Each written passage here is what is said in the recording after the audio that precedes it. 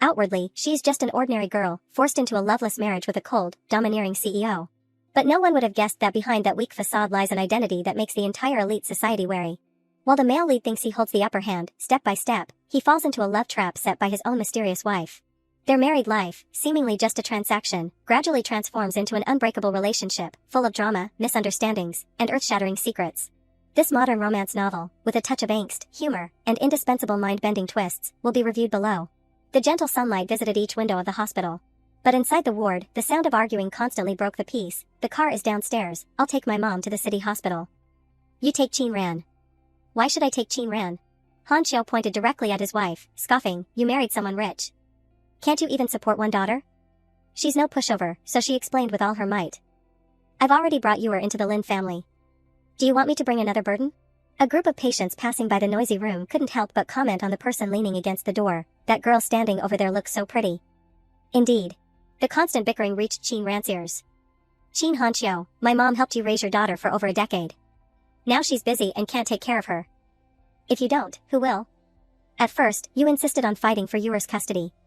Why do you want me to raise Chin Ran now? In that case, just let me raise Yuer too. She tiredly pulled the lollipop out of her mouth. Then she spun it in her hand and impatiently blurted, so noisy. Chin Ran involuntarily thought back to when she was little, chasing after her sister to ask for piano practice. Just a few notes, and you have to practice for an entire afternoon? Let me play it once for you, and you'll understand. At that time, Qing Yu stubbornly hugged her violin tightly. Don't touch my violin. What do you know? Ning Qing angrily yelled as soon as she got home, what's going on? Why is it noisy again? Knowing the words were for her, she stammered, Mom, I. Before she could explain, Qing Yu acted as the accuser. Mom, sis said I was too noisy practicing the piano and it bothered her gaming, so she tried to snatch my violin. Sob, sob, sob. Qing Ran immediately denied, it wasn't me. Ning Qing, easily swayed, only listened to one side and shrieked, Qing Ran, if you're so bored, go play outside. Don't disturb Yuer's piano practice. Her no was still caught in her throat when Ning Qing waved her off, don't make excuses. Hurry up and go outside. Qing Ran felt helpless and could only console herself, oh, forget it. She didn't even look at her mother comforting her sister, angrily darting to the door. Go out, then go out. As soon as she left the house, scattered raindrops fell at Qing Ran's feet. Is it raining? Dad should be getting off work soon, but I don't think he brought an umbrella today. She found a yellow umbrella from somewhere and decided to brave the rain to pick up her dad. After only a few steps, a threatening voice reached her ears, such a thick wallet, yet you dare to lie to me and say you have no money? The unlucky young man desperately pleaded, this is my tuition money my mom gave me. I can't give it to you. The blonde guy became even more arrogant, just say you lost it. Then ask your mom for more. Your mom wouldn't want to see your face all bruised, right? The victim choked out repeatedly, please, let me go. Don't hit me. As the thug raised his hand, a shout made him freeze. Qing Ran walked closer and chastised the person, he already said it's tuition money. Why are you still trying to hit him? Aren't you ashamed? What a thick-skinned person. The guy ignored his previous target, more interested in this lowly. Little sister, didn't your mom teach you not to meddle in other people's business?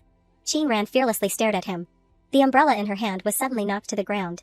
The heavy rain continued to pour down relentlessly on the luxurious city. Qing Ran was drenched to the bone. As soon as she entered the house, she excitedly boasted, Dad, you're home? Today, I defeated a senior to help a bullied classmate. But the scene inside the house made her only able to utter Dad before falling silent. Han Qiu, still in his work clothes, was happily with his youngest daughter. I heard our Yuer won another award. Dad braved the rain today to buy you a new toy. See if you like it. Qing Yu's eyes crinkled in a smile as she explained, I like everything Dad buys. Meanwhile, Ning Qing stood with her hands on her hips, scolding. Qing Ran, where did you run off to play again? You look no different from a delinquent. She lowered her head, listening to the woman's nagging in her ear. All day, you only know how to cause trouble. If that's the case, don't come home again. Every time I see you, I get annoyed. You don't have any appearance of a girl at all. Look how obedient your sister is. After criticizing her daughter endlessly, Ning Qing turned to attack her husband. Qin Hanqiu, can you manage this daughter of yours or not? You always say you're busy with work. But how much have you actually achieved? He was so annoyed he couldn't stand it. Ning Qing, do you want to argue again? No one heard Qin Ran's mosquito-like plea beside them. Mom, Dad, don't argue anymore. The argument began to escalate. If you can't stand it, then divorce. Arguing every day is so annoying, it's driving me crazy. Divorce then, divorce. But I'll raise Yuer. Why? I want to raise Yuer too. She unhappily covered her ears and silently screamed inside, so noisy. It's always like this. Qin Ran looked at the three of them and wondered, am I a burden? You people only ever want your. Just as she was on the verge of collapse, a hand gently rested on her shoulder. Grandma. Qin Ran tearfully rushed into the other person's arms and softly exclaimed, Grandma. Her grandmother gently comforted her. Good girl, Ran. It's okay. Grandma will take you home, okay? Qin Ran leaned against the hospital ward wall, thinking that people's hearts never change. It was indeed a familiar scene, still this argument, only this time her grandmother couldn't take her home. The dispute inside continued. Ning Qin, if you don't care for Qin Ran, don't expect to enjoy peace and blessings in the Lin family. Qin Hanqiu, what do you mean by that? She immediately leaned her ear closer to enjoy the climax. Oh, it seems like a winner is about to be decided. Hanqiu said firmly, anyway, I won't take Qin Ran back.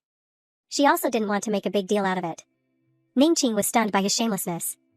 Consider it your win. Qin Ran and my mom will be taken by me.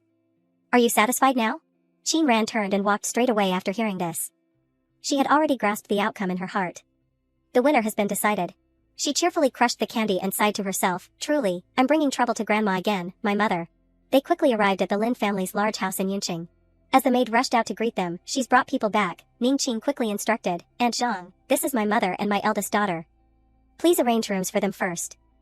I have to pick up Yuer from school. She bowed respectfully towards the departing car, Madam, have a safe trip.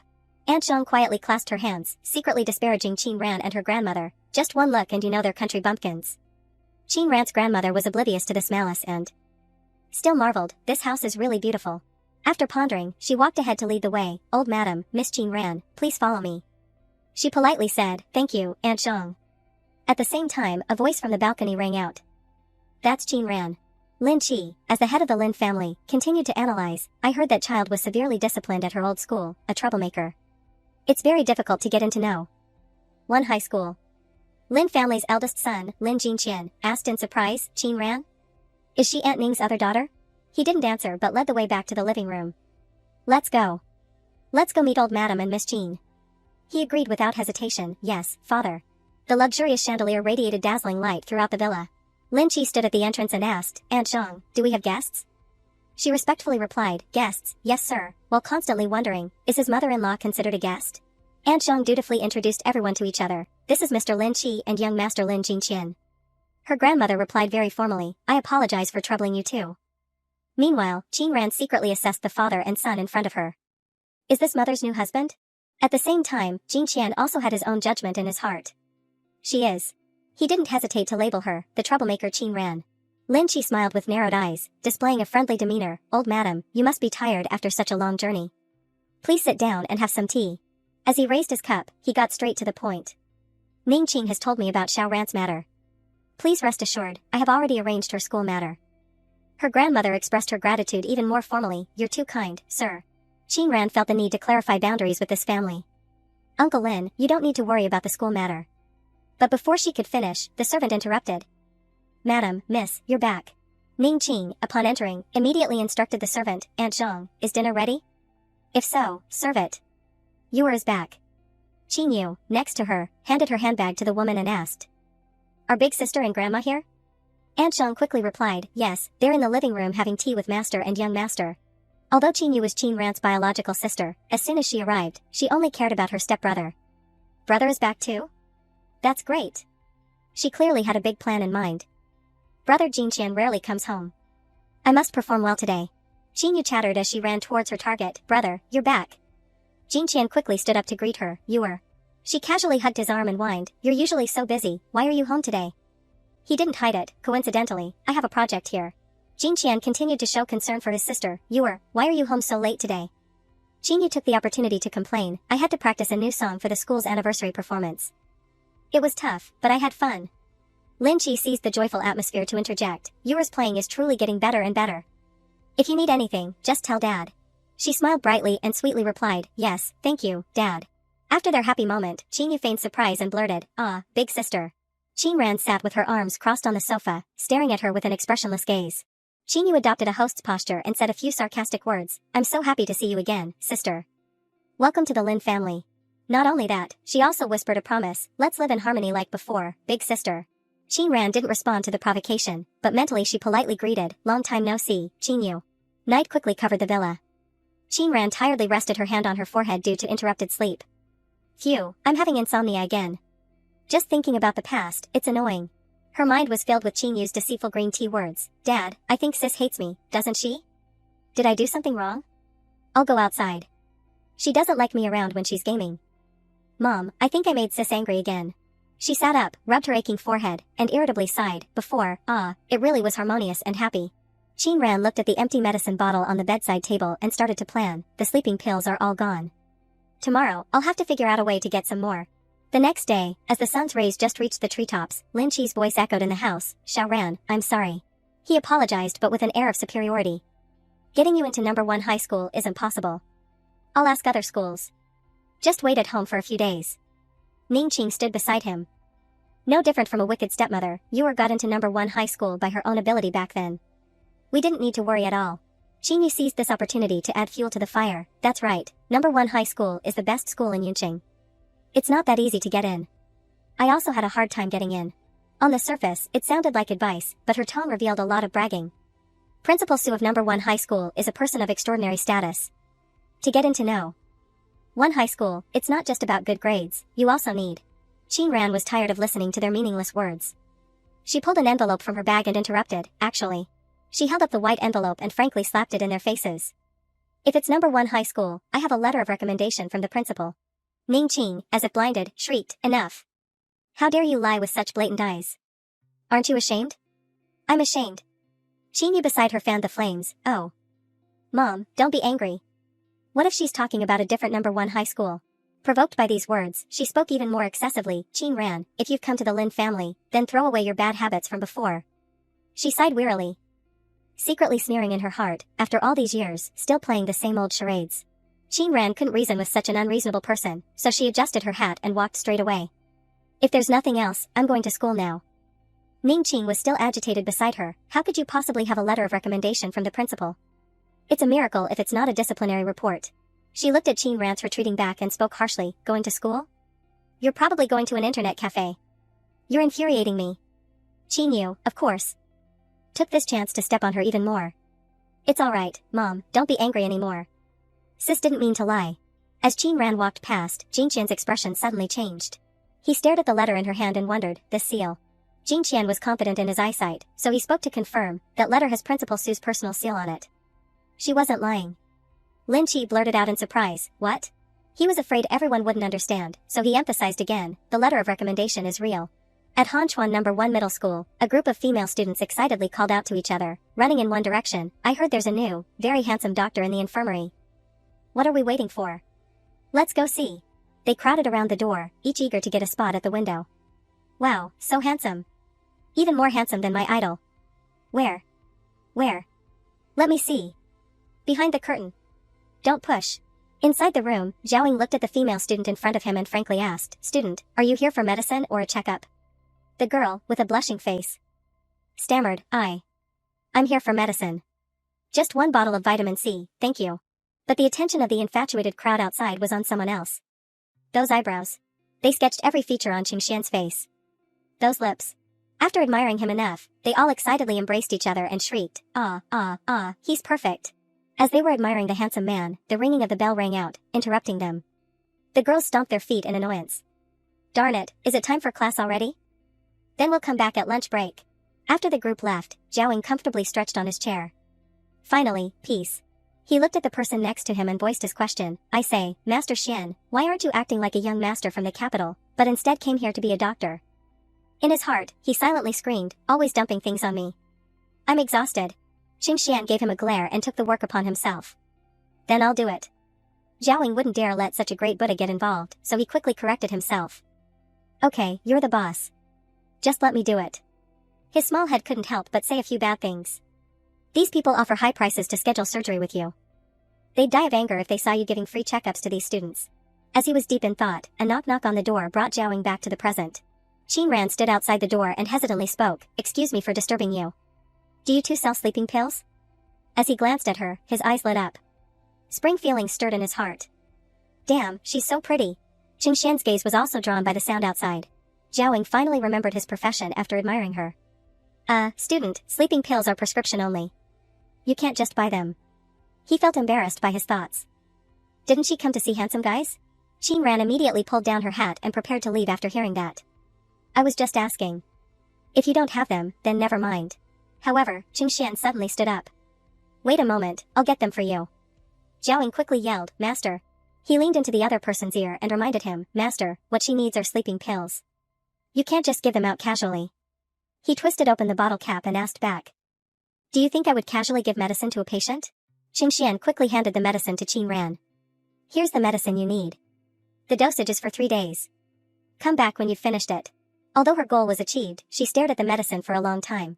Qingxian patiently extended his hand to offer the medicine. Finally, she compromised, took everything, and softly said, Thank you. Qingxian quietly stood by the door, watching Qin Ran's retreating figure. Jiaoying couldn't contain his curiosity. Master, you just gave it to her like that? He comfortably explained, because she really needed it. Don't worry, it's not sleeping pills, just sleep aids. At the principal's office of Hanchuan No. 1 High School, Ai Rong was agitatedly explaining, Principal Su, how can you let this kind of troublesome student into our class 1? Our advanced class doesn't allow such a toxic influence to enter.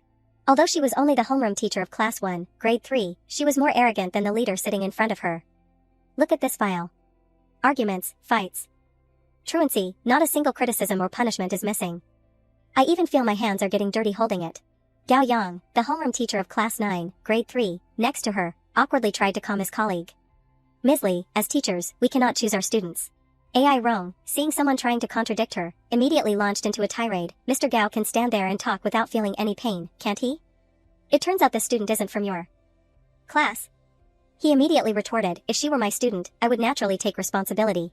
She rubbed her chin thoughtfully and delivered a fatal blow. Mr. Gao is truly noble. No wonder he's been teaching for 20 years and is still stuck in the same spot. Gao Yang was so angry he lost his ability to speak and could only stammer, Ms. Li, you. Principal Su, seeing them arguing without any regard for anyone, coughed to remind them, ahem, then, Mr. Gao, are you willing to accept this student? Gao Yang instinctively accepted, of course I agree. Ai Rong was just waiting for that and threw the resume at him. Good. Then I'll go back to class. The class is still taking a test. After she left, Principal Su continued, alright, Mr. Gao, take a look at this. Gao Yang looked at the paper in his hand, sweating with fear, while the principal's voice still echoed evenly in his ears, look at how the student did on the Math Olympiad exam. He didn't know who the owner was but still praised it sincerely, excellent. She must not be a student from our school. If she were, I would have recognized her. What a pity. Principal Su swallowed his answer in his heart. A pity? This student was not from our school before, but will be our student from now on. Qin Ran walked leisurely on the road, lost in thought. This eye drops work really well. Very effective for soothing red eyes. She looked at the medicine bottle in her hand and pondered, I think I've seen that doctor before. Qin Ran recalled when she stood listening to her parents argue in the hospital. If it wasn't for treating mom's illness, I wouldn't have to bring the jinxed Qin Ran back to the Lin family. It's so embarrassing. You talk as if you care so much about your mom. If you had sent her away earlier, she wouldn't be so seriously ill. Coincidentally, Qingxian was in the opposite room, calmly listening to his subordinate's report. Young Master Qing, what do you think? He watched Qin Ran crush the candy and secretly commented, ah, she's angry now. Qingxian silently labeled her, it seems this isn't a cute and harmless little rabbit. The hospital staff were still humbly expressing, young Master Qing, if you are willing to spare your precious time to perform surgery for us, no, even just a special surgery. It would be a great honor for us. Qingxian politely replied, you're too kind. I plan to stay in Yunqing for a while, and I might take on some surgeries there. If you're willing, you can come and observe and learn. At the school, he was also lost in memories and secretly scolded himself, I must be crazy to come to Yunqing, just for her. Qingxian stared at the medicine bottle and sighed deeply in his heart, she really makes one curious. In class 9, grade 3, Gao Yang was settling his students. Quiet down, everyone. Today, we have a new transfer student in our class. Xiao Qing, unable to suppress his gossipy nature, turned to his good friend and asked, a new student? Is it probably the older sister of the school belle Qingyu? And she's assigned to our class? It must be because of Uncle Lin's connections. Diao Guang coldly threw a line back at him, don't know, not interested. Xiao Qing immediately dragged out his words, taunting, except for Qingyu, you're not interested in anyone else. Ignoring the ambiguity, he continued to gossip, but I heard Qingyu's sister fought in Ninghai village, dropped out of school, and even repeated a grade. Yet she can get into our No. 1 high school. The surrounding friends immediately became interested. Damn, isn't she just a rural hooligan? Ninghai village, that's a provincial-level poverty-stricken village. In their minds, they all imagined a chubby, thick-skinned version of Qin Ran trying to trick them. Handsome boy, wanna hang out?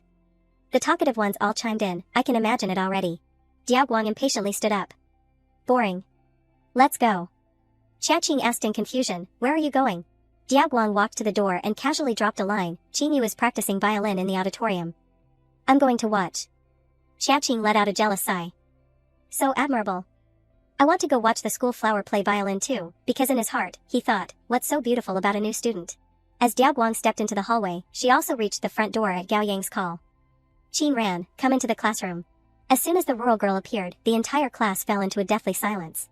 She calmly spoke, breaking the awkward situation. Hello, everyone. I'm Qin Ran. Gao Yang didn't let anyone react before assigning her a seat. There's an empty seat next to Lin Si Ran. You can sit there. The male students who had just been criticizing her now had red faces and pounding hearts. So pretty.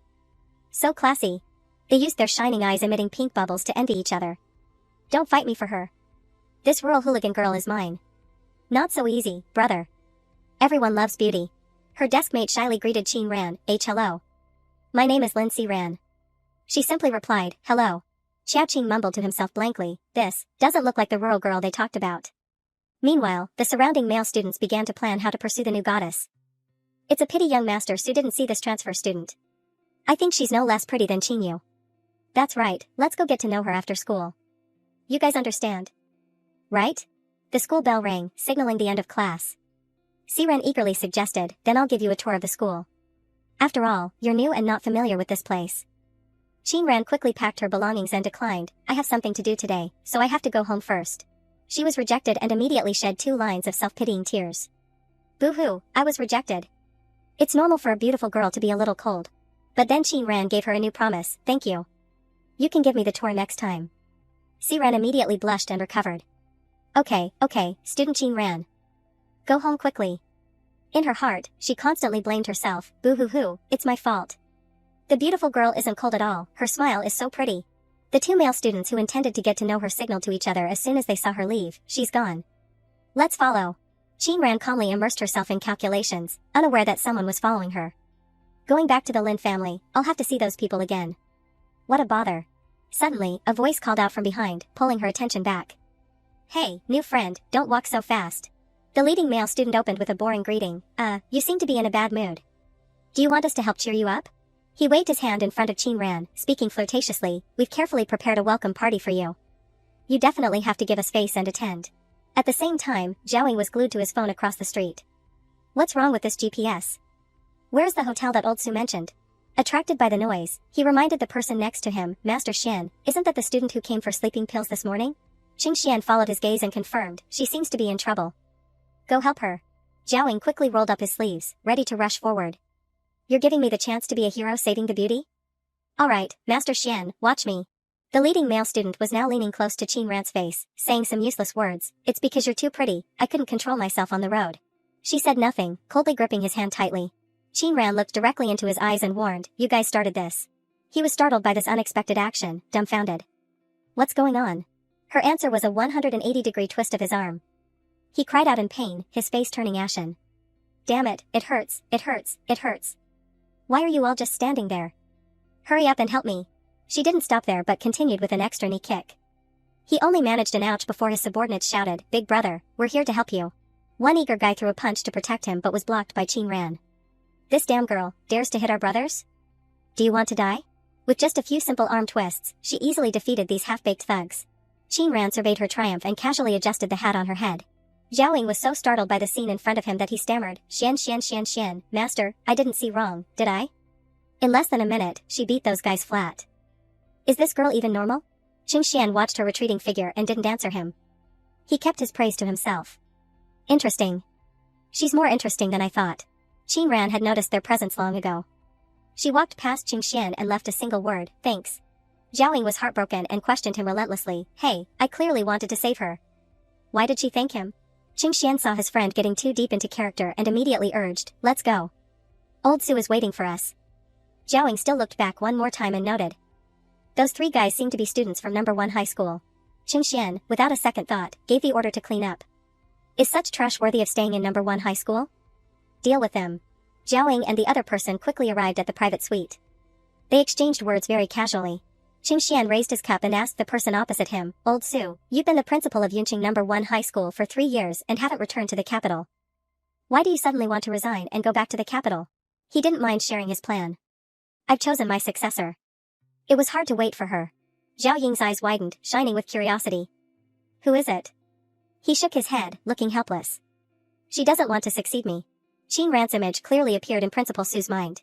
He took a sip of tea and continued to speak about his plans. However, I believe she will agree, so I want to go back to the capital to prepare in advance. Zhao Ying's inner thoughts immediately erupted. There's actually a country bumpkin who doesn't know that Yunqing is where the nobles reside.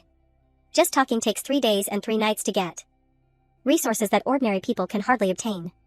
She truly doesn't know the immensity of heaven and earth. He couldn't help but lean into Qingxian's ear and complain. She doesn't even want to be the heir of the Su family. Tell me, what's her background? Master Xian, say something.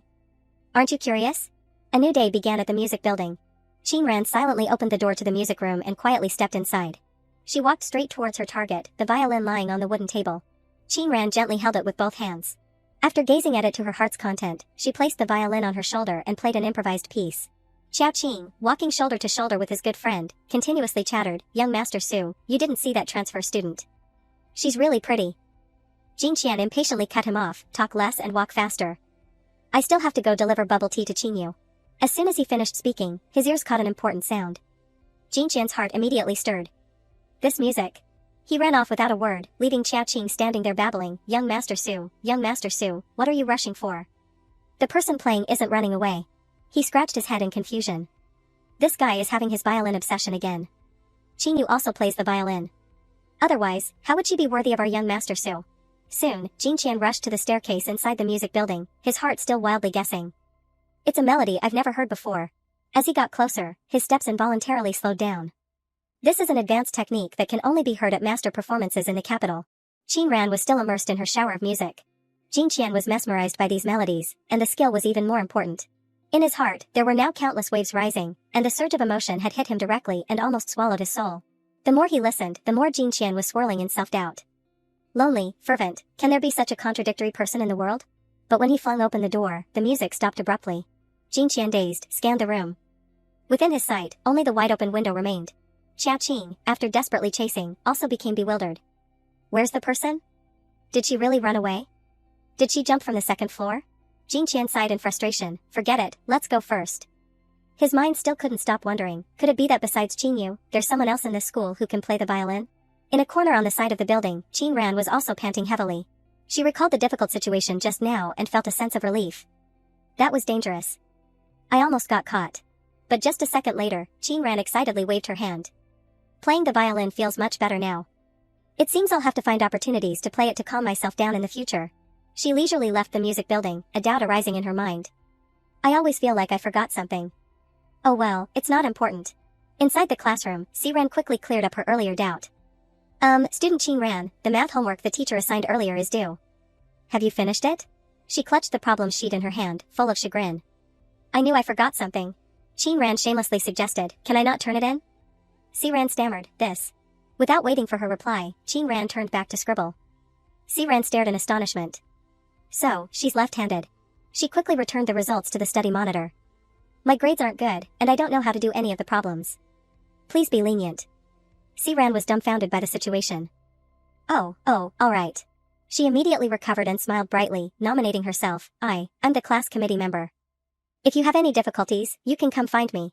Qin Ran said nothing but stared at the badge on her shirt. Siran caught her gaze and immediately spoke. This design, you like Yanxi? She excitedly lunged forward and hugged Qin Ran's shoulder. Sister, so you're a milkshake too. Have you heard the new album? Have you voted on Weibo yet? If not, I'll teach you how to register a sub-account and cast extra votes. She weakly denied, I'm not. The person in the cave who never chased idols was silently crying. It seems Milkshake represents Yanshi's fans. So what's sister? Is she normally this strong? My shoulder hurts a little. Siran erupted with fighting spirit, eagerly calling out to Qin Ran, sister, no, Ran, don't worry. I'll definitely help you improve your grades. After school, I'll take you to buy review books. She mechanically said, oh, her heart conquered by the nickname. Ran, besides my grandparents, no one has called me that in a long time. The two girls walked leisurely around the campus. Siren kindly reminded her, it's best not to get involved with Qinyu in class 1. She's from the Lin family and protected by young Master Su. Speaking of which, you two both have the surname Qin. She also thoughtfully shared more information. Oh, right, there's a vocational school nearby. Inside, there are The two-word school bully were stuck in Si Ran's throat for a moment before she could finally spit them out, because a group of people had just come into her sight. It turns out, speak of the devil, and he appears. The real-life school bully was right in front of him. Chin-yu sat in the car, secretly gloating as she witnessed this scene.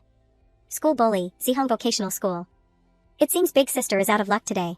The driver looked at her through the rearview mirror and cautiously spoke, Miss, it seems your older sister is here too. Should we wait for her to come home? She irritably ordered, drive. Don't ask what you shouldn't ask. Chin-yu's inner thoughts smugly commented, she's still like she was as a child, always causing trouble. It makes me worry needlessly about driving her away. The surrounding students were also terrified by this tense confrontation. How did this new transfer student provoke the school bully of the vocational school? Such a pretty face, it would be a shame if it got beaten. Speak softly. What if they hear us and beat us too? Don't watch anymore, let's go quickly. Si Ran clung tightly to Chin Ran's arm and advised, Ran, we'd better take a detour. Her voice began to choke up. Chick, don't come over here. We really don't have any money for you guys. Don't hit us. Xiao Qing suddenly appeared behind the two and shouted, study monitor, bring the new student over here and make way for Wei Zihong. Si Ran eagerly turned around to greet the rescue. Xiao Qing, young Master Su.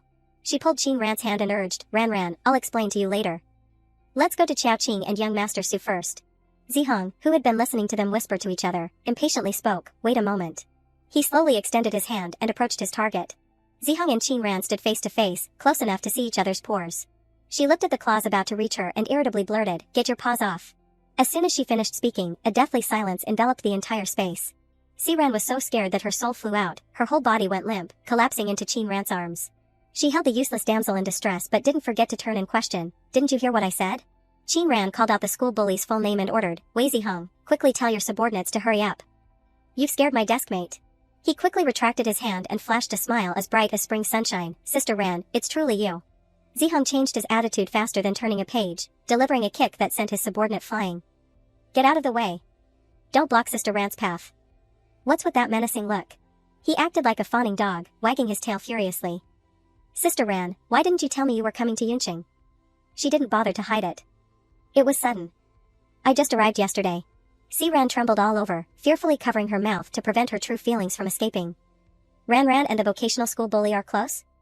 She scared me to death. Hiccup. My legs are weak. Chin Ran casually punched Zihong's chest. Tell someone reliable to take my deskmate home. You guys scared her so much she can't walk. He looked around and growled an order. Why are you all just standing there stunned? Quickly take her home safely, or I'll beat you to death. The subordinate looked at Chin Ran's retreating figure, leaned close to Zihong's ear, and whispered, Big brother, she's. He puffed out his chest and held his head high, introducing solemnly, her. She's the village bully of Ninghai village, my ancestor. Zihong, like a loyal dog, chased after Chin Ran. Sister Ran, where are you going? Wait for me. She didn't bother to turn back, coldly spitting out 2 words, by books. The subordinate who was given the task awkwardly ran up to Si Ran to ask for her opinion, Sister, do you want to go back to school, or do you want to go eat? Meanwhile, Xiao Qing scratched his head full of question marks and exclaimed, Good heavens, who is this new student? The Lin family villa was brightly lit with lamps under the starry sky. Lin Chi paused his chopsticks and asked his beloved daughter, what are you thinking so intently about? She put on a difficult expression and then began to sow discord. After school this evening, I think I saw Big Sister and the vocational school bully together. Ning Qing gripped her chopsticks tightly and questioned loudly, vocational school? Isn't she in number 1 high school? Qing Yu clutched her chest and fabricated a story as if it were true. I heard Big Sister fought with the vocational school students this afternoon, and then those people came looking for her again. Tonight. I'm so worried about Big Sister. The woman slammed her chopsticks on the table and cursed, worried about what? Her being with those vocational school trash isn't just birds of a feather flocking together? How could I give birth to such a disgraceful daughter? The peak of the criticism session was interrupted by the sound of the door opening from outside. Chin Ran indifferently spoke, asking for permission, excuse me for disturbing your meal. I'm just coming back to get my things and then I'm leaving. She ignored the cultured family sitting at the dining table and walked straight upstairs. Ning Qing felt awkward and immediately stood up to smooth things over, let me go see. As soon as she entered the room, she started lecturing, putting on a scowling face for everyone to see. I arranged such a beautiful room for you, bought so many clothes and handbags. And you're still not happy? Oh, right, you said you fought with those vocational school people again. Chin Ran silently hoisted her backpack onto her shoulder, secretly disdainful. After all these years, Chin Yu still uses the same old trick. How boring. She coldly walked past Ning Qing and threw out a single sentence, Congratulations, mother. You won't see me again after this. I'll be staying in the dormitory now. I'll visit grandma at the hospital when I have a break. As soon as she reached the door, Qing Ran paused and reminded Ming Qing, also, I've never liked pink. Only Qing Yu likes it. The woman rested her chin on her hand, calculating in silence. She has a home but won't stay there, instead she'll stay in the dormitory. I bought her designer handbags and beautiful clothes. And she says she doesn't need them. I've never met such a troublesome daughter. Oh well, out of sight, out of mind. The next day, Qing Ran quickly arrived at the bank. The customer service representative eagerly stood up to greet her. May I ask what transaction you wish to perform, honored guest? But in her heart, she secretly curled her lip. Looks like a poor student. Not worth my effort to persuade her to deposit money. TSK. Qing Ran didn't care what she thought, decisively placing her card on the counter and stating her request, transfer a sum of money. The employee was startled by the VIP item in front of her, breaking into a cold sweat. This is a diamond card. The manager immediately appeared, his attitude changing dramatically like a theatrical performance. My sincerest apologies, madam. Regular staff do not have the authority to process transactions for diamond cards. I apologize for keeping you waiting so long, and for wasting your valuable time. She respectfully returned the card with both hands. The dormitory fee transfer for Yunqing No. 1 High School has been completed. Please take back your card. Qing Ran quickly took it back, uttering a lukewarm thank you. She hurried back to school, staring at her phone and silently sneering, what idiot offered such a high price for me to take on this task? I already said I didn't want to. But they were still stubborn. Qing Ran stopped at the location in the message, her heart gradually filling with interest. The location of the task giver is in the infirmary. How interesting. She decisively opened the door, still slightly doubtful in her mind. Even though I don't want to take it, I'll go take a look. Jiaowing stared blankly at the person standing in front of him. Qing Ran awkwardly spoke first. Ahem, excuse me, are you hiring part-time staff here? He asked back in confusion, you came to the infirmary so late just for this? She had to keep up the act, so she feigned embarrassment. I'm short on money, so. In her heart, she was frantically praying, I wonder if this excuse will work. Jiaowing looked at Qing Xian, his mind in a tangled mess. This little girl's bag is old too. Maybe she really is short on money. But Master Xian has never liked being bothered by others. Especially women. He awkwardly apologized, having already made a silent decision in his mind. So many female students came to the infirmary today. Master Xian always pretended to sleep, fearing he didn't want to interact with the female students here. Before Jiaowing could say anything else, Qing Xian spoke, breaking the script, do you know how to cook? As soon as he asked, he looked directly at Qing Ran, waiting for her answer. Her heart could barely contain the praise. No wonder so many female students come here every day. Her mouth quickly blurted out one word, yes. Qing Xian rubbed his bleary eyes, still groggy from waking up, but his closing statement came out without a hitch. Lunch and dinner, daily payment. Can you start tomorrow? Qing Ran quickly replied yes and then turned and left immediately. Jiaowing was flustered by the sudden turn of events. Master Xian, did you forget that Steward Qing is coming tomorrow? He calmly assigned, tell him to go directly to the villa. He then began to wonder, strange, this guy has always had a young master's personality. He doesn't like having strangers taking care of him. Ignoring the chaos in the infirmary, Qing Ran calmly arrived at the classroom. Si Ran quickly greeted her deskmate, Ran, you're back. She just coldly grunted in reply. She glanced at Qing Ran, who was engrossed in reading. Qing Ran caught her gaze and decided to ask directly, why do you keep looking at me? Is there something on my face? Si Ran stammered in denial, no.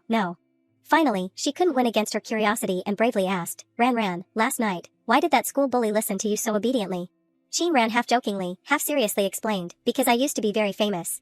Diao Guang suddenly raised a stack of papers in his hand, interrupting their conversation. It's almost time. Everyone, please prepare to turn in your physics homework. Si Ran frantically gestured with her hands and mouth. The physics teacher is a great demon king. His homework cannot be left undone. Ran, copy mine. Xiaoqing approached Diao Guang and whispered, young Master Su, you couldn't do the last question, could you? He calmly grunted in acknowledgement. He tried to extract information with a disbelieving expression. You really couldn't do it? I don't believe it, your physics grades are always among the top. Diao Guang blushed and pushed his friend away. I'm saving this question to discuss with Qing Yu. Xiaoqing, despite being brushed off, smiled with narrowed eyes. I know. How could our physics representative have a question she doesn't know how to do? Qing Ran rested her chin on her hand, looking at the paper and decided to randomly circle answers. Physics is so boring. If I choose a for all the questions, they'll all be wrong. Diao Guang walked past the two and interjected, it's better not to copy answers than not to write anything. The more excessive words he held back in his heart. Such ugly handwriting yet dares to copy answers. Truly a world of difference from Qing Yu. Qing Ran acted as if she didn't hear him, indifferently turning in her assignment to Diao Guang. The corner of her mouth curved slightly, looking as if she was disdainful. Qin Ran softly sighed, silently explaining in her heart, if it weren't for Lin Si Ran's kindness, I'd be too lazy to even copy. At the same time, Diao Guang was also secretly evaluating her. Pretty, but doesn't know what's good for her, wasting the Lin family's efforts. This interlude quickly passed. Qin Ran was unaware that her beautiful appearance had fallen into someone else's sights. Xia Qin propped his chin up, lost in thought, his whole body radiating pink hearts like a girl longing for spring. The new school flower is slender, long-legged, and pretty. I really want to talk to her. In his mind, he had already imagined himself walking shoulder to shoulder with Qin Ran, while Ziheng knelt at their feet. Xia Qin was immersed in his delusion, his small hands clenched. If she teaches me how to restrain Wei Ziheng, I'll be brothers with her. Diao Guan unexpectedly appeared outside the principal's office. He cautiously knocked on the door to announce his presence. Principal Su softly called out, "Come in." As soon as he entered, he respectfully greeted, "Yes, Grandpa." Once both were seated on the sofa, Principal Su began to speak. "Ahem, what do you think of this student Qin Ran?" Diao Guang's heart suddenly churned. Why would Grandpa suddenly mention the transfer student? He didn't wait for him to speak and began to ramble. That child has a very pitiful background. She once saved me, and I also like her very much. You two are of similar age. So how about an engagement for you two? Although he spoke fluently, his heart was still a little nervous. Among the Su family's generation, only Diao Guang is somewhat outstanding. I wonder if Qin Ran's grandmother will accept. Diao Guang was startled by this information. Engagement?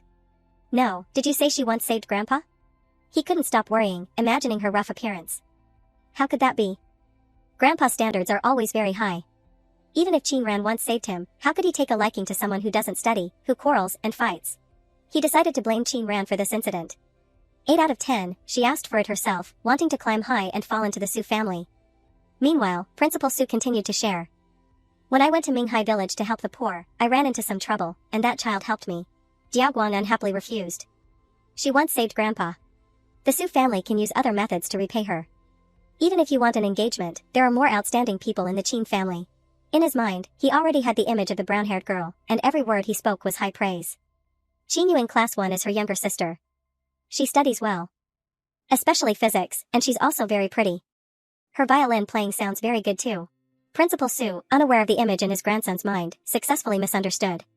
She looks very pretty, and her violin playing sounds good. Isn't that Qin Ran? He confirmed again. Oh, is it her? Principal Su suddenly felt this matter was a bit awkward and decided to set it aside. It's nothing. I didn't think it through. You go back to class and then reconsider. As Diao Guang stood up, he added another sentence. Oh, right, I didn't get a chance to ask before. I heard you have a conflict with someone named Wei Ziheng. He didn't bother to hide this entanglement of grievances. He's not a student of number 1 high school, but from a vocational school. He often looks for trouble. Before, he even snuck into number 1 high school to watch a performance and said Qin Yu's violin playing was unpleasant. He said he heard playing that was 1,000 times better. Principal Su raised his hand in a farewell gesture. As long as you don't fight, it's fine. Go back to class. In his heart, he leaned more towards Ziheng's comment. Haha, those two are about to become classmates. It's just that he didn't lie to you. The next day, Qingshan spoke from the car, let me lead you to familiarize yourself with the roads. From now on, you'll pick up food from the cafeteria every day. He looked at his phone and casually made a request, later, when we get back, make me a late-night snack to try. Qin Ran smiled and asked back, what if it doesn't suit your taste? Will you go back on your word and fire me? That would be a breach of contract. Qingshan didn't answer directly but changed to an encouraging remark, then you'll have to try your best. A car quickly stopped in front of a luxurious building. Ning Qing got out of the car, holding her head, constantly calculating. My brother-in-law rarely comes back to the capital. Lin Qi booked a room at this hotel half a month ago. I can't let him lose face. However, the figure appearing in front of her made her wonder, Qin Ran? Why is she here? Isn't she in the dormitory now? Ning Qing nervously turned her head, looking around several times. When she saw only Qin Ran, she breathed a sigh of relief. Lin Wan already looks down on me for being poor. I can't let her meet this girl. She rushed over and shouted. Why are you here? Qin Ran replied dismissively, I have something to do. Ning Qing immediately went into battle mode. Hurry back to school. Don't wander around with good-for-nothings. Qing Xian, who was on the phone in the car, was attracted by the noise. Ning Qing's nagging continued outside, and the restaurant staff timely brought out the food. He lowered the window and coldly ordered the person, put the food in the trunk. The person bowed awkwardly. Yes, I apologize for making you wait. Qin Ran also noticed the presence of the third party. Qing Xian saw that she had noticed and urged, Qin Ran, let's go. Ning Qing watched her get into the car but still stubbornly yelled, Yuer is coming to the capital soon. If you delay her big plans, don't blame me for being impolite. She stood alone in the middle of the road, fuming with anger. This damn girl is truly bold, daring to be so arrogant with me. Qing Xian's figure suddenly reappeared in Ning Qing's mind. His presence made her suspicious. That man's appearance and demeanor are both excellent.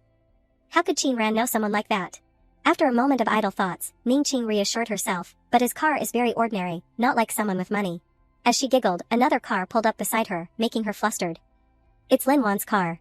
Lin Wan gracefully got out of the car and exclaimed in surprise, "What are you doing here? Why don't you come in?" Inwardly, she secretly disdained, these clothes and bag are already outdated in the capital. This country bumpkin Ning Qing still thinks it's trendy. Truly a good-for-nothing. Ning Qing, on her side, was still secretly sighing in relief.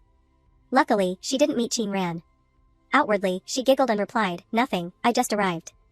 Lin Wan indifferently said. "Oh." Her attention then fell on the person who had just left. That car that just passed was very familiar. Is there such a high-end car in Yunqing too? Ning Qing chattered like a sparrow beside her. You must be tired from traveling so far. Wait a moment, and Yuer will play a violin piece for you to relax. Lin Wan, flattered, didn't refuse. I heard from my brother that Yuer's violin skills have improved. I'll help with the matter of going to the capital to find a master. Ning Qing, having achieved her goal, became even more solicitous. Then thank you. On the other side, Qin Xian pondered for a while before asking, was that your relative just now? Qin Ran calmly hummed. He stared straight ahead, his tone somewhat contemplative. She doesn't seem very similar. Her clothes, makeup, and car all look very nice. Qin Ran went along with it. Your car is also very nice. The next sentence she only thought but didn't say aloud, just the customized sound system in his car is enough to buy 10 of Ning Qing's cars. Qin Xian continued to bring up another topic. Are you playing a game? What game? She impatiently snapped back, you wouldn't know even if I told you. The rest she kept to herself. He doesn't seem like someone who knows about games. He blurted out, is that so?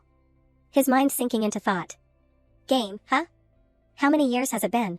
Lin Qi, sitting next to his sister, enthusiastically spoke, you've been in the capital for a long time. I wonder if the dishes just now suit your taste. Lin Wan covered her mouth and smiled brightly. Replying, brother, the restaurant you chose is almost identical to those in the capital. I love it. She turned to Qin Yu and instructed, you were performed very well just now. Go continue practicing your violin. The girl, overwhelmed by favor, quickly agreed, yes. Thank you, auntie. After you've rested, Yuer will come talk to you. Ning Qing saw her daughter being subtly dismissed and also fidgeted to stand up. I'll go upstairs and arrange things for my mother too. You two just chat slowly. Lin Wan waited for them to leave before revealing her true nature. Ning Qing brought another burden, didn't she? I heard that child has bad conduct and needs someone to clean up her mess. Lin Qi quickly defended, Qin Ran also had the ability to get into number 1 high school by herself. She's not here now. She's not a bad child like you say. She put down her teacup and warned her brother, what's good about the child that my sister-in-law gave birth to? Brother, a dog that bites doesn't bark. Don't let that child deceive you. Lin Wan arrogantly concluded, in this family, I only acknowledge Yuer as my niece. He heard these words and covered his mouth, understanding, Yuer has been striving for the Lin family all these years. No wonder you value her. She paused for a moment and then continued to the main topic. Oh, right, brother, Master Wei has always wanted to take on disciples. I'm preparing to take Yuer to the capital to visit him. Lin Qi's eyes lit up. The famous artist Master Wei Lin. If Yuer is lucky enough to be accepted as his disciple, then the Lin family's reputation will rise another step. In Lin Yu's room, Ning Qing considerately reminded her, Yuer, after you finish practicing, go rest early and remember to take care of your health. Qing Yu comfortably agreed, I know. She suddenly reached out towards the crumpled paper that Ning Qing had just dropped, her heart suddenly confused. Did Mom drop something? As soon as she looked at the paper in her hand, Qing Yu was shocked. This is sheet music. Ning Qing saw her daughter following her and looked confused. Yuer, why are you out here? She quickly hid the paper behind her back and vaguely replied, nothing. I just wanted to say that Mom should be careful. She clutched it tightly, silently making a decision. This must be an original score, at a higher level than mine. If I can practice it, then. The more Qing Yu looked at the sheet music, the more confused she became. Who on earth threw this music away? It doesn't look like Qin Ran's, and besides, she doesn't even play the violin. She didn't stay confused for too long, quickly taking out a key, intending to claim it as her own. As long as I hide this music, no one will know. I just need to master this piece. Qin Ran stood rooted in the kitchen, constantly complaining to herself. I never thought cooking would be this tiring. Zhao Ying was engrossed in his meal, but his mouth was still busy. Wow, this food is so delicious. It tastes just like home. Qin Xian irritably blocked him. Even while eating, you can't stop talking. Qin Ran raised the cooking spatula, her small head still deep in thought. Yesterday, I dreamed of Lu Xiaoying's noisy voice. Qing Xian can actually tolerate him. As she was secretly complaining, she was attracted by the pinging sound of her phone. Qin Ran read the message and immediately flared up. Are they crazy? Raising the price 5 times just to force me to take the order. She angrily typed furiously, replying to the other party, I said I'm not taking it. Why are you so annoying? Qin Ran let out a sigh, feeling exhausted today. Oh well, let them finish eating quickly. I still have to go see Ning Qing later. So annoying. As soon as she got outside, the two people's discussion reached her ears. Master Xian's side rejected the order again. Even at 5 times the price, he won't take it. Then raise it 50 times. A series of question marks immediately popped up in Qin Ran's mind. Why does this sound so familiar? Qing Xian saw her standing there in a daze and reminded her, why aren't you eating? Qin Ran snapped back to reality with a curt reply, I'll eat outside later. He politely put down his chopsticks and offered, where are you going? I'll take you. She didn't stand on ceremony, reporting, Endeavor Hotel. Qing Xian didn't like long nights and many dreams, so he turned and walked out immediately. Let's go. When you're done eating, wash the dishes. Jiaoying looked up from his bowl of rice in confusion. Master Xian, you're done eating already? Hey, don't leave, you too. His inner thoughts screamed frantically, since when did our Master Xian become so enthusiastic about helping people? Downstairs at the Endeavor Hotel, Qin Ran politely expressed her thanks. Qing Xian indifferently replied, no need to be polite. He picked up the phone she had dropped and examined it. Hidden number. Recently, the public commissions for tasks, the numbers on that side are also like this. Qing Xian quickly returned the phone after a brief understanding. Your phone. She couldn't help but add an explanation, it's a promotional number. Qin Ran turned around and put on her earphones, ignoring him as he watched her retreating figure and wondered, is it just a coincidence? The person on the other end of the line was desperately trying to persuade her. This order is already 50 times the price. Are you really not taking it? Qin Ran impatiently yelled. Send me that idiot's information. A ding-dong notification immediately rang out. She took one look and her anger flared. Good. It's him indeed. Qin Ran immediately transformed into a hellish demon, her voice deep as she concluded, I'll take this order. At this moment, Ning Qing was immersed in flattery. Oh, you are blessed to marry into such a good family. Your husband spares no expense for you, and you've raised such an outstanding daughter like Qing Yu. She was so flattered she felt like she could fly. That's right, Yu never made me worry since she was little. Now she's even studying in the key class of No. 1 high school and playing the violin on TV. Qing Yu, sitting nearby, covered her mouth and quietly asked, why isn't Qin Ran here yet? I told her to come for dinner tonight. In reality, she was deliberately playing a trick. Even though I told her to come a little late, hee.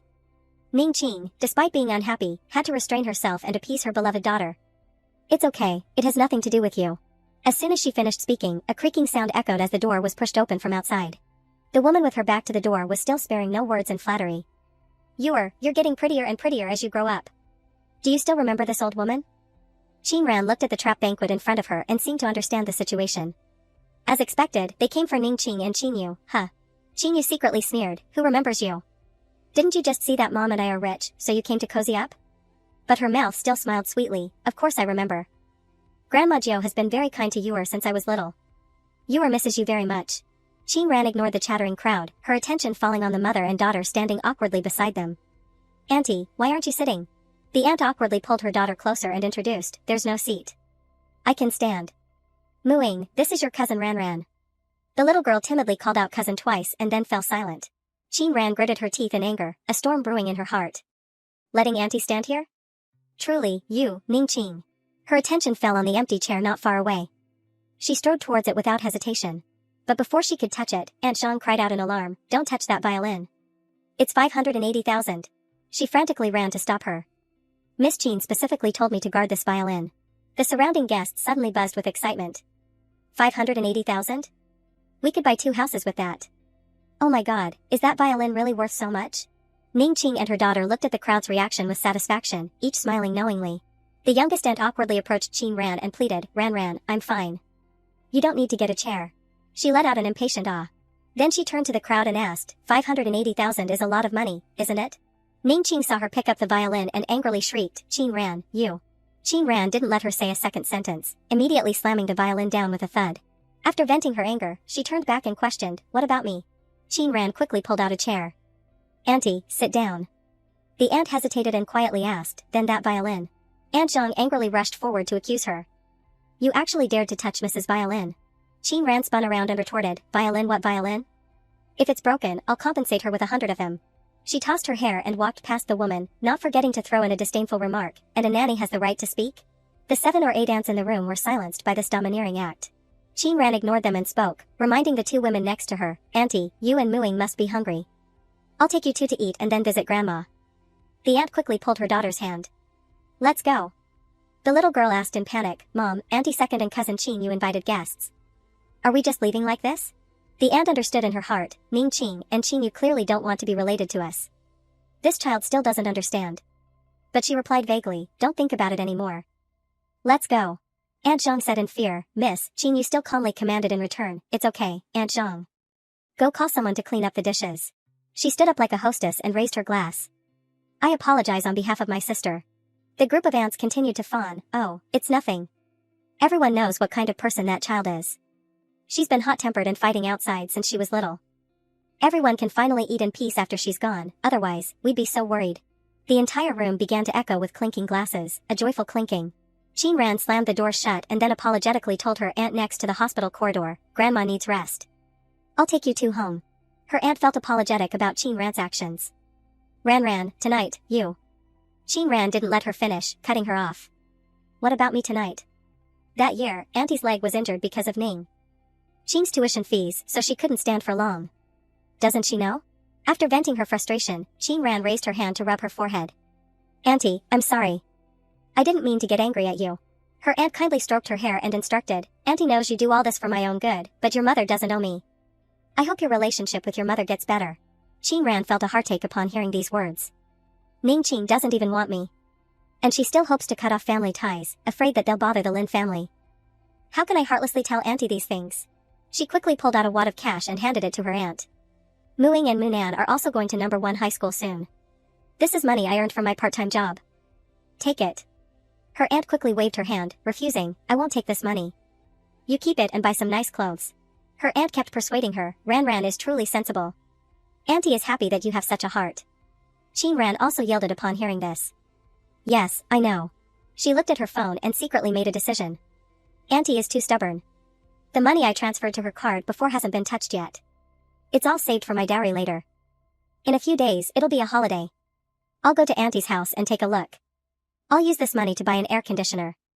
She always can't bear to buy one. Qin Ran took out the medicine bottle and changed the subject. Oh, right, Auntie, have you finished your medicine? Before her aunt could reply, a clear shout echoed in her ear, Qin Ran. Ning Qing and her stepson walked over to question the 2 aunt and niece. What are you talking about? Is Mom asleep yet? Jin Qian, who had appeared at some point, was walking alongside Ning Qing.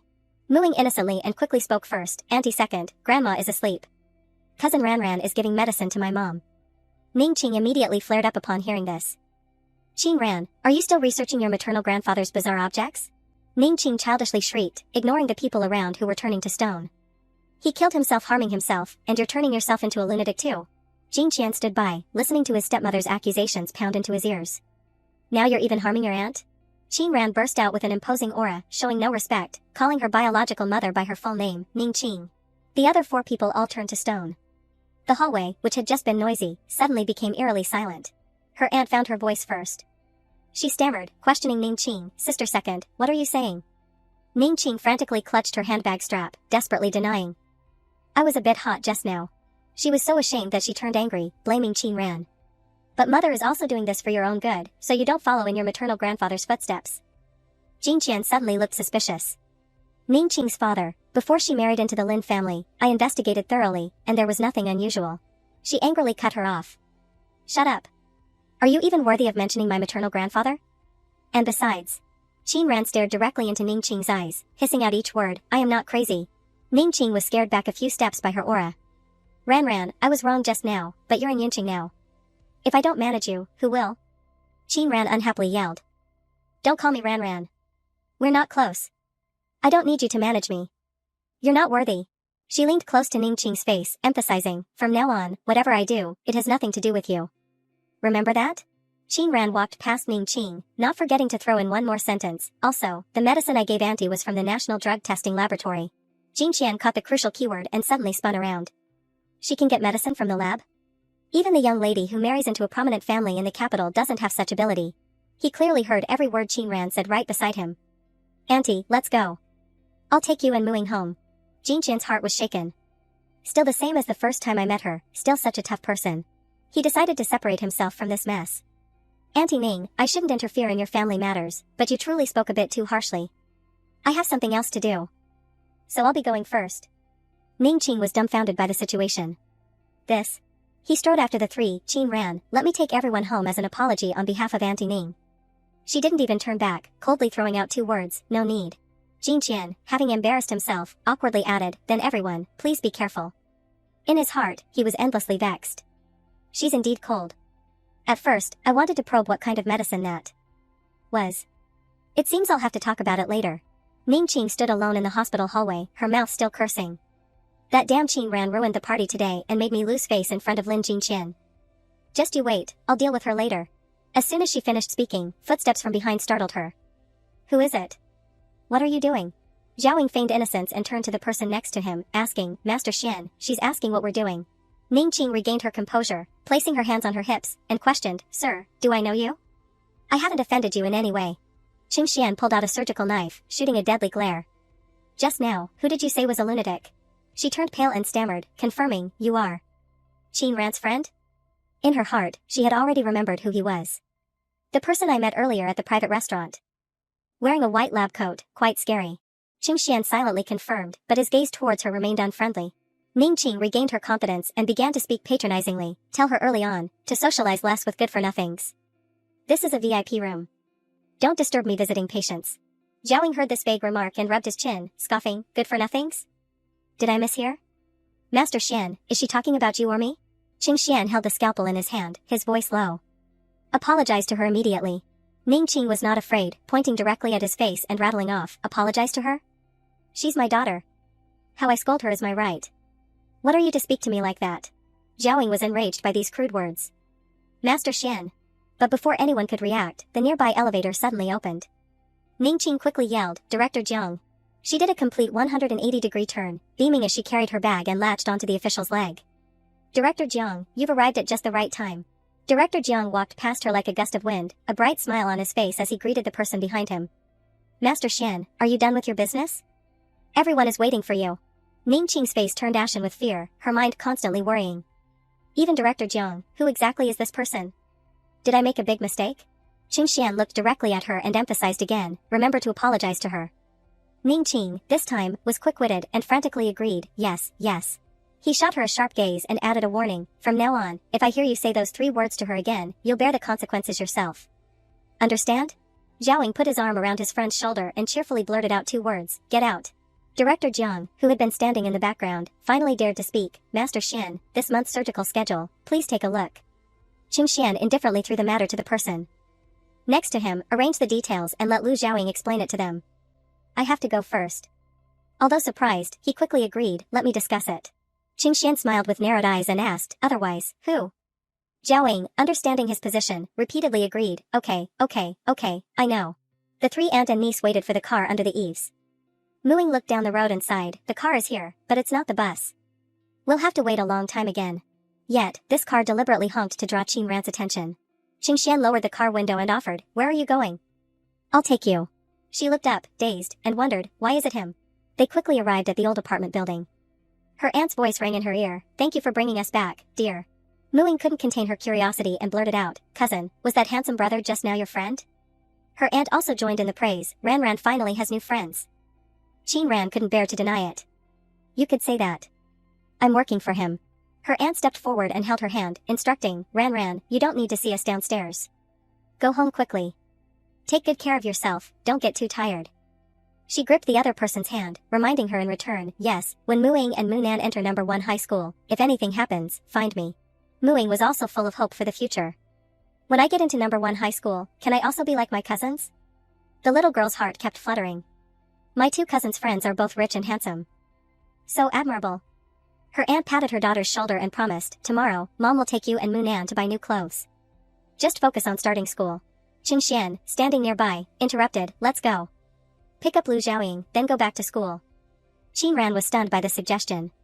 He's still waiting here to go back with me? Now that I think about it, why did he coincidentally appear at the hospital?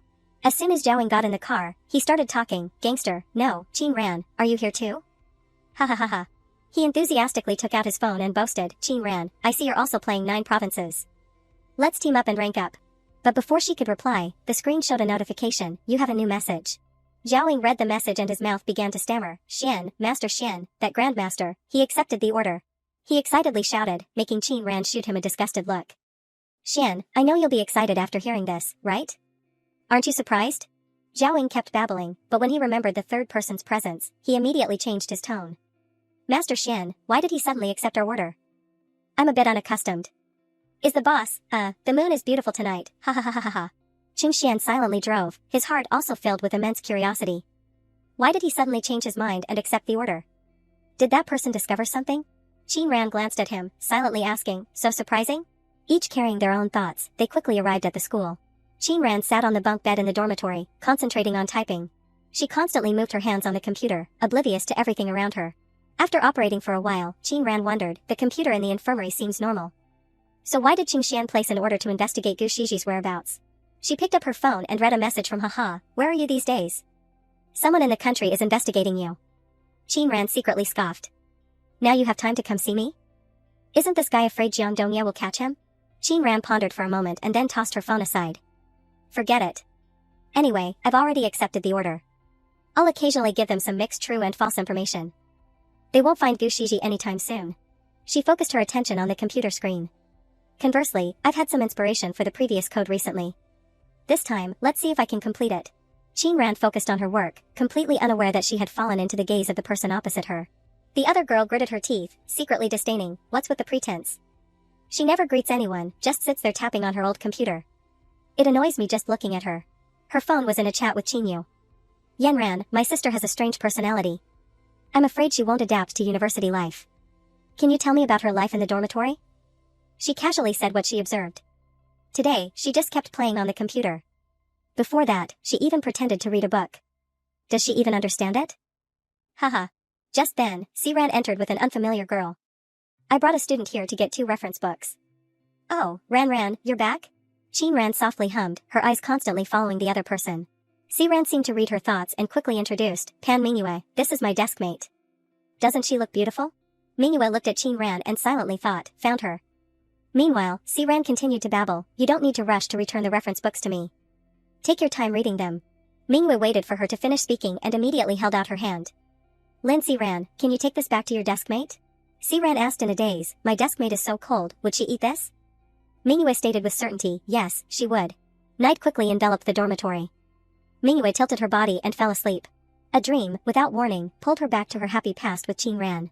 Mingyue used to stand by, watching her practice the piano. Even the 2 families took photos together. But that beautiful frame quickly shattered. Mingyue, with a pained expression, spoke cruel words, I don't want to see you anymore. Qin Ran woke up from the nightmare. A new day finally began, with the hesitant figure of a male student outside the dean's office. Ai Rong, sitting inside, was constantly scoffing, Mr. Gao, Qin Ran is just a troublemaker. She's the only one who scored 0, causing your class's average to drop by 3 points. She emphasized each word, feigning righteousness. I warned you, but you didn't listen. You insisted on keeping her. Gao Yang patiently explained, it's normal for young people at this age to be rebellious. So we need to guide them to develop correct values. Diao Guang raised his hand to cover his mouth, attracting their attention. Ahem, excuse me, I'm here to pick up my physics test. Ai Rong's expression immediately changed when she saw the principals. Grandson. Is that you? Your English test score is still the highest in the school this time. Remember to maintain your performance.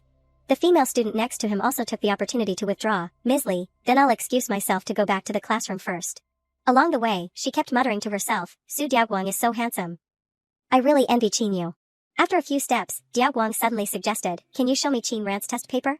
She agreed immediately when the male god started talking to her. Okay. Diaoguang quickly scanned it once and then fell into self-doubt. Fully written but still 0 points? For the multiple choice section, even guessing should get a few right. He was deep in thought when Xiao Qing's voice interrupted him. Young Master Su, I've been looking for you. Didn't Qin Yu say she wanted us to go watch her practice her new piece? He ran over without warning and snatched the test paper from Diaoguang's hand. Whose paper are you looking at so intently? Is it Qin Yu's? However, the huge goose egg made Xiao Qing's face twist in fear. This is... The image of the fallen goddess made him cry silently. Why did Qin Ran get 0 points? I'm definitely going to mock her this afternoon. And you guys, if you have nothing to do, don't loiter outside my classroom. Don't tease Qin Ran. Diaguang suddenly expressed doubt. When did you and Qin Ran get close? He immediately denied it vehemently. No, young Master Su, don't misunderstand. I just saw that all her test papers were 0 points. So I wanted to tease her out of boredom. Xiao Qing, quick-witted, changed the subject. Quickly take the test back. Qin Yu is waiting for you. Don't dilly-dally. He was pushed into a daze and could only reply, okay. The main character in their conversation was leisurely sprawled on a chair. But not long after, Qin Ran suddenly sat up. She was captivated by the sound of music coming from the window, staring blankly. But after only a few notes, the music abruptly stopped. The people around suddenly became confused. It stopped. Why did it suddenly stop? The male student sitting next to Diaguang couldn't help but complain. That's right, didn't she say she was practicing a new piece and invited us to listen? I even wanted to record a video. He heard the familiar melody and suddenly fell into self-doubt. Was the person playing last time Qin Yu? Diaguang still couldn't forget the melody he had heard the other day. He bravely stepped forward and asked, why didn't you continue playing? Qin Yu put on a cute expression and quickly fabricated a story. I haven't finished practicing this piece yet. I usually practice it secretly, so it's not perfect. After I finish practicing, I'll perform it for everyone next time. Diaguang heard the ambiguous answer and immediately left. It's okay, then take your time practicing. I'm leaving now and won't disturb you anymore. Her best friend, however, remained and cheered her on enthusiastically. You play very well. Keep playing. We want to hear it. Qin Yu only dared to breathe a sigh of relief after everyone left. The music was forced. Luckily, I stopped in time, but he would have noticed it wasn't right. Yanran clung to the window frame, unhappily blurted, why is it him? Qin Yu looked in that direction, appearing confused. Xiao Qing is actually playing with her. She pouted enviously. Xiao Qing went to tease her about getting 0 points again. How can a young master like Xiao Qing, who sponsored a building for our school, value her? Downstairs, Xiao Qing casually made a face behind her back. Qin Ran, you're so pretty, yet you always get 0 points on tests. Is it perhaps intentional? She silently cursed in annoyance. I was originally going to listen to that violin piece more, but I unexpectedly ran into this gossipy guy. Qin Ran spun around and raised her index finger to her lips, signaling silence. Xiao Qing, caught off guard by her cold beauty, silently blushed. As he was staring blankly, mesmerized by her ethereal beauty, Diaguang approached and patted his shoulder. He saw Xiao Qing standing there in a daze and kindly reminded him, let's go. Why are you standing there like that? Qin Ran unexpectedly appeared at the infirmary door without warning.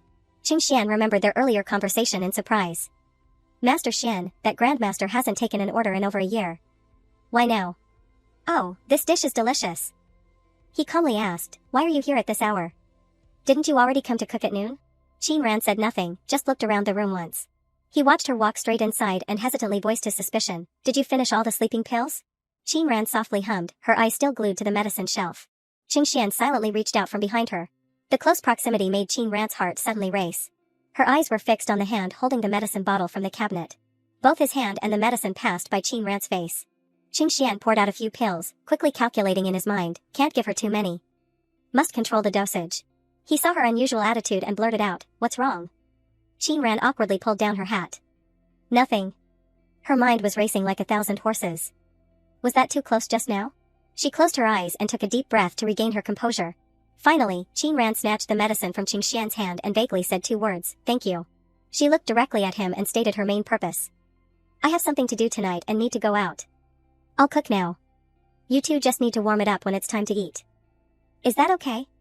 Qing Xian quickly agreed and even carefully asked, do you need me to take you? This time, Qin Ran uncharacteristically refused boldly.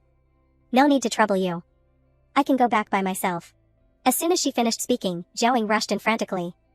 Master Xian, I've asked old Su to help find someone to look at the data, but it will take some time to get results. He only realized Qin Ran's presence after finishing his sentence, you're here too? She just glanced briefly and drew a conclusion in her mind. This page isn't a normal system error. It's a hacker attack. Qin Ran couldn't help but blurt out, this is. Perhaps realizing she had slipped up, she quickly turned into the kitchen. Alright, I'm going to cook now. Qin Ran secretly intended to observe for a while longer. One less problem is better than one more. For now, it's better not to tell them. As she cooked, she silently analyzed. The person who attacked Master Xian's computer used very advanced methods. Someone outside the profession definitely wouldn't recognize it. They would only think the computer is broken. The cabbage in her hand was unconsciously fiddled with a few times. Qin Ran still couldn't escape this line of thought. Even old Su's subordinates might not realize it was a hacker attack. When the firewall collapses, the data on Qingxian's computer will be stolen. She let out a heavy sigh, forcing herself to stop caring about this issue. After finishing her cooking, Qingran waved goodbye and left immediately. It's done cooking. I'm going home first. She returned to the dormitory, still trying to justify her actions to herself. I've never helped anyone for free before. This time, forget it. Consider it giving face for accepting Qingxian's big order. On the other side, the person trying to disrupt Qingxian suddenly yelled, "What's wrong?" The hacker scratched his head, uttering a helpless remark, "I'm blocked." He quickly approached and questioned, "All your attacks are blocked? Could it be Senior Hua Ming?" The hacker stared at the screen and stated the information he knew. It's not Hua Ming. They have their own symbols. He quickly pressed on, "It's not them, then who is it?" The answer to both was a stylized cue displayed on the screen. Back in the dormitory, Qingran stretched, relaxing her tense body. It's done. Time to go to Auntie's for dinner. At the dinner table, Muing happily chatted with Ning Qing and her daughter. "Auntie, cousin second, Mom still has one dish not finished." "Don't rush, everyone." Qingyu was polite on the surface. "It's okay, I had afternoon tea at school, so I'm not hungry yet." But in her heart, she secretly disdained, "Who wants these bad dishes from this family?" Ning Qing, hearing her beloved daughter whine, hurriedly put on a kind mother's facade. You're so tired from school. If you want anything to eat, tell Mom. And I'll tell Aunt Jean to make it for you." Her aunt quickly brought out the last dish and asked in confusion, "Why are you all just sitting there without touching your chopsticks?" "We're all family, let's eat and talk." She leaned into Qingran's ear and whispered, "You should serve food and soup to your mother." Qingran kept her face buried in her phone, silently sighing to herself.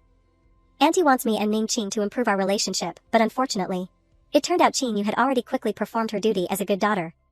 Auntie's soup is so delicious. Mom, you should drink more too." She ate and drank, but still couldn't shut her rude mouth. Mayur is still the most thoughtful, unlike some people. Muing didn't understand the undercurrents at the dinner table, happily asking Qingyu, "Cousin second, my mom said your grades are very good. Which university do you want to get into?" Ning Qing spoke up first, as if afraid of losing her turn. "She wants to get into Capital University, the same school as her brother." The little girl heard this and looked extremely envious. "Cousin second is so amazing." Qingyu, full in content, began to show her green tea nature. "Don't just talk about me all the time. Your sister is also in grade 12, right?" "Oh, right, sister. Which university do you want to get into?" The entire dinner table suddenly fell into a deathly silence. She stuck out her tongue, acting cute and innocent. "Oh dear, did I say something wrong?" Qingyu gently put down her chopsticks with a clink. She sat up straight and tossed her hair, adopting a defiant posture. "I'm going to Capital University." Ning Qing continued to show her stepmother's face. "What nonsense are you talking about again? Do you think Capital University is a place you can get into?" "So embarrassing." Qingyu giggled, continuing to add fuel to the fire. "Mom, sister just has big ambitions and wants to get into Capital University. Why are you angry?" "Sister, I'll wait for you at Capital University. Try your best to prove yourself to Mom, okay?" Qingran twirled her ear and threw back a single sentence, "Don't worry. I don't need Mom or you to manage me." Munan watched their verbal sparring, secretly calculating. It seems my cousin has already made up her mind about this. Ning Qing couldn't help but continue to spout passive-aggressive remarks. "Always saying you don't need me to manage you. If I don't manage you, who will?" Qingran waited for these words from her before mercilessly snapping back, "Huh? Do you need me to help you remember? Since I came to Yunqing, have you managed anything about me?" She choked for a long time before finally spitting out one word, "You." Qingran flicked her fingernail, cutting off her mother immediately. "It's good that you remember." Ning Qing, humiliated, burst into anger at the dinner table. "Good, you're so capable. Don't come begging me for help arranging your university when the time comes. I won't manage you anymore." Qingran smiled brightly, throwing back 3 words, "Thank you, mother." Her aunt, seeing the tense atmosphere, gently reminded them, "Ahem, say less." She stood up abruptly and turned towards the kitchen. "I'm going to get some water." Qingyu felt it was no longer interesting and took the opportunity to speak. "Auntie, I still have to practice the violin when I get back. That's all for today." In reality, she had been holding it in for too long. "This place is old and small. Just sitting here feels uncomfortable." Muing enthusiastically stood up and volunteered, "Auntie, cousin, I'll see you 2 off." Qingyu indifferently hummed in reply. Ning Qing coldly walked past Qingran. As if remembering something, she unexpectedly slowed her steps and threw out a sentence, "About the last time, mother apologizes. I spoke too harshly. As for university, I'll spend a little money for you to go to a normal university when the time comes." After speaking, without waiting for Qingran's reaction, she walked straight out the door. She held the glass of water, feeling as if she had just seen a ghost. "She apologized to me?" Qingran shook her head vigorously, dismissing all the superfluous thoughts of mother-daughter affection. Even if her mouth apologized to me, in her heart, she still considers me a monster, right? She poured her resentment into the glass of water and gulped it down. After draining the glass, Ran lowered her head and let out a long sigh. She caressed the object in her hand and sank into thought. My favorite glass from when I was little. Auntie has kept it for me all these years. Ran rested her hand on the table and suggested, Auntie, you go rest. I'll help you with the dishes. She stood in the small kitchen, completing the cleanup for her aunt. In the principal's office, he was excitedly introducing the young man next to him. This is Feng Xiai, a computer science major from Capital University, currently collaborating to open a software development company. It's a good time to ask him to help you all with your computers. He looked at Jiaoying, secretly guessing the other person's identity. Is he from the Liu family in the capital? But on the surface, he remained polite. Hello, Mr. Liu. Jiaoying placed the computer in Feng Xi's hand and carefully handed it over. Then I'll have to trouble you to help. He immediately promised, I'll do my best. He stood next to Feng Xiai, looking extremely worried. How is it? Can it be fixed in a short time? He typed rapidly and stated his conclusion, Mr. Liu, your computer isn't just a normal system error. It's been attacked by a hacker. Feng Xiai pointed to the icon in the corner for Jiaoying to see. The other party left their own symbol. It's probably the Black Eagle hacker. He anxiously asked. Black Eagle? So is our data still there? He didn't hesitate to share the truth. Yes, someone helped you all counterattack once. Qing Xian, who had appeared at some point, suddenly interrupted, do you know who helped? Jiaoying instinctively blurted out, Master Xian. He couldn't wait any longer and excitedly shared the information he had just received. You came at just the right time. The data is fine, don't worry. Feng Xi's inner thoughts turned again. Master Xian, could it be that he's a big shot in the capital whom no one dares to touch? He answered Qing Xian neither quickly nor slowly, the other party left no trace, so I can't determine who helped. Jiaoying also interjected with his guess. Master Xian, could it be that you know that great master who helped out? He rubbed his chin, pondered for a long time, and then concluded, it must not be her. He had a name in mind, but he didn't dare to say it. From the moment the computer was attacked until now. We've only met Ran. It's not her. Feng Xiai, seeing that his business was done, bowed and excused himself, you all must be busy, so I won't disturb you further. Goodbye. Jiaoying politely called out. Wait, thank you for your help today. The three of them moved together down the school hallway. As soon as Jiaoying saw Lin Xiren, he raised his hand in greeting, Student Lin, why don't I see your deskmate? She didn't hide anything, she went out for something. He looked at Mingyu and teased Lin Xiren, Student Lin, do you only make friends based on their looks? Feng Xi's mind, meanwhile, had frozen the moment he saw her. Why was she here? He stared at Mingyu without moving his gaze. Then Feng Xiai, without a word, suddenly walked up to her. He gave her a questioning look and asked in a low voice, why did you move into the dormitory? Lin Xiren was stunned by the tense atmosphere. Did the two of them know each other? Mingyu unexpectedly grabbed her hand. She concealed her inner panic and answered vaguely, grade 12 will be very busy with studies, so living in the dormitory will be more convenient. Feng Xiai shouted in frustration, Mingyu. She didn't even look at him, pulling Lin Xiren straight ahead, I have to go back and hand out the test papers. The two girls ran a long way down the classroom hallway. Even though they had slowed down, Mingyu still held her friend's hand tightly. Lin Xiren couldn't hide her curiosity and boldly spoke up, Mingyu, you actually know Senior Feng Xiai. He used to be a really popular figure at our school. The more she spoke, the more excited she became, completely oblivious to the indifference of the person beside her. I heard he started a business with Qin Yu's older brother. Lin Jinxian. He'll definitely achieve something in the future. So, do you think I'm clinging to your coattails? Mingyu raised her hand to clearly define her relationship with him, I'm a distant relative of the Feng family. I'm not close to him. She chuckled, masking her awkwardness, they're all very outstanding. I can't compare to them. Lin Xiren rushed to comfort her, why can't you compare? You're ranked second in the entire school. Mingyu, don't underestimate yourself. You're very talented. She gave her a sincere smile, thank you, Lin Xiren. Then Mingyu leaned into her ear and whispered, I'll tell you a little secret, my grades used to be terrible. My math score was only a single digit. Lin Xiren pretended to be angry and tapped her head, don't lie to me. How many times have you gotten a perfect score? Are you trying to tease me? The two quickly said goodbye and separated, heading in different directions. Lin Xiren looked back at her friend, her heart heavy. Mingyu's figure always carried an inexplicable sadness and loneliness. She pushed open her classroom door, looking for another figure. Ran seems to be asleep. Lin Xiren returned to her seat but still focused on studying her deskmate's test paper. This time, Ran scored 6 points on the test, which counts as progress. Diaoguang suddenly spoke, interrupting her thoughts, have you found any classmates to help with the report that teacher Gao mentioned earlier?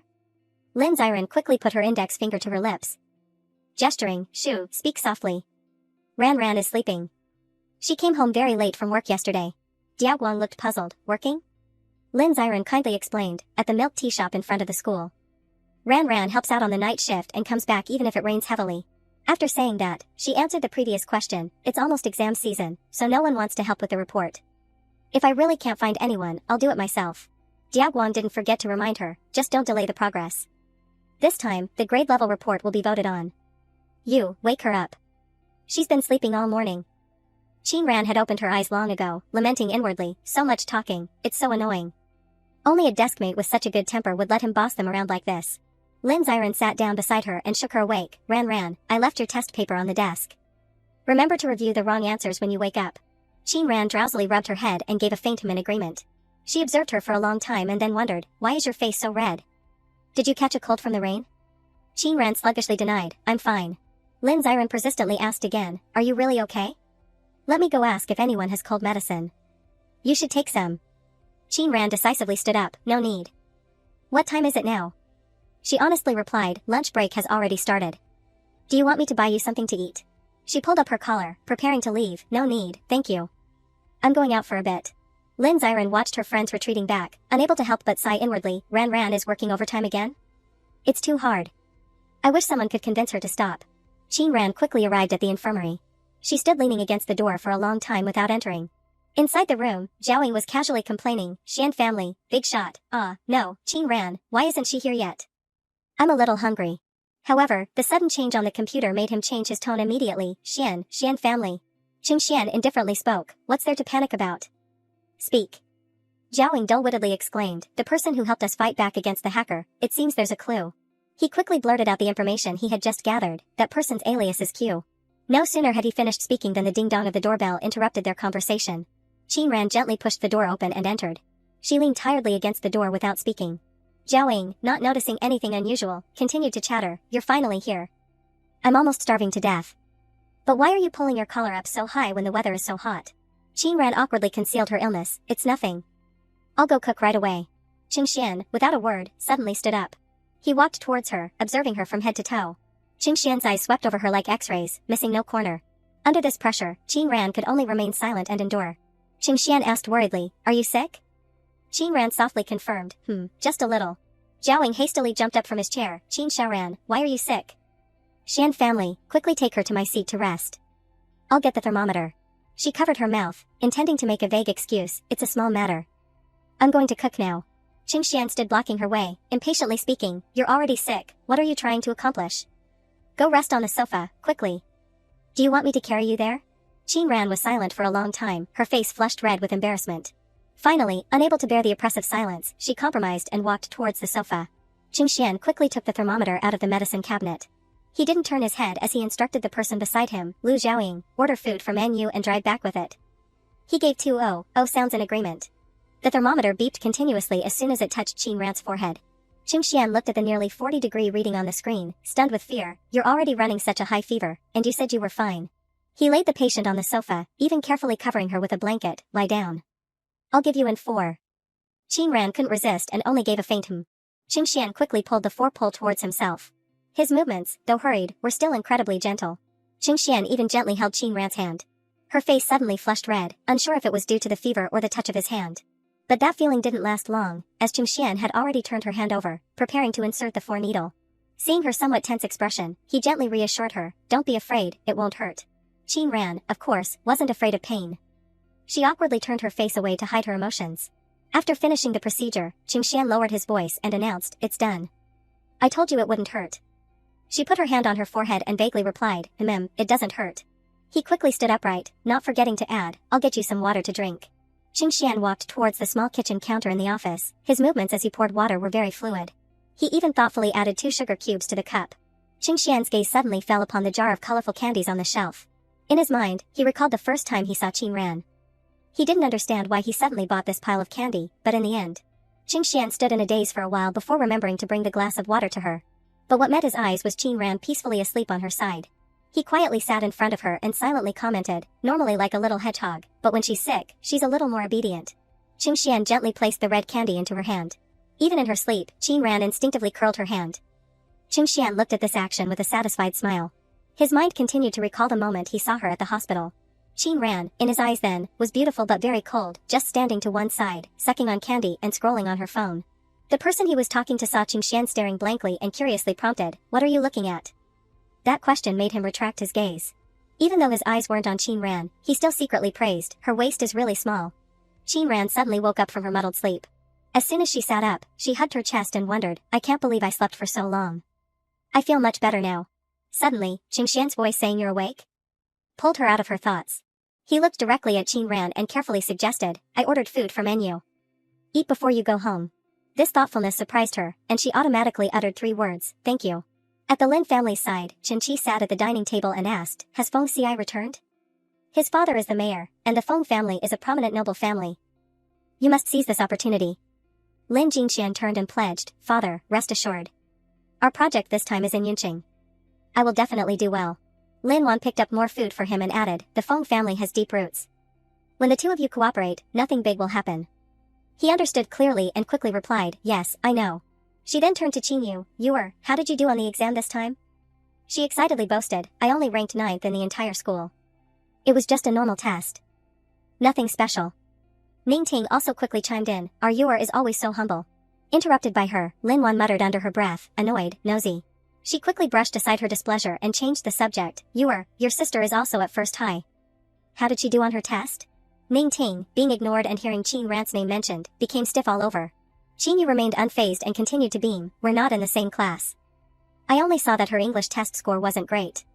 Maybe it will get better once she adapts to first high's teaching methods." Lin Wan then slowly and deliberately criticized Qin Ran indirectly, "The education in Ninghai village is indeed terrible. Luckily, Yuer grew up in the Lin family since childhood." After saying that, she immediately left the dining table. "I'm going to my room to rest first." Regardless of how the Lin family was eating their strained meal, on this side, the 3 of Qin Ran were enjoying their food happily, but the untimely ring of a phone broke the pleasant atmosphere. She hesitated for a moment but decided to answer the call. As soon as she picked up, a torrent of criticism poured out, forcing her to pull the phone away from her ear. "Qin Ran, look what you've done again. What good thing have you done this time?" Ning Ting was like a wild beast, continuously spewing out uncontrolled words. "You failed the last exam again, didn't you? With these grades, no matter how much money I spend, I can't find any school that would accept you. Do you know what happened at the dinner table today?" Qin Ran covered her mouth and lightly coughed, interrupting her, "Cough, cough, if there's nothing else, I'm hanging up." In her mind, she was imagining herself being ridiculed. "Look, Ning Ting's daughter is at the bottom of the entire school." She yelled into the phone, "I found a tutor for you. Go to class obediently this weekend, don't wander around outside." Before she could finish, the phone buzzed. Ning Ting looked at the phone in her hand in disbelief. This damn girl actually dared to hang up on me. Qingxian saw Qin Ran quickly put her phone away and curiously asked, "Who was that?" Such an unpleasant conversation. She didn't bother to hide it, "My mother." "Do you believe it?" Cough, cough. He didn't answer her question but secretly felt sorry for her. Qin Ran's voice was already so hoarse and she was coughing, but her mother didn't even ask about her. Qingxian decided to stand up, "Drink some soup. I'll go find you some cough medicine." Zhao, seeing the two interacting back and forth, buried his head in his bowl of rice. "It seems it's not my turn to speak. Never mind, eating is more important." Qingxian handed Qin Ran the medicine and water, and even concerned himself with her schedule. "Take this medicine. Do you want me to help you ask for leave from evening self-study tonight?" She felt that she wasn't sick enough for that and immediately refused. "No need, I'm feeling better." Qin Ran closed her eyes and gulped down the medicine. But after drinking it, she began to wonder to herself, "Sweet? The warm water I drank at noon also tasted sweet. It really wasn't an illusion." Qin Ran returned the water bottle, signaling that she wanted to leave. "I'm going back for evening self-study." Qingxian quickly called out to her retreating back, "Wait a moment." He picked up the water bottle she had just used and signaled, "Take this one. No one has used this one. And don't drink too much sweet water." Qin Ran didn't hesitate, decisively turning back to take it. "Thank you." The moment she reached out, her fingers brushed against Qingxian's. The cold sensation on his hand startled him slightly, and then he stared blankly as Qin Ran left. Qingxian dully raised his hand and examined it, his mind still dwelling on the brief touch, her fingers, so cold. Qin Ran quickly returned to the classroom hallway with the water bottle. Before her was a not-so-pleasant scene. Jiang Han stood with her arms crossed, threatening Mingyu, "Don't go anywhere. I haven't finished speaking." She didn't speak but decided to silently observe the situation first. She stood with her hands on her hips, looking like a dominant figure, and repeatedly questioned, "Pan Mingyue, tell me, how did you get an extra 20 points? You're not a minority." The girl with her felt a little embarrassed and opened her mouth to dissuade. "Okay, Jiang Han, stop talking." She, however, was the type to become more stubborn when dissuaded. "Why can't I talk? If she dares to do it, I dare to say it." Jiang Han pointed directly at Mingyu and criticized, "You and Su Yaoguang are only 20 points apart. The physics teacher said that with the extra points, you'll definitely be the top scorer in the university entrance exam." She leaned close to the other person's face and questioned loudly, "Pan Mingyue, tell me, don't you feel disgusted?" At the critical moment, Lin Xiren poked her head out. "It's almost time for evening self-study. Why are you making so much noise in the hallway?" But as soon as she saw Qin Ran, she immediately shrieked, Ran, you're back." Qin Ran didn't answer her but took a step forward. Lin Xiren hastily chased after her, asking, Ran, where are you going?" "Oh, Pan Mingyue is here too?" She stood in front of the group and coldly uttered 2 words, "Get out of the way." Jiang Han spun around furiously and yelled, "What did you say?" She clearly saw the face of the person who had just spoken and repeated, "Did you just tell me to get out of the way?" Lin Xiren, standing nearby, was full of worry. Why is Ran causing trouble with Jiang Han? Usually, no one dares to provoke her. Her father, a new rich man, donated a building to the school. Qin Ran, of course, wouldn't be intimidated by these harmless words. "Can't you understand human language? I said you're blocking the way." Jiang Han disregarded dealing with Mingyu and immediately shifted her new target. "You dare to talk to me like that? Do you want to die?" Qin Ran shoved the water bottle into Lin Xiren's hand, looking ready for a full-on fight. She worriedly tried to dissuade her one last time. Ran, what are you doing? Don't." Before she could finish, Qin Ran threw her jacket at her. Lin Xiren shrieked, "Ah!" She hooked her finger, stretched out the bow on her shirt, and provoked, "Let's just fight. This is taking too long." Jiang Han, seeing the tense situation, began to choose her battles carefully. "I was talking to Pan Mingyue. What are you pretending for?" No sooner had she finished speaking than a hand clamped tightly around her neck, making her only able to emit a dull groan. Qin Ran increased the pressure, making Jiang Han groan uncomfortably. Qin Ran pinned Jiang Han against the wall and turned to ask the others, "What's wrong? Do you still want to come up?" The female students beside them, though pale with fear, still tried to sound tough. You're crazy? I'm going to call the dormitory supervisor." She indifferently let out an "oh," not forgetting to give a sarcastic smile. Mingyu, who knows when she arrived, weakly pleaded, "Don't fight anymore." Qin Ran looked directly at Jiang Han and warned her casually, "Take care of yourself. There won't be a next time." She reached out and gripped her chin. Jiang Han, at this point, no longer had the air of a big sister. Fear consumed her, making her body tremble uncontrollably. Qin Ran ignored the other party as she slid down the hallway, coldly turning her back and walking away. She reached out to get her things back from Lin Xiren. "I'm leaving." She gave a dazed "oh." Lin Xiren followed Qin Ran, expressing her admiration. Ran, you're amazing." She casually replied, "It's nothing." In fact, there was still something she hadn't said. "There are also things I can't do." The next day, Gao Yang stood at the podium and directly announced, "That's all for today's lesson. You have 10 minutes for self-study." No sooner had he finished speaking than the classroom door was forcefully pushed open. Ai Rong entered with an aggressive demeanor. "Gao Yang, what's wrong with Qin Ran from your class? How dare she hit a student from my class? Does that kind of behavior even deserve to be at first high?" The entire class was stirred up by this shocking news. She pointed directly at Gao Yang and criticized, "Teacher Gao, I said it early on, this kind of student shouldn't be accepted. To dare to fight at first high shows they have no respect for anyone." He tried his best to appease the other party with words, "Teacher Li, this might be a misunderstanding. Student Qin Ran is not an unreasonable person." Ai Rong became more and more aggressive. "What misunderstanding? Teacher, look at that girl's indifferent attitude. I'm going to find the principal. You also contact Qin Ran's parents." The students in the class, encouraged by the situation, began to discuss even more boldly. "Qin Ran and Jiang Han fought? No way. What's this about? I heard that Qin Ran committed a crime before and even involved the police." Qin Ran, who had been holding back, finally stood up in annoyance to defend herself. "Why did Jiang Han and I fight? Didn't she tell you?" Ai Rong began to cover her ears and speak loudly. "A fight is a fight. Why do you need a reason? Do you still want to quibble? Then come with me." She defiantly raised her phone, cutting her off. "Talk to whom? Principal Su? Why don't you go find him? He'll be here right away." In Diaguang's mind, he was skeptical. Grandpa is usually very busy. How could she get him to come whenever she calls? Chia Qing's mood next to him wasn't much better. Sister Rant's joke is a bit too big. Finding Principal Su is as hard as finding the mayor. Ai Rong felt she had the upper hand and became even more assertive. "You're lying without even drafting a speech. You even said Principal Su is at your house." Before she could fabricate anything more outrageous, Principal Su's voice rang out. "What's all the noise about?" His appearance made the chaotic scene even more awkward. Ai Rong and Gao Yang were the first to regain their composure, simultaneously calling out, "Principal Su." She looked at Qin Ran standing in front of her, her heart churning. What's going on? Did Principal Su really come because of that girl? Ai Rong decided to take the initiative. "Principal Su, you've come at just the right time. Yesterday, Qin Ran hit Jiang Han from my class. How can my key class endure such torment?" She reveled in her successful malicious accusation. "I knew it. With Principal Su here, that girl will have nothing to say. The fair-weather female students quickly whispered to each other, indeed, if you pretend too much, you'll have nothing to say.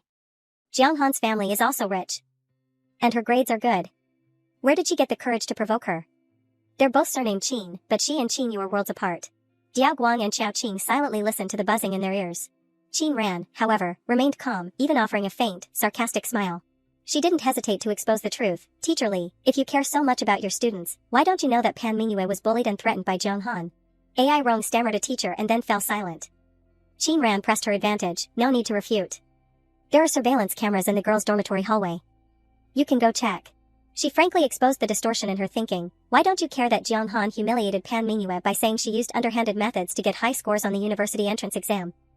Is your so-called caring only for those with power and influence? Ai Rong was so stunned by the questioning that her mouth just moved, only able to utter one word, this. Principal Su, after hearing the whole story, slowly spoke, Teacher Li, I think this matter should be investigated by the police. If what Qin Ran said is true, then school bullying cannot be tolerated. Ai Rong's heart pounded wildly. How did this turn into school bullying and even involve the police? She hastily tried to explain, Principal Su, I apologize. I didn't ask clearly. I didn't know this matter was related to student Pan Mingyue. He replied steadfastly. What you say to me is useless. You should apologize to student Qin. Ai Rong swallowed her pride and adopted the lowest possible posture to speak. Qin Ran, I misunderstood you. She indifferently retorted, it doesn't matter. Qin Ran tossed her hair, tearing off the other party's mask right then and there. Anyway, I used to hear that Teacher Li was a just and honest person who cared about students. I never expected you to be someone who supports the rich and despises the poor. Xiao Qing, watching live, couldn't help but let out a soft snort. Ai Rong left red-faced amidst the mocking laughter of the students. Xiao Qing, seeing the storm pass, immediately ran to Qin Ran to express his admiration. Sister Ran, what on earth happened? Do you need my help to teach Jiang Han a lesson? She coldly refused outright, no need. Diao Guang, passing by, urged him, let's go. Qin Yu said she's practicing a new piece today. As they reached the door, they accidentally bumped into Qin Yu herself. I heard them discussing my sister again. Did she cause trouble again? The two boys said nothing, their scrutinizing gazes making her feel guilty. Why are they looking at me like that? Did I say something wrong? Qin Yu stubbornly asked again, but couldn't give up on slandering Qin Ran. Am I wrong?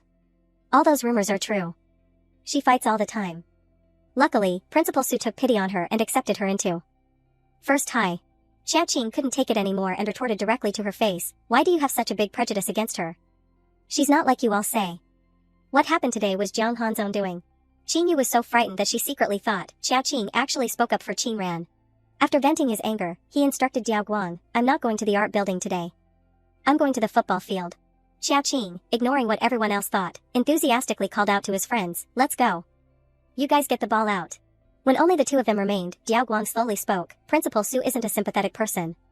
Qin Yu gasped in surprise, huh? She covered her mouth and chuckled as if she had heard something hilarious. How do you know Principal Su isn't like that? You're not even his relative, and it's a coincidence that you both have the surname Su. Qin Yu, having made her own deductions, turned and walked ahead, leading the way, let's hurry. I want to practice the new piece a bit more. He didn't say anything else, just a in agreement.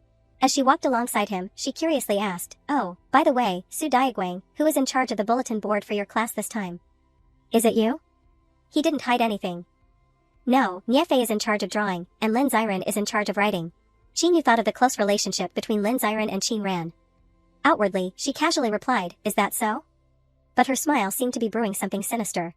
At the same time, Lin Ziren was awkwardly discussing with her bulletin board partner, Niefei, you said you don't know how to draw the bulletin board? Her friend also looked helpless. The student council told me they want me to help draw their bulletin board. From their class, I'm truly sorry. She immediately hesitated when she heard student council. It's okay, it's okay. The student council's bulletin board is more important. I'll figure out a way for the class's board myself. Niefei, with her golden ticket, exchanged a few polite words and left, then I'll go help the student council draw that bulletin board, okay? Next time, if the class needs help with drawing the bulletin board, I'll definitely come. Lin Ziren slumped onto the desk, feeling a surge of anger at Ai Rong's class. They can't even study well, and they can't even draw a bulletin board properly. They're only fit to be stepping stones for the excellent classes. She shed 2 lines of tears, crying, Wah! What do I do? This time, our class bulletin board will be evaluated by the class level. It's over. While she was in a sentimental mood, another classmate came up to her and called her name, Lin Ziren. As soon as she looked up, this brave girl poured out a string of secrets. Did you ever offend Qin Yu? I saw this afternoon, Qin Yu went to find Niefei to draw the bulletin board for the student council. is it? Lin Ziren quickly denied, how could that be? We don't interact at all. The other girl heard this and also became confused, then I don't know what's going on either. Sigh, this time we'll be laughed at by class 1 and 2 again. She slumped her face in despair and sighed, I originally wanted to win an award to make Teacher Gao happy. He's always being made things difficult by Teacher Li. It's really embarrassing. The more Lin Ziren spoke, the more aggrieved she felt. Sigh, if only they had told me earlier, I could have found someone else to help. Now it's too late, what should I do? The other girl immediately suggested, Ziren, don't overthink it. Let's go eat first. She habitually turned to ask her deskmate, Ran, are you coming? Qin Ran still had her head down on the desk. And vaguely refused, you two go. She waited for everyone to leave, then sat blankly, staring at the bulletin board in front of her. Originally, she just wanted to reassure her grandmother and kill time. Studying was boring, teachers discriminated against students, and her naive peers thought they were superior. It was truly tiresome here. In her mind, images of her friend's enthusiastic concern replayed, if you have any problems, just come to me, don't be polite. Ran, you can borrow my notebook. You'll definitely improve next time. Qin Ran secretly scoffed at herself, my head must be messed up to even think of doing something so unnecessary. She decided to pick up the chalk and save Lin Ziren this time. Qin Ran was engrossed in completing the poster board, unaware that a second person had appeared behind her. Diao Guang stared at her actions and wondered, she actually knows how to draw. At the entrance of the hotel, Principal Su spoke in a low voice, reproaching, why are you so late? He vaguely replied, I went home to get something. The rest. Diao Guang kept to himself, and I saw something unexpected. As soon as he entered the room, he greeted the two men in front of him, Xian family, Lu family. Qing Xian, seeing that the Su family was fully present, began the conversation, I didn't expect young Master Su to also be in Yunqing. Old Su, I heard you gave an admission letter to a young lady. Principal Su didn't deny it, that's right, and not just one. He asked curiously, not just one? Who else besides Qin Ran? He wondered, could they all be related to the case in Ninghai village that year? He didn't answer him but changed the subject, let's not talk about this anymore. Zhaoing also understood and smoothly changed the topic, so, Old Su, who did you finally choose as your heir? As you mentioned last time? The simple question made Diao Guang so nervous that he tightened his grip on the glass of water in his hand. He raised the glass to hide his inner panic, isn't Grandpa's heir me? Principal Su's mind was clear as a mirror, and he had his own plans. Diao Guang is too young to be an heir, unless he can be with that girl. He suddenly spoke up, reminding him, Diao Guang, after we finish eating, we'll go home. I still have to go to evening self-study. Though a little surprised, he still obediently complied. Yes, Grandpa. Qing Xian, seeing the banquet coming to an end, raised his hand in a gesture of farewell, Old Su and young Master Su, please go first. I still need to wait for some food to be packed to take back. Zhaoing, sitting beside him, immediately teased, are you worried about someone being sick, wanting to bring food back for her? He furrowed his brow, shooting a deadly glare, too much free time, aren't you? He felt the danger and quickly changed his words, no, I wouldn't dare to guess the Xian family's intentions. A moment later, both of them quickly left the restaurant. As soon as they exited the elevator, they ran into Feng Xi. He respectfully stepped forward and greeted, Mr. Chung, Mr. Liu. Zhaoing extended his hand distantly, Feng Xi, you take your time eating, we're leaving first. Lin Jingxian covered his mouth and wondered, the two just now were.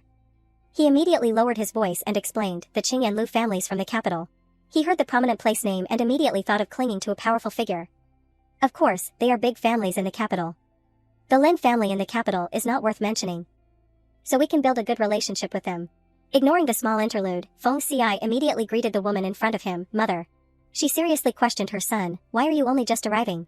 Qing Yu couldn't miss the opportunity to show her gentle side and immediately rushed over to defend him. Brother Feng Xi and Brother Jinxian are so busy with work. They must be hungry. Auntie, please tell the waiter to bring the dishes.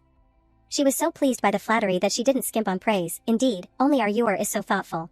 Feng Xi's mother immediately stood up and called out, you all, come sit next to Yuer. Ning Ting and Lin Qi exchanged glances, both sharing the same thought, it seems Mrs. Feng really likes Yuer. Who knows, maybe it could even. The next day, Diao Guang took the lead in assigning tasks, has everyone arrived? Then let's start with the report from Class 1. Before everyone could react, Qing Yu quickly spoke up, wait a moment. She skillfully displayed her top-notch green tea demeanor, or maybe this time we'll start inspecting from Class 9. It's boring always starting from the top class. The female students next to her quickly chimed in, if you see something beautiful at first, it will be hard to score later. She became even more excited with her allies. Exactly. What about you, President? Diao Guang discreetly glanced at her and then opened his mouth in agreement, all right. In front of them, groups of students from other classes were noisily exchanging information. Last time, Class 9's report was last, and it even had spelling errors. They'll only win Class 1 in their dreams. Oh, I'm so scared. The Class 9 students said their report this time could even beat Class 1. Let's go quickly and see what kind of masterpiece it is. Ha ha ha ha. A female student next to her curiously asked, President, what's going on with your class? Chinyu spoke in a sweet voice, is the bulletin board perhaps very beautiful? But in her heart, she knew full well, it would be strange if Shinfei didn't finish drawing it. In Class 9, Class 3, the crowd surrounded Shinfei, talking excitedly, Shinfei, you're a hidden master. Your drawing is so beautiful. Did you draw Yanji? Isn't this his journey from trainee to famous debut? She, flattered and surprised, waved her hands in denial, no, it's not me. I was at the student council all last night. You guys ask Xiren and Qin Ran. Lin Xiren turned to Qin Ran and made a bold guess, hee, Yanji. Could it be that heaven saw how cute I am, so he came to help me? A knock on the door and a clear voice interrupted the noise, excuse me, checking the bulletin board. As soon as they entered, the student council group was stunned, wow, so Class 9 didn't lie to us. Class 9's bulletin board is really beautiful.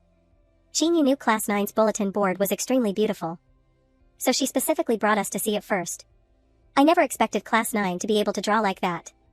Only Chinyu looked shocked, how can this be?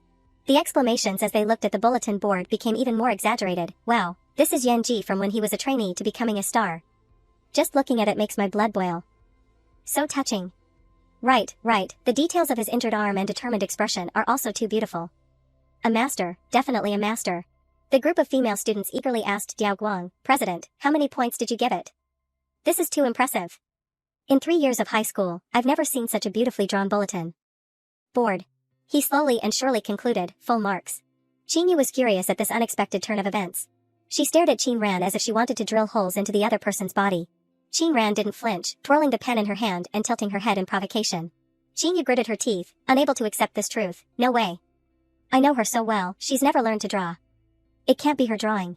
Diao Guang, however, had entirely different thoughts about Qin Ran. Yesterday, I only saw her draft. I didn't expect it to be so spectacularly outstanding after it was finished. Perhaps she's not that bad. He quickly urged everyone to finish their work, let's go. Let's check other classes. A male student in the group immediately joked, I don't think we even need to score anymore. Other classes won't be able to be more beautiful than Class 9. After school, groups of students continued to discuss the recent historical event. What do you all think about that bulletin board? Lin Xiren also joined the gossipy atmosphere. Ran, who do you think drew that bulletin board? Qin Ran firmly replied, I don't know. She suddenly remembered something and pushed the test paper towards her. Oh, right, Ran, I lent you my homework from yesterday to copy.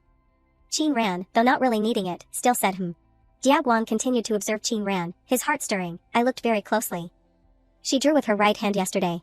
Xiaoqing stood up and asked, I'm going to the convenience store, young Master Su. Do you need me to buy anything for you? He unexpectedly made a suggestion contrary to his usual style. I'll go with you. As soon as they left the door, they ran into Chinyu again, going to the convenience store? What a coincidence, I want to go too. Let's go together. Xiaoqing glanced sideways at her and secretly scoffed. What coincidence? It's clear you were deliberately waiting for young Master Su. On the way, Chinyu continuously heard compliments about yesterday's bulletin board, did you hear? Class 9's bulletin board drew Yanji. It's super beautiful. Xiaoqing also followed suit, if I could get to know the master who drew the bulletin board, I'd be willing to do anything. She really drew to my taste. Chinyu smiled sweetly. Mocking his enthusiasm, this friend is truly amazing. Could it be someone from outside the school? Otherwise, someone would have recognized her. Diao Guan didn't like her ambiguous remarks and bluntly said, the person who drew this is a student from our school. He looked directly into Qinyu's eyes and revealed the truth, it's Qin Ran. Xiaoqing reacted first, running his hands through his hair, unable to believe his ears. Young Master Su, you're not joking, are you? However, his silence was more effective than 1,000 explanations. He cursed in embarrassment, damn, could it really be her? Diao Guan gave a faint in confirmation. Qinyu rubbed her chin, looking incredulous, how could it be Qin Ran? Besides playing the violin, she doesn't know anything else. No way. Xiaoqing, hit by the bombshell, lost his composure and abandoned his good friend, young Master Su. I'm going back to find Qin Ran. Diao Guang, good-naturedly, let him go, you go. Qinyu quickly regained her composure. She intelligently shifted to another topic, Xiaoqing is truly impatient. Oh, right, I'm practicing the piano this afternoon. You should come and watch. He indifferently replied with a Xiaoqing looked at Qin Ran, who was dozing off in front of him, and became flustered, should I wake her up? But before he could act, she slightly opened her eyelids. Qin Ran woke up from her daze, complaining irritably, so noisy. Xiaoqing showed a faster change of face than turning a page. In front of her, he was utterly obedient, yes, Sister Ran. Turning to his friends, he yelled, "Quiet down. You're making too much noise for our sister Ran." The surrounding crowd fell silent. He saw her continue to doze off, so he pulled up a chair and sat next to her. Xiaoqing just kept admiring his goddess, completely mesmerized. The more he looked, the more he realized the rumors were indeed true. No wonder everyone secretly called her eyelash essence. It was hard to sleep with someone staring, so Qing Ran rubbed her eyes and asked, "What's wrong?" Xiaoqing hesitated, choosing his words. "Well, that drawing." She put her index finger to her lips, signaling silence. "I drew it. Don't spread it around, it's annoying." He accepted the task without hesitation, but then scratched his head, looking curious. "I'll definitely keep this secret."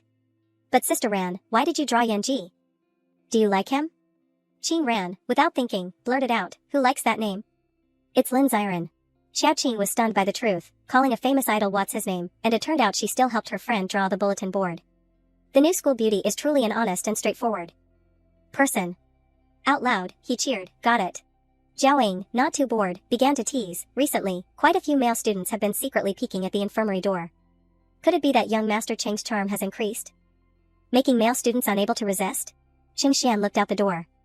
Indeed, there were many male students, but whether they were there for him was hard to say. Perhaps it was more accurate to say they were there for Qing Ran.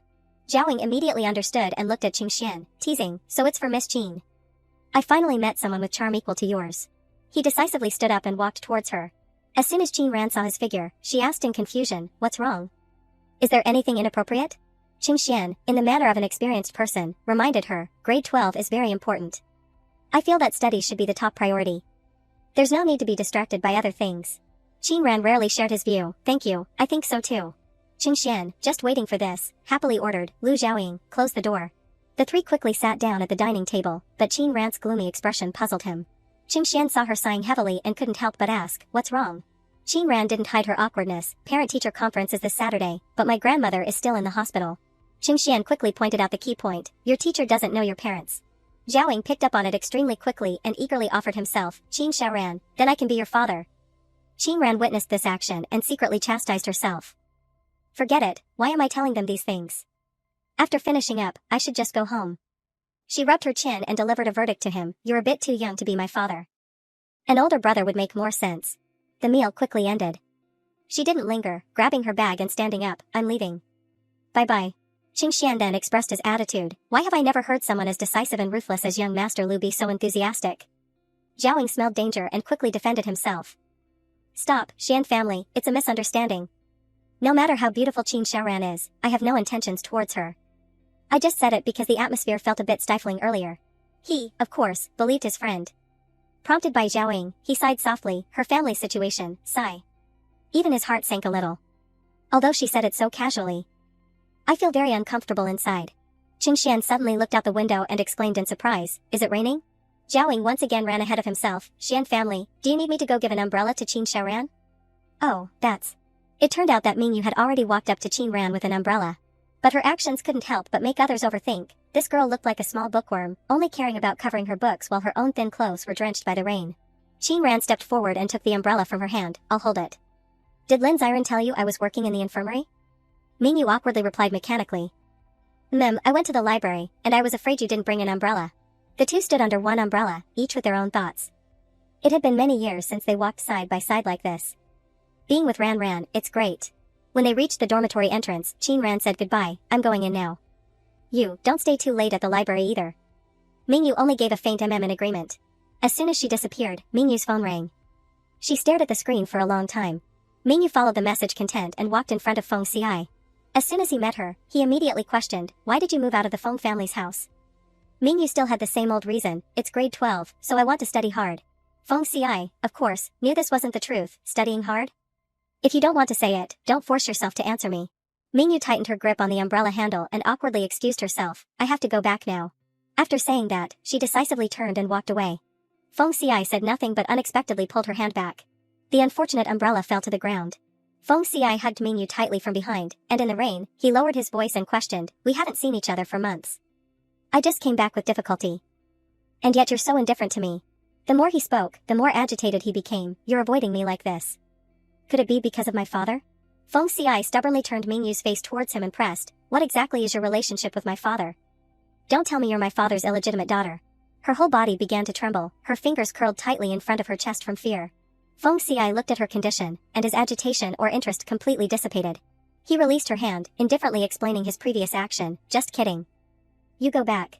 Mingyu bent down to pick up the umbrella, still reeling from shock. She thought he was looking for her to help with the parent-teacher conference, but who would have thought? Oh well, forget it. Feng Xiai stood silently in the rain, his mind beginning to ponder. She's never mentioned her parents before. It was a bit difficult to investigate her in the past. My father seems to be hiding something. Mingyu, though she had left him far behind, was still immersed in self-reproach. It's all my fault. I'm the one who made Uncle Feng's family unhappy. She recalled when Feng Xiai himself became harsh with his father. Mother's anger cannot be blamed. You casually brought someone home and treated her so well. It's normal for mother to not have a good attitude towards her. Although Mr. Feng tried to explain, I told you, someone asked me to. Feng Xiai, young and speaking without thinking, said, asked for a favor? Don't tell me she's your illegitimate child. Mr. Feng was touched on a raw nerve and immediately yelled. Shut up. Principal Su asked me to take care of her. You don't need to know anything else. Even though the reason was very logical, he continued to pour out harsh words. Even if her parents passed away, she must at least have relatives, so why ask you to take care of her? In Mingyu's mind now, there was only one thought: as long as she gets into university, everything will end. That way, she won't cause any more trouble for Principal Su and Uncle Feng. The rain grew heavier, pouring down in sheets. As soon as Lin Jinxian returned home, he was drawn by the sound of music. After his aunt said there was a master in the capital who wanted to take on disciples, Qingyu practiced every day. The melody lingering in his ears made him blurt out, this tune. Qingyu practiced endlessly but couldn't reach the desired level. Her mood was somewhat annoyed. Not enough. This level is still not enough. What kind of talent does the owner of this music piece have? Lin Jinxian suddenly spoke, you are. She immediately changed her attitude, greeting him with a radiant smile. Brother, you're back? He adopted the posture of a good brother, earnestly advising his sister, your piano skills are improving more and more, but it lacks a bit of emotion. Practice more. And you'll get there. Qingyu was so praised that she felt like soaring, and habitually began to fabricate stories. Thank you, brother. This is a song I composed myself. If I can improve it further, and if you have time, could you perhaps guide me? In her heart, she knew very well that brother Jinxian had played the violin since childhood. And his musical ability was much higher than hers. This was the first time he had praised her. Lin Jinxian asked in surprise, did you compose this song yourself? Qingyu, having committed herself, had to follow through. Auntie said that the masters in the capital really like students with ability and creativity in composition, so I decided to try. He listened and then swallowed the comment in his heart. This song has a vast artistic concept and high artistic value. It doesn't suit your style. Just then, Ningting appeared and interrupted. What are you two talking about? Mother brought some late-night snacks for you. Qingyu quickly smoothed things over. Nothing, mother. My brother was just guiding me on playing the violin. Then she feigned grievance and put on her usual green tea act. Oh, right, mother. This Saturday is the parent-teacher conference for grade 12.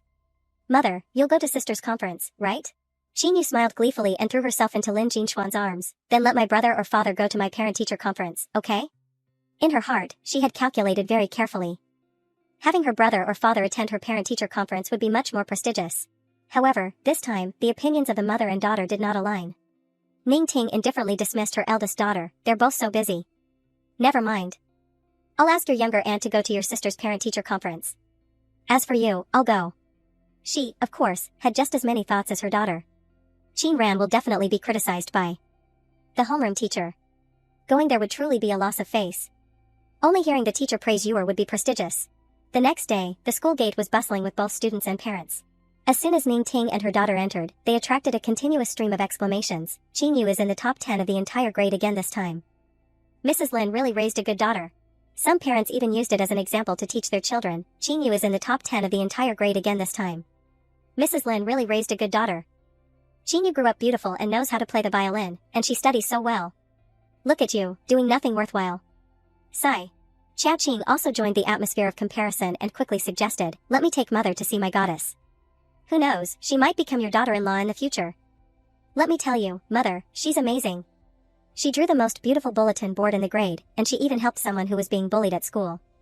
She's really brave. His mother couldn't help but complain about her silly son. Why are you in such a hurry, child? Could Qin Ran possibly run away? Many people shared Xiao Qing's view. They rushed in one direction. Quick, quick. I heard that the brother of the school beauty Qin Ran is here today. Qin Ran is already so beautiful. Her brother must be very handsome. Ning Ting, bumped by the crowd, yelled irritably, ouch. Can't you look where you're going? Qin Yu, catching the key point, adopted a thoughtful expression. Qin Ran, brother? Her mother was equally confused. Your school, is there someone named Qin Ran too? Regardless of how confused the mother and daughter were, the parent-teacher conference proceeded on time. Ning Ting sat in Qin Yu's classroom, feeling anxious. I called Qin Ran several times last night, but she didn't answer. Today, she brought her brother. Since when did she become the school beauty? A parent next to her unexpectedly spoke, interrupting her thoughts. Teacher Lee specifically praised you this time. Mrs. Lin gave birth to a good daughter. You'll be blessed in the future. She politely replied, oh, no, not at all. It's all thanks to your own efforts. As soon as the two stepped out the door, they were drawn by the murmuring in front of them. Isn't that young Master Qiao? Who is that female student next to him? The new school beauty. A cold and elegant beauty, just like what the school forum said. It turned out that Qiao Qing was currently shamelessly clinging to Qin Ran to satisfy his curiosity. Sister Ran, why have I never heard you mention your brother before? Is he your biological brother, or a cousin? The parent next to him, recognizing him, gasped and covered her mouth. That's the young master of the Qiao family. I only heard that he has a good relationship with young Master Su or something. Is he interested in that girl? Ning Ting's heart immediately churned. Qin Ran, since when has she been colluding with the Qiao family? The Qiao family is the biggest family in Yunqing, with businesses expanding to the capital and abroad. Mrs. Qiao is also a noble lady from the capital. She pursed her lips, full of regret. At first, I thought going to her parent-teacher conference would be embarrassing. If I had known, I would have gone myself. That way, I might have been able to reciprocate the Qiao family's favor. In Class 9, Gao Yang was holding Qing Xian back for further discussion. Qin Ran's parent, I apologize for taking up your time. Please stay. This transcript is for you. He adopted the demeanor of a good homeroom teacher, reminding Qing Xian, Qin Ran is very intelligent. I just hope her parents will pay more attention to her. Though outwardly polite, Gao Yang's heart was pounding wildly. It's strange. Qin Ran's parent is even more imposing than Xiao Qing's parent. He's clearly very polite to me. But I feel a lot of pressure. But anyway, some things still need to be said. With my guidance, she will definitely achieve good results. Qing Xian heard bits and pieces, but his mind was focused on another issue. Indeed, I should pay more attention to her. Otherwise, she'll keep receiving so many love letters every day. And the atmosphere will be stifling. While they were having a light conversation, footsteps approached, making Gao Yang jump slightly. What's wrong? I just finished talking with Qin Ran's parent. Xiao Qing, seeing her unwell expression, quickly explained, nothing. I'm with Qin Ran, just waiting for her brother. Qing Xian, seeing the main character appear, immediately said goodbye. Teacher Gao, see you next time. Xiao Qing, who had been holding it in all morning, finally dared to ask directly, are you Qin Ran's cousin? Qing Xian rarely showed such honesty. I am not her brother. He was so shocked that his jaw dropped, losing his ability to speak. So, Before he could deduce anything, Mrs. Qiao, standing next to him, pinched her foolish son hard. Qing Xian looked at the mother and son with a meaningful gaze and said goodbye. Qin Ran walked ahead but didn't forget to hand him the water bottle in her hand. I bought this for you. He took it without hesitation and reminded her, thank you. The car is outside. I'll take you to the hospital. Xiao Qing waited for them to be far away before questioning his mother. Mother, why did you pinch me just now? It hurts so much. Mrs. Qiao intended to lecture her thick-skinned son but was helpless. Don't bother with that. Later, treat Qin Ran. Oh, forget it. In her heart, she was also a little unsure. This person looks familiar, like that one, but how could he appear in Yunqing? Regardless of the commotion at school, the car carrying the two of them arrived at the hospital on time. Before Qin Ran got out of the car, Qing Xian added, call me before you get off. I'm in the building opposite the treatment area. She simply replied, okay. Qin Ran waved her hand from outside the car, shooing him away. Qing Xian looked at this scene and secretly sighed, still so arrogant. He pulled out his notebook and smiled foolishly to himself. Qing Xian didn't leave the car, flipping through the notebook and scoffing at himself. There's nothing to do at the hospital today, but I still specially drove her here. I'm really. Anyway, reading the observation log is also interesting. The creak of the door opening sounded. As soon as Qin Ran entered, she saw her youngest aunt's family taking care of her grandmother. She quickly went up to her and greeted, Grandma, I'm here to visit you. Her grandmother looked at her for a long time before replying, Ran is here? Come sit down. Her youngest aunt also added, Grandma misses you very much. She just mentioned you too. As soon as Qin Ran sat down, her grandmother pulled out a piece of paper. Your mother told me to get these things from her. Keep them carefully, don't throw them away carelessly. She stared at the wrinkled sheet music and recognized it. This was a song she had written casually and then discarded. Her grandmother, seeing her silence, tried to remind her again, don't forget what Grandma said. Remember to keep it safe. Muing curiously came closer and asked, Cousin, what is this? Qin Ran quickly hid it and answered vaguely, nothing. She held her grandmother's hand and gently reassured her, Grandma, I'm doing quite well at school. You don't need to worry. No sooner had she finished speaking than Ning Ting walked in. Interrupting, "Mother, I'm here." Her grandmother, seeing only her, asked in confusion, "Didn't you come today?" Ning Ting explained, but her tone was no different from boasting, "You went to practice the piano." Her aunt found a music master, so she's trying hard to be accepted as a student. Munan was always a loyal fan of this Spain mother-daughter duo. Cousin is so good. As soon as she sat down, she started humming. That's right. When that master finishes her world tour, Yor will go to apprentice her. Munan, silently peeling an apple next to her, was young but 1,000 times more astute than her aunt. That master will definitely hold a competition to test skill. My eldest aunt speaks as if it's already arranged. It's truly boastful. Her grandmother heard these words and secretly regretted for her eldest granddaughter. Oh, Ran originally also. She curiously asked further, "Which master does Yor want to apprentice?" Ning Ting, her vanity unlocked, poured out a torrent, "Grandmaster Wei Lin. You probably haven't heard of her. Not many people in the upper class can even get in contact with a world-class grandmaster. Like that." She spoke beautifully, but in truth, her heart was also very vague. "Even I only heard about her from Lin Wan." Her grandmother's expression immediately changed when she heard that name. Ning Ting quickly pressed, "Mother, what's wrong?" Her grandmother covered her mouth, trying to choose her words. "Grandmaster Wei Lin, sounds very familiar." Qin Ran felt the conversation was going a bit too far, so she boldly snatched a piece of apple for herself. She decisively fed the apple to the patient. "Grandma, eat some apple." Her grandmother, being stopped, only gave a faint Ning Ting, without much thought, brushed her hair back. "Is that so? Maybe it's just a friend of mother's. That name is common." Qin Ran breathed a sigh of relief, intending to make her escape. "I'm going back to school first." Her grandmother looked at her as if deep in thought. Finally, she suppressed her thoughts and spoke words of encouragement to her. "Go, study hard. Grandma is waiting for you to take the college entrance exam." Qin Ran looked back with confident eyes, softly speaking a firm promise. "Yes, I will definitely try." She stood up and left the hospital room without greeting anyone else. Her grandmother lay back down on the bed, her mind filled with worries. Back then, from the capital to Ninghai town, the grandmaster who wanted to take Ran as a disciple was also named Grandmaster Wei Lin.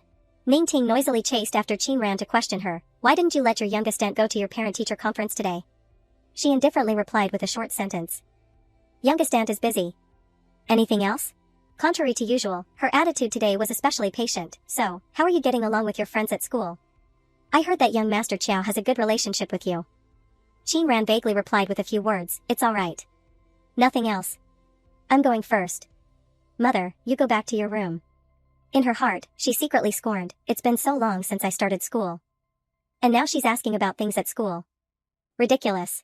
Ning Ting watched her eldest daughter's back and began to calculate. "I need to go inquire. If young Master Chiao has feelings for her, then." As soon as Qin Ran stepped out of the gate, she ran into a familiar car.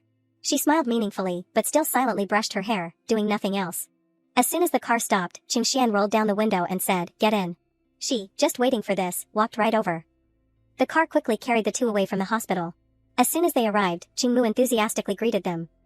He quickly ran out, secretly feeling lucky. Finally, the Xian family has returned. Qing Mu, standing by the car door, immediately reported excitedly, "Xian family, the investigation results." But before he could finish, he was so startled by Qin Ran stepping out that he lost his ability to speak. "Whoa, a woman."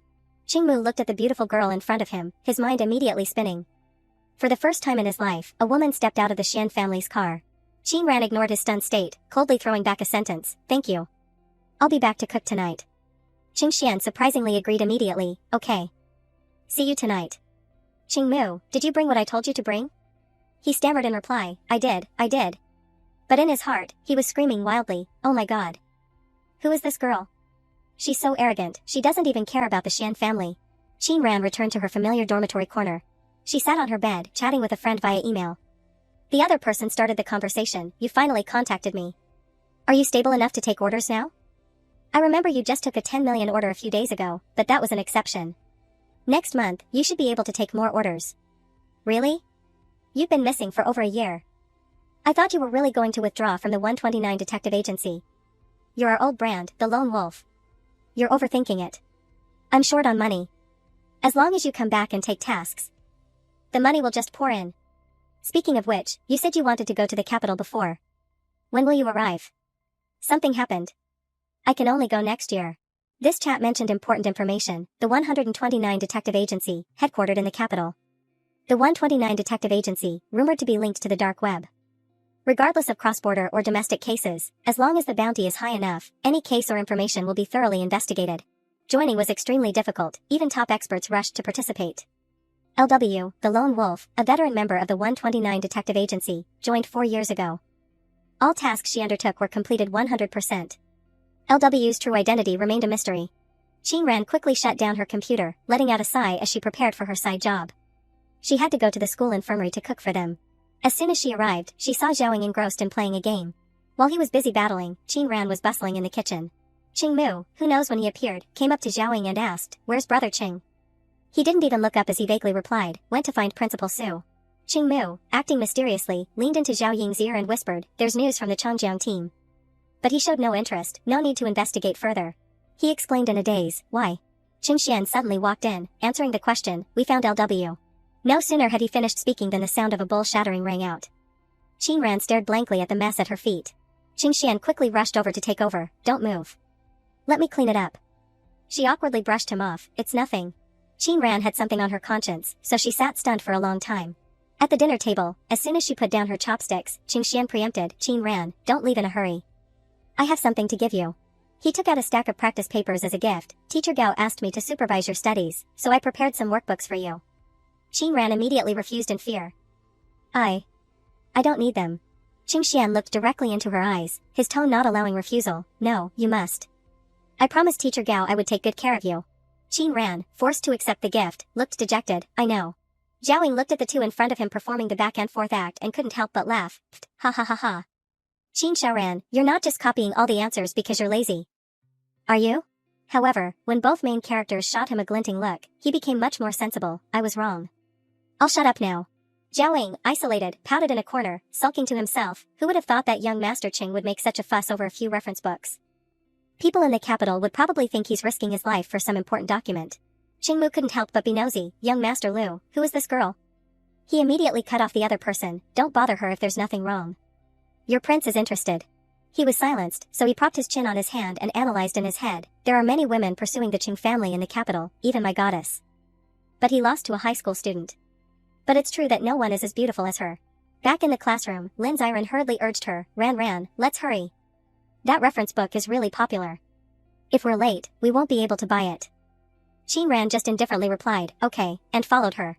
Lin Ziren, excited, shared the latest hot news she had just received. "Oh, Ran, I heard that Wei Sihung is transferring to our school."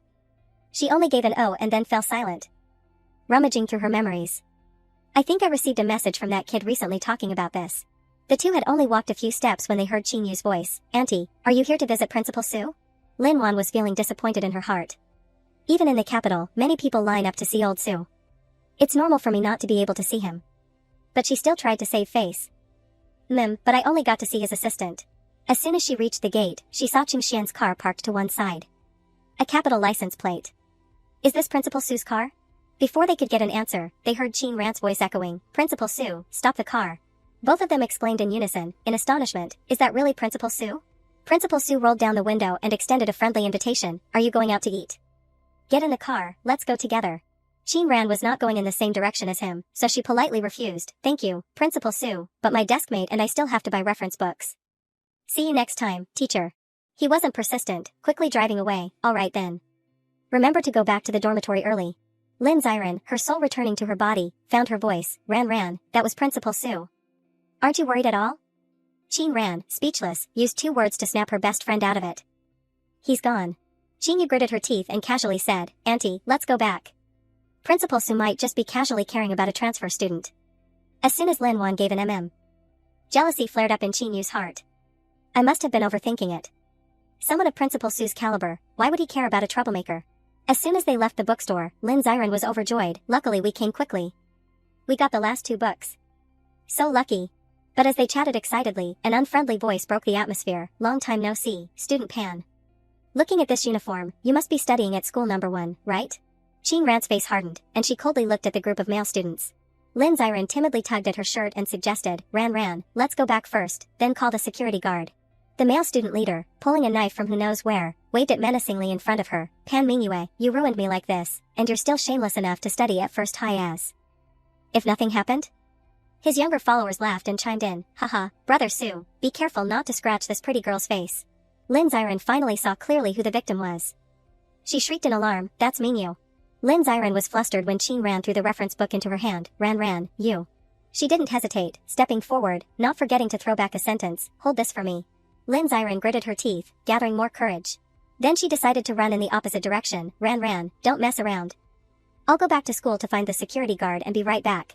Qin Ran strode quickly, deep in thought. Grandma, I promised before that I would study hard and become a good person. On this side, Mingyu, pinned against the wall, was trembling with fear. The leader, seeing Qin Ran approaching, impatiently snapped, What are you looking at? She looked directly into the other person's eyes without saying a word, for all the words she held back were for her dearest loved one. Sorry, Grandma, I have to break my promise. I can't be obedient anymore. The male students, after taking a good look at who was approaching, became noisy. Oh, another beautiful girl is here. Haha, this girl is different from the one inside. Just right to taste a different flavor.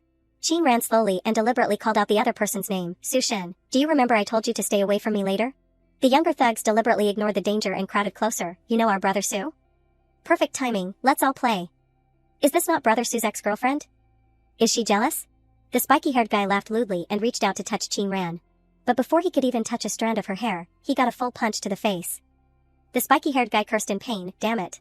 The green-haired guy saw his accomplice get beaten and his blood boiled. You stinking brat. Qin Ran deftly dodged his punch. Then she unexpectedly grabbed the green-haired guy's wrist. Qin Ran squeezed tightly, making his fingers stiffen with pain. His arm was twisted behind his back, making him shriek, Ah, my arm's gonna break. Qin Ran used only a few moves to knock down Su Shen's two cronies. One of the remaining thugs warned in a panic, If you take another step closer, I won't be polite to her. She didn't waste words on them, suddenly gripping the knife with her bare hand. Mingyu was stiff with fright at this action, only able to cry out in fear, Ran. Qin Ran thus snatched the knife from Su Shen's hand. He himself was just as stunned as the victim. She coldly threw the clanging knife to the ground. Su Shen quickly recovered and ordered his cronies, Step back. Watch Pan Mingyue. He quickly picked up a red brick and confidently warned, Qin Ran, I won't lose to you like I did in Ninghai Town again. Today, I'm going to teach you a lesson. She said nothing, landing a kick directly to his face. Su Shen was knocked down in one move, causing chaos at the scene. Ran, brother Su, cough. The enraged crony pointed directly at Qin Ran's face. Do you want to die?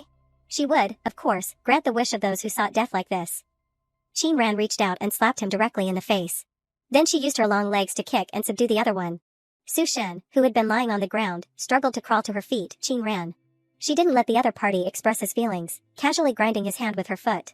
Qin Ran looked down at Su Shen as if he were an ant. Back in Ninghai Town, I warned you not to cause trouble for Mingyu. Why didn't you listen?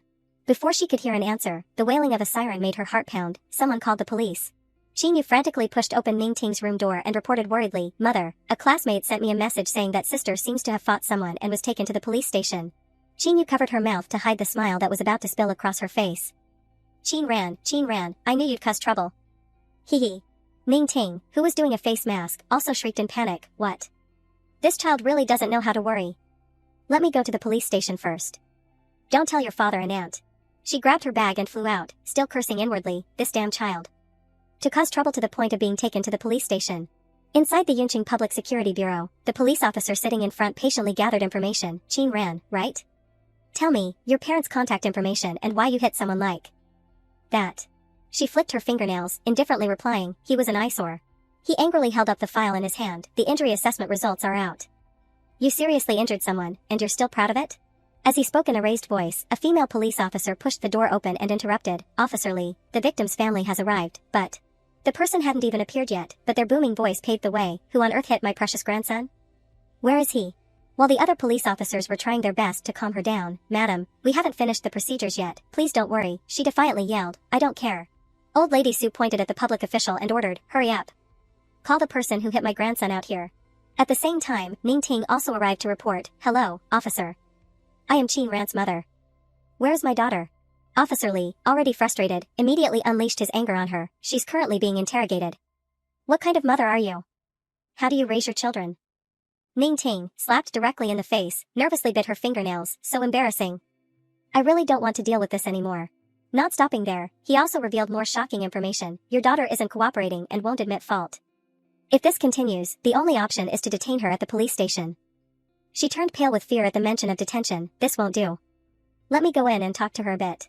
As soon as she stepped inside, Ning Ting unexpectedly exclaimed, Old Lady Sue. Internally, she kept wondering, how can it be such a coincidence? Could Qin Ran have hit Teacher Sue's son? She quickly approached to understand the situation. Old Lady Sue, do you still remember me? My daughter studied violin at your son's house for a while before. Old Lady Sue raised her eyelids and asked again, "Oh, it's you?" Ming Ting, without grasping anything, lowered her stance. "Old Lady Sue, whatever the matter, let's discuss it slowly. My family will compensate you." Old Lady Sue, emboldened, became arrogant. "Who needs your family's money? Your daughter hit my grandson. I want your daughter to go to jail." She forcefully pulled out her phone and threatened, "Just wait. I'm calling Deputy Bureau Chief Shin right now." Officer Lee, standing nearby, added fuel to the fire. "Her grandson was seriously injured by your daughter. They have no other way but to contact our superiors. You go in and see your daughter first." As Ning Ting pushed the door open, she shrieked. Qin ran. She turned her head, unable to hide her astonishment. "Why is mother here?" Seeds of doubt began to sprout in her heart. "Who called her here?" "I already figured out a proper solution." Her mother was enraged by her attitude. "You're truly worthless. How dare you hit Su Shin? Teacher Su helped you. Do you think you deserve his help? If they pursue this, your whole life will be ruined." Qin Ran heard the criticisms as if they were water off a duck's back, only giving a bland "oh." Ning Ting gritted her teeth and ordered, "You go with me to apologize to Old Lady Sue. If they don't pursue responsibility, that's good. But if they do..." Her heart was beyond description by any turmoil. "She's completely shamed the Lin family. It's better to send her abroad, so I don't have to worry anymore." The door clicked open, and Ning Ting appeared first in front of Old Lady Sue. She strongly pinched Qin Ran's waist as a signal, then bowed profusely. "Old Lady Sue, we are truly sorry. My daughter didn't do it on purpose." Old Lady Sue was still like a ticking bomb. "What you say now is useless. My grandson is still in the hospital. We will investigate this matter to the end." Ning Ting was continuing to negotiate. "Old Lady Sue, please see," when she was interrupted by the ringing of her phone. As soon as she picked up, she cried out in confusion, "Jin Xian, you said you're outside the police station?" Qin Yu deliberately followed her stepbrother and spoke first. "Mom, brother and I are here." As soon as he entered, he stared at Qin Ran.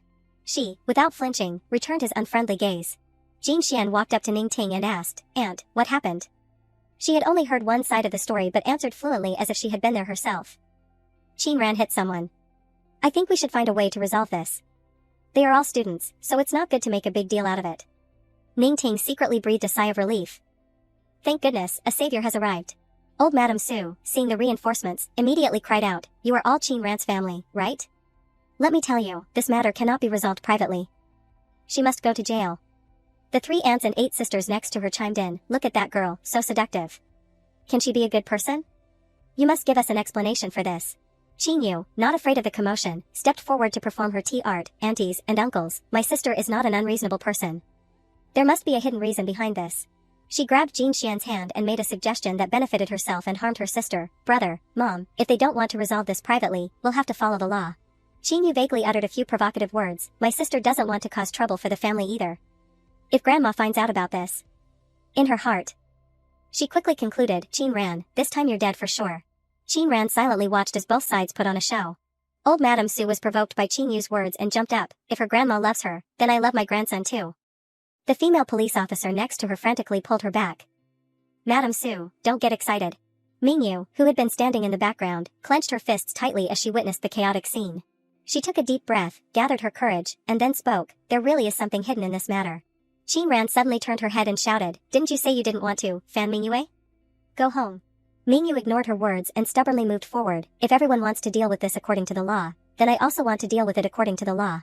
Qin Ran once again shouted her name, "Fan Mingyue, don't." But what was said slowly happened quickly. Ming Yu stood in the middle of the hall and questioned loudly, "Excuse me, police officer, how will the act of beating and harassing a minor girl be dealt with?" Everyone froze, and the surrounding space fell into a deathly silence. Qin Ran hurriedly ran to her side. "Fan Mingyue." Ming Yu coldly stepped aside, then continued to explain loudly, "But Qin Ran did nothing wrong. She only endured those pressures to help me teach a scumbag a lesson.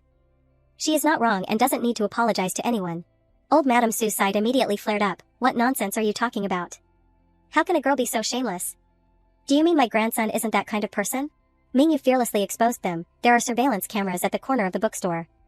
3 years ago, there was a criminal record in Ninghai town. You can go and check. You'll know if it's true or not once you check." She even smiled brightly and thanked the Su family. "I'm glad you chose to deal with this publicly according to the law this time." "Officer, you still haven't told me what crimes those actions are." Officer Lee instinctively replied, "Light cases are a few months, heavy cases are 3 to 5 years. In the hearts of old Madame Su's group, they all started to play the lottery. It's over. Deputy Bureau Shin, why is it like this? What do we do now?" Jin Xian couldn't miss the opportunity to turn the tables and immediately ordered, "Officer, please send someone to check the surveillance cameras first. The criminal record of Ninghai Town from 3 years ago also needs to be investigated again." Officer Lee agreed without hesitation. "All right, then please come with me to re-record the statement once more." He turned to everyone and said sharply, "I think for children, we need more love and trust. Don't easily believe one-sided words from others. Don't you all agree?" Qing Yu was infuriated by this sharp turn of events. She kept cursing under her breath. Damn it, how could this happen? Both sides were in the private room. Finally, the important person appeared. Officer Lee greeted him politely, "Deputy Bureau Shen." Old Madam Su, seeing her backing arrive, immediately flared up, "Deputy Bureau Shen, you've come at just the right time. This girl beat my grandson like this. We absolutely cannot let it go." Deputy Bureau Shen patted her shoulder to comfort her. "Old Madam, please sit down first. I will handle this matter properly." Old Madam Su, having received a calming injection, softened her tone a few notches. "With you here, I'm at ease. I don't have to worry about them trying to intimidate me with their tricks. An old woman like me really can't stand being intimidated." He turned to the family of the parties involved and briefly explained the situation. "I just received a call from the hospital. The injury is a second-degree injury. Your child's self-defense seems to have been excessive." Jin Xian immediately retorted, "Deputy Bureau Shen, it was Su Shen who attacked first." Deputy Bureau Shen clearly saw the face of the person who just answered and stroked his chin thoughtfully. "So it's young Master Lin. I understand the situation. But Su Shen is still in the hospital and cannot give a statement. I definitely cannot release anyone. I am just following regulations." Ning Ting leaned over to ask, "Jin Xian, who is this?" "He didn't hide it, he is Deputy Bureau Shen from Yunqing. The Lin family has no dealings with him. I will go and ask my aunt if there's any connection." He said that, but in his heart, he understood that this was a fair way of handling things, and that this was indeed a threat to him. After finishing his preamble, he quickly concluded, "Follow the regulations. Without a statement, bail cannot be granted. First, take these people inside." Jin Xian suddenly found himself in a dilemma, a bit awkward. Perhaps I can't take Qin Ran away today. Before the matter could be settled, there was a knock-knock at the door. The female police officer didn't wait for permission from those inside and spoke first. "Excuse me, who is Qin Ran?" "Director Jiang would like to invite you to the main bureau." Qin Ran stood up and identified herself, "I am." But her heart was full of doubt. "I don't know anyone named Jiang. Who could it be?" Deputy Bureau Shen, who had just been so imposing, now hurriedly stood up. "This Director Jiang is." A name came to his mind, but he dared not say it. Director Jiang. Could it be Jiang Hui? Impossible. He was restless, his mind a tangled mess. "I won't be implicated, will I?" The female police officer completely ignored him and continued, "Miss Qin, please follow me." In the next room, Jiang Hui had politely reassured those inside, "Please sit and rest. I have sent people to investigate. Seeing you so anxious, I thought something serious had happened." His own heart was also surging. He dared not underestimate this person, but he didn't expect it to be just a squabble among high school students. Qingmu sat as obedient as a dog, but in his mind, he was furiously cursing. If my young master lived during the time of emperors, he would have been a tyrannical ruler in his previous life. Zhaoing seemed to have heard his inner thoughts and nodded frantically. "Isn't that right? It can be solved with just one phone call," and he even dragged Jiang Hui into this. The tyrannical ruler in their minds was still casually giving orders. "Uncle Jiang, I'll have to thank you very much later. If you weren't in Yunqing, this matter would have been truly difficult to resolve." Jiang Hui chuckled and retorted, "Don't tease me, nephew. Who doesn't know that I was banished here by the old master? I still don't know when the old man will calm down and let me return to Beijing." Qing Xian's expression suddenly darkened upon hearing this. Before that, Zhaoing had been anxiously asking, "Master Xian, why hasn't Qin Xiaoran arrived yet?" He stared at his phone and mumbled an explanation. "She texted me saying she had something to do and asked for leave. I texted her back, but she didn't reply." But in just a moment, Qing Xian's expression changed. "What? Old Su, you said Qin Ran?" Zhaoing next to him also became flustered. "What's wrong with Qin Xiaoran?" He impatiently loosened his tie and quickly ordered, "Go contact Jiang Dongya's uncle. Jiang Hui is in Yunqing. Something happened to Qin Ran. I'll contact him immediately." Qin Xian sighed heavily, his mind a jumble of thoughts. "I just told old Su to change her emergency contact to me, and something like this happened. Is this fate?" The knock-knock at the door brought Qin Xian back to reality. "Director Jiang, Miss Qin is here." He heard the sound and immediately turned his head. Qin Ran didn't expect to meet him in this situation. She carefully hid her right hand behind her back. But how could this suspicious action escape Qin Xian's eyes? He walked up to Qin Ran and said in a low voice, "Your right hand." She clenched her hand tighter, bravely looking at him, but her heart was panicked. How did he discover that my hand was injured? So many people before didn't even notice. Qin Ran was at a disadvantage in terms of momentum and finally had to cautiously extend her hand. Qin Xian's eyes widened when he saw the wound in her palm. He gently pulled her still bleeding hand towards himself. Then he ordered loudly to the person next to him, Ching-mu, go get the first aid kit from my car. He quickly responded, yes, sir. Ching-mu walked past the two of them and secretly clicked his tongue. This girl is so severely injured, but she doesn't cry or make a fuss. She's really impressive. However, Master Xian is about to lose his temper. Qing Xian took Qin Ran's hand and pulled her along. Go inside first. Zhao Ying waited a long time before the two appeared and jumped up to ask, what's wrong? He frantically rushed over and started rambling. Qin Xiaoran, how did you get so injured? Qin Ran lowered her eyes and reminded him, you sit down first. Jiang Hui was also busy, turning to remind his subordinate, before, I told you to contact the director. Where is he? He reported anxiously with a bowed head. The director said he'll be here right immediately. He was anxious for a reason. His mind was now filled with images of Qing Xian's anger. I've never seen Qing Xian with this expression in so many years. This girl must be important to him. The busy director finally arrived. Director Jiang, you're still here inspecting so late. It's tough. Who are these people? Jiang Hui didn't beat around the bush and went straight to the point. There was a case this morning. I want to understand the situation. Officer Li quickly summarized the interrogation content. The statement is like this, at around 7 p.m., on Sanhao Road near the number 1 middle school area. He read it non-stop, sweating profusely, before finally finishing, that's the general situation. That's all. The director angrily questioned, then what about that girl's hand? Was she aggressive during the interrogation? He knew he had hit a snag and flexibly promised, Director Jiang, and everyone else, please rest assured that we will definitely handle this matter fairly, investigate the truth. And absolutely not let it go. Zhao Ying, who had been holding back, exploded directly, we are indeed operating with integrity and impartiality, but emotionally, this young master is very unhappy right now. Where are they? In the other room, Ning Ting anxiously suggested, it's so late, why don't we go back first? Jin Xian found it hard to understand this mother. Qin Ran was called away and hasn't come back yet. Aunt, aren't you going to wait for her? I can take you back first, then discuss more with my aunt. She clenched her fists and resigned herself, okay, then I'll stay. You kids go back first. Be careful on the way. Ning Ting, with an unstable mind, huddled among the Su family members. Director Zhao was still cheerfully chatting with old Madame Su. It seems Su Shen might really have made a mistake in this matter. It's best if we can reconcile. Just now, I just wanted to reduce the Lin family's morale and scare them a bit. She understood the hidden meaning but still wanted to play hard to get, but even if we reconcile. My grandson is so seriously injured, I still need a large compensation. Old Madame Su pointed the finger at Ning Ting. It's not impossible to reconcile this matter, but the compensation for my grandson's medical expenses and emotional damages is essential. She was in a weak position and quickly compromised. We agree to any amount of compensation, as long as it doesn't leave a criminal record for my daughter. Let's discuss this slowly. While the two women were in a verbal battle, Deputy Bureau Shen's phone rang. As soon as he saw the caller's name, he exclaimed in confusion, Director. Deputy Bureau Shen answered the phone passively. Throughout the entire conversation, he only said, Director, yes, right, okay, I understand. As soon as he hung up, he felt like cursing. This is bad. This old woman Su might get me into serious trouble. To make matters worse, old Madame Su even expressed concern. Deputy Bureau Shen, what's wrong? He replied curtly, the director is here. As Deputy Bureau Shen was about to move, Zhao Ying approached from a distance. The surrounding crowd, by unspoken agreement, had the same thought, who is this man? Even the director has to follow behind him. They exclaimed blankly, Director. While Zhao Ying spoke naturally as if at home, quite a crowd. Suddenly, someone in the crowd caught his attention. Zhao Ying's gaze locked onto Mingyu, who was huddled to one side. The director, seeing him walk towards Mingyu, called out in confusion, Young Master Liu. Zhao Ying looked directly at her and softly asked, Are you Qin Xiaoran's classmate? He extended his hand in an inviting gesture. Let's go, I'll take you to find her. Zhao Ying led Mingyu out of the stifling room. I'll take them back first. The lawyers are coming soon. I hope similar incidents won't happen again. The director repeatedly nodded subserviently. I understand, young Master Liu. Old Madame Su, relying on her age, feigned confusion. What's going on?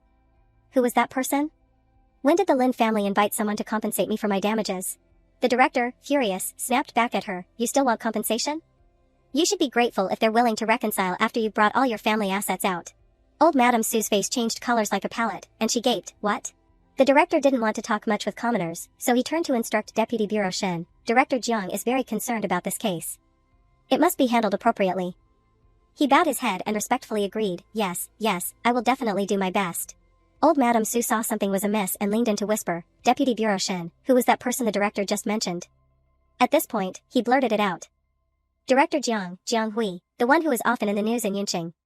Your Su family has caused me great trouble this time. Deputy Bureau Shen ignored her and began to find a way to save himself. I have a good relationship with old Su. I originally thought it was just an ordinary student causing trouble. So I came to help a bit. Who knew I would encounter such a serious matter? Old Madame Sue also had the same thought. What's going on? I need to go home quickly and ask my son what to do about this. Ning Ting, who still didn't understand what was happening, also asked, Officer, please tell me what's going on now. Officer Lee kindly reassured her, are you Qin Ran's parent? Don't worry, your daughter has already left the police station. The director is handling this matter. But his words only confused Ning Ting more. The director is handling it? What does this have to do with the director? I don't even know Deputy Bureau Shen, let alone the director. The next day, the Lin family mansion suddenly had uninvited guests. Ning Ting sat receiving guests, her heart fluttering uneasily. I haven't even collected enough money that the Su family demanded, and they're already at my door. This time, I'm truly finished. Father Su's inner thoughts were also not as calm as his outer appearance. What do I do now? Su Shen made such a big mistake. How should I open my mouth to ask for their forgiveness? Ning Ting decided to speak first to break the deadlock. Teacher Su, it's been many years since we last met. You also know that child Qin Ran's personality. The more she spoke, the more off-topic she became. She's been willful since she was little. She clearly learned violin before you were, but she wasn't diligent at all. Now she's even hit your son.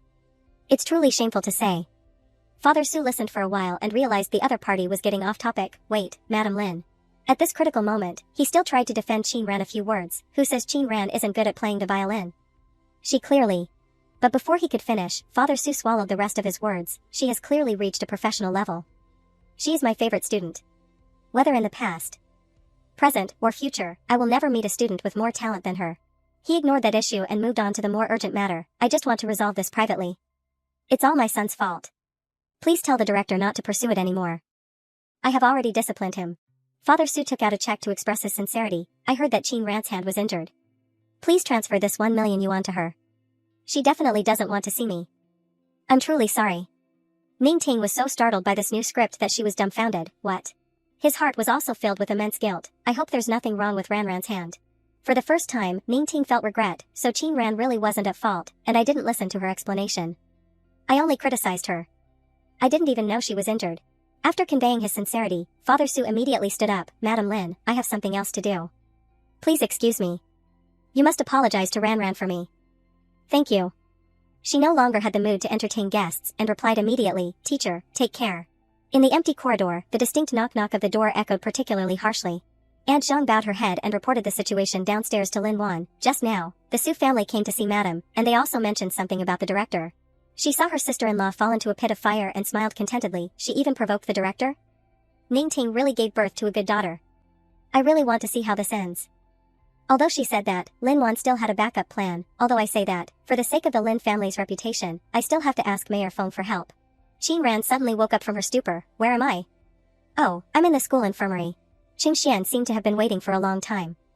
As soon as she opened her eyes, he was there to examine her. You're awake. Let me see your hand.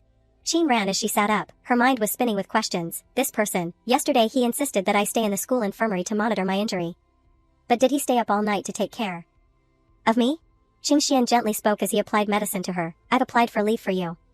Now that the medicine is changed, you can rest here. Change the medicine again tonight.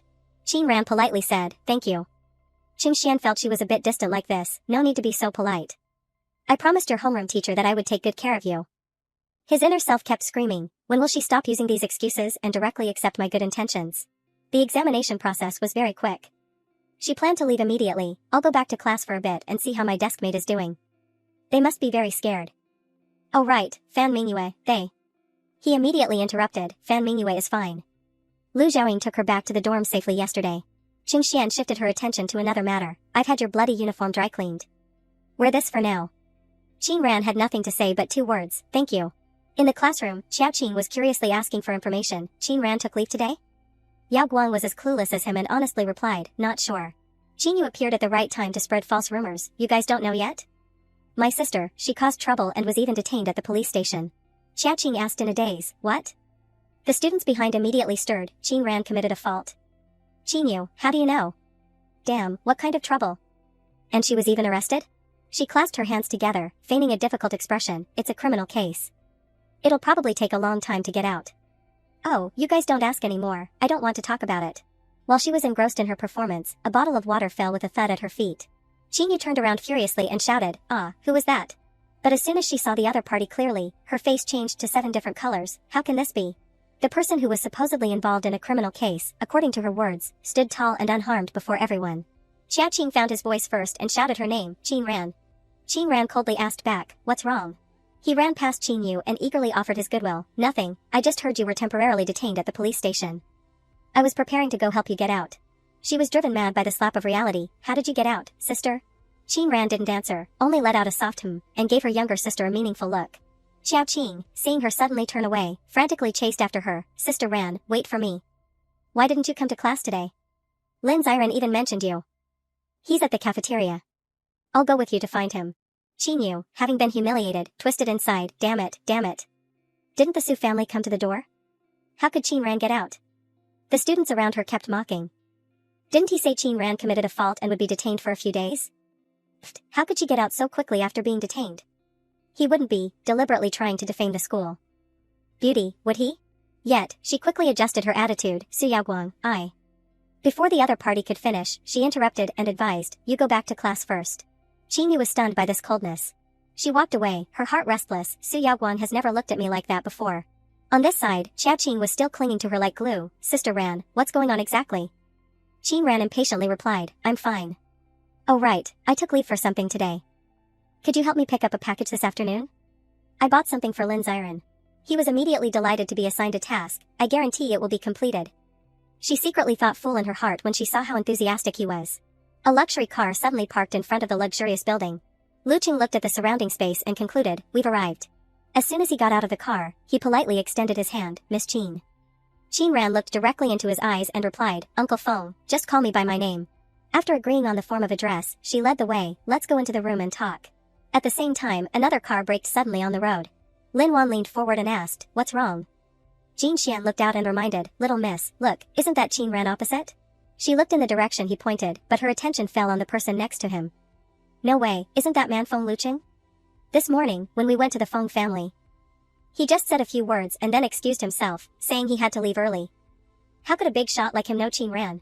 Lin Wan concluded based on her personal experience, in all of Yunqing, there are no more than a handful of people who can make Feng Luqing open his doors and help. Jin Xian immediately chimed in, "That's right, I must have seen wrongly." A table of luxurious dishes was quickly laid out. Luqing looked at Qin Ran's injury and asked, "What happened to your hand?"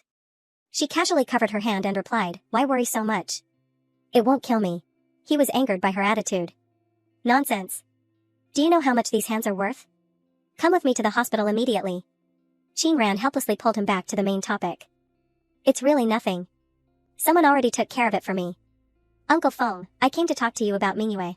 Luqing's expression softened when he heard her name. "Did the two of you meet? Then that girl must have been very happy to see you." Qin Ran's purpose today was to tell on someone, so she unhesitatingly recounted her incident. "Yesterday, we met Su Shin. It's like this." Luqing was furious after hearing the whole story. "That scumbag. I shouldn't have let him off back then. Mingyue is still too soft-hearted. I'll handle this, you don't need to worry anymore." He pulled the spicy soup bowl towards himself and explained very reasonably, "Don't eat spicy food if your hand is injured.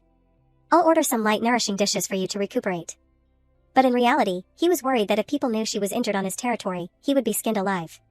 Qin Ran was shocked by his actions. "Uncle Feng, why are you acting like an old man?" The two quickly concluded their meeting, and Luqing even packed up some food to take home.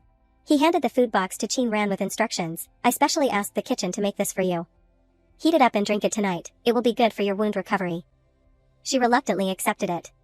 "Alright, just this once. You don't need to trouble yourself with this anymore, Uncle Feng." The scene of the two of them exchanging words fell into Qin Yu's eyes. With her narrow mind, she immediately concocted another melodramatic scenario. Why is Qin Ran in the same car as an old man? This car isn't bad. Could it be? Humph, humph. As soon as Qin Ran entered the dorm, Si Ran excitedly rushed out. Ran, you're back? Why didn't you come to class today?" She simply replied, I had some business." She looked at the food box in Qin Ran's hand and asked curiously, "What's that?" Qin Ran simply explained, "Someone gave it to me."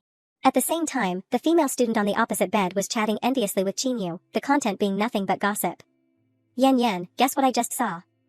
"What did you see?" "Just now at the school gate, Qin Ran got out of an old man's car." "Really? That's too risky." She thought she had grasped the truth and vigorously slandered in her heart. "Is that person? Don't tell me it's the old man Qin you mentioned? How disgusting." Si Ran suddenly remembered something and stammered, "Oh, right, Ran, there's one more thing. Qin Ran looked puzzled and asked, huh? What is it? She clasped her hands together and pleaded with Qin Ran, the school is about to hold a debate competition. This is the last activity for grade 12. Let's participate together. Okay? Qin Ran heard the request and countered, are you looking for me to make up the numbers? Siren used her sparkling puppy eyes to persuade her, no, you're the face of our class. As long as you stand on stage and read everything we've written, even the lowest score will be higher than other classes. Qin Ran always easily compromised with this cute demeanor. Sounds not too troublesome. Alright. Yan Yan gripped her phone tightly and began to plot something sinister. Humph, isn't she just relying on her looks? Anyway, I'm in charge of the debate competition. Let's see how I handle her that day. The next day, Deputy Bureau Chief Shin unexpectedly visited the Lin family.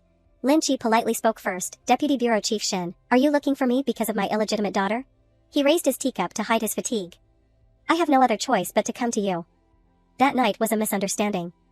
As long as Miss Qin agrees to settle it privately, I, Shin Dao, will owe you a favor. Lin Chi and Lin Wan's eyes lit up when they heard this promise. However, Lin Chi still appeared hesitant. Ran Ran doesn't live at the Lin family home. This matter. Deputy Bureau Chief Shin didn't let the other party finish before interrupting with a bait. Honestly, the Bureau Chief has already noticed this matter. Further investigation truly reveals internal issues. As long as you help me, if the Lin family ever has any trouble in the future, just come to me. Lin Chi shook his head, looking helpless. This matter depends on Ran Ran's decision. Deputy Bureau Chief should go back first. In reality, he still felt pity for this stepdaughter. As a businessman, this was a profitable deal, but Qin Ran, it was truly a pity. Deputy Bureau Chief Shin stubbornly struggled one last time. This is my private number. If you change your mind, please contact me. My promise is always valid. As soon as he left, Lin Wan burst out, brother, why didn't you agree? Lin Chi maintained his key point, we can help him convey the message, but we can't decide for Ran Ran on this matter. Alright, I'm going to the company. Her inner thoughts were completely unapproving. Qin Ran isn't like Qin Yu, who can bring glory to the Lin family. Why does my brother care about her so much? No, I can't listen to him. Lin Wan decided to take matters into her own hands. If the Lin family can attach themselves to Deputy Bureau Chief Shin, there will be hope for further advancement. We cannot miss such a good opportunity. She quickly picked up the business card and contacted him. As soon as the other party picked up, Lin Wan went straight to the point, Deputy Bureau Chief Shin, I'm Lin Wan. We just met. Regarding the matter you mentioned, I will find a way to resolve it. As soon as she hung up, she ordered Ming Qing, take me to see your daughter. Resolve this matter early, it's good for all of us. I can also rest assured and send Yuer to Jingqing to study Dao. Right? Ming Qing, whose weakness was her second daughter, reluctantly joined the same front. Little Miss is right. Lin Wan stared at the phone, her heart beginning to twist. If you don't listen, don't blame me for being unkind. The familiar car sped along the tree-lined road. Zhao sat in the car, trying to take credit. Sir Xian, everything was done according to your wishes. Su Shen has been sent to the detention center. Qing Xian vaguely responded as if he already knew. If he has grown up, he must bear criminal responsibility. He continued to report on another situation. But Qin Ran's and Mingyue's files in Ninghai town still haven't been fully found. That's strange, Sir Xian. Zhao saw him staring outside intently and called out, Sir Xian, what are you looking at? As soon as he looked in that direction, he immediately jumped up. Isn't that Miss Qin Ran? What is she doing in the coffee shop? Is she meeting someone? At the rather elegant coffee shop, the atmosphere was very suitable for arguing or extorting money. Qin Ran looked at her phone and indifferently spoke first, why are you looking for me? Ning Qing feigned blindness and asked, your hand, is it alright? Meanwhile, Lin Wan secretly deducted 1,000 points from her. She's not sitting properly. Like a hedonist. How could the bureau chief know her? Qin Ran saw the two of them and just wanted to handle it quickly and leave. It's nothing, I won't be crippled. Anything else? Ning Qing also somewhat believed that answer. She seems to be left-handed, so it probably won't affect anything. She hesitated before getting to the point, it's good that it's nothing. What about Su Shen? Lin Wan saw that her accomplice was a bit weak, so she cut her off and took over. Qin Ran, regarding Su Shen, you don't want him to be dragged to court. Qin Ran lightly rubbed one ear, showing disdain. Excuse me, would you mind repeating that? Yet, she still spoke with conviction, Su Shen's hand was broken by you, and you were only affected in your daily life. Why go to court? As she spoke, she mocked inwardly. This girl, why does she have such cold eyes? She propped her chin and urged the other party, go on. Lin Wan pushed the check onto the table and quoted a price. You and that girl weren't seriously harmed. This is compensation from the Su family for you. I added a little more. 1.5 million, enough for you to spend your whole life. She had secretly inferred Qin Ran's personality from her sister-in-law. Ning Qing's daughter is probably as greedy as her. I bet this girl has never seen so much money in her life. Qing Ran clenched her fists to suppress the surging anger in her heart. My hand is fine. Fan Mingyue is fine. So you think that's all there is to it? Ridiculous. She coldly asked back, what if I say I will definitely pursue it? Qing Ran looked directly at the two of them and exposed them on the spot. Someone must have come to you, right? I guess it's Deputy Bureau Chief Shin. How much benefit did he give you? Enough for you to stoop so low and put on such a profound emotional play? Ning Qing, shamed into anger, screamed, Qing Ran, how can you talk like that? What have you learned from your grandmother all these years? She suddenly stood up and entered combat mode. Mother, stop lecturing me. I will see this through to the end. Lin Wan still tried to maintain her superior posture. Child, let me give you a piece of advice, don't aim too high, or you'll get nothing. Even treating your grandmother's illness requires the help of my Lin family. She felt that being gentle wasn't working, so she switched to being tough. Do you think I'll let you find any lawyer in Yunqing who would be willing to help you sue? Before Qing Ran could answer, a playful voice interjected, oh, that's a small matter. Zhaoing tilted his head and spoke provocatively over the phone, Lawyer Ji, did you hear that? If you don't come to Yunqing, we'll be in a situation where we can't find a lawyer to sue. As Zhaoing got closer, his tone became more serious. I'm not kidding with you. Come to Yunqing soon. Qing Xian approached Lin Wan and warned, Madam, feel free to find a lawyer. You can also guess who will die in the end, you or me. After putting down his opponent, he urged Qing Ran, come here, let's go. She was also fed up with these two women, so she pulled down her hat and followed him. With Qing Xian as her backing, Qing Ran couldn't help but let a small smile creep up the corner of her mouth. Ning Qing's heart immediately churned. It's him, the one who threatened me with a surgical knife to apologize to Qing Ran in the hospital. Lin Wan also had a similar internal turmoil, though with a slightly different focus. Lawyer Ji, the most famous lawyer in Jingqing. I heard he's never lost a case. She began to calm down and recalled.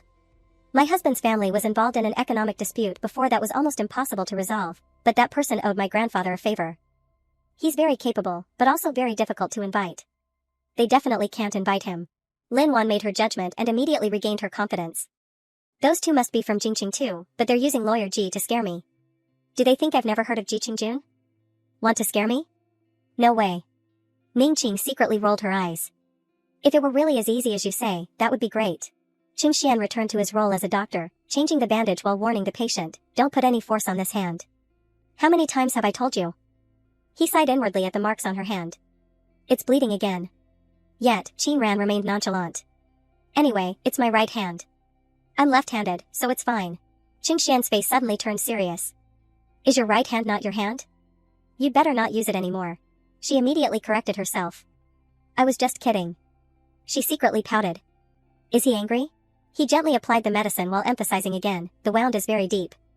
If you're not careful, it will leave a scar. Don't use any force at all, understand?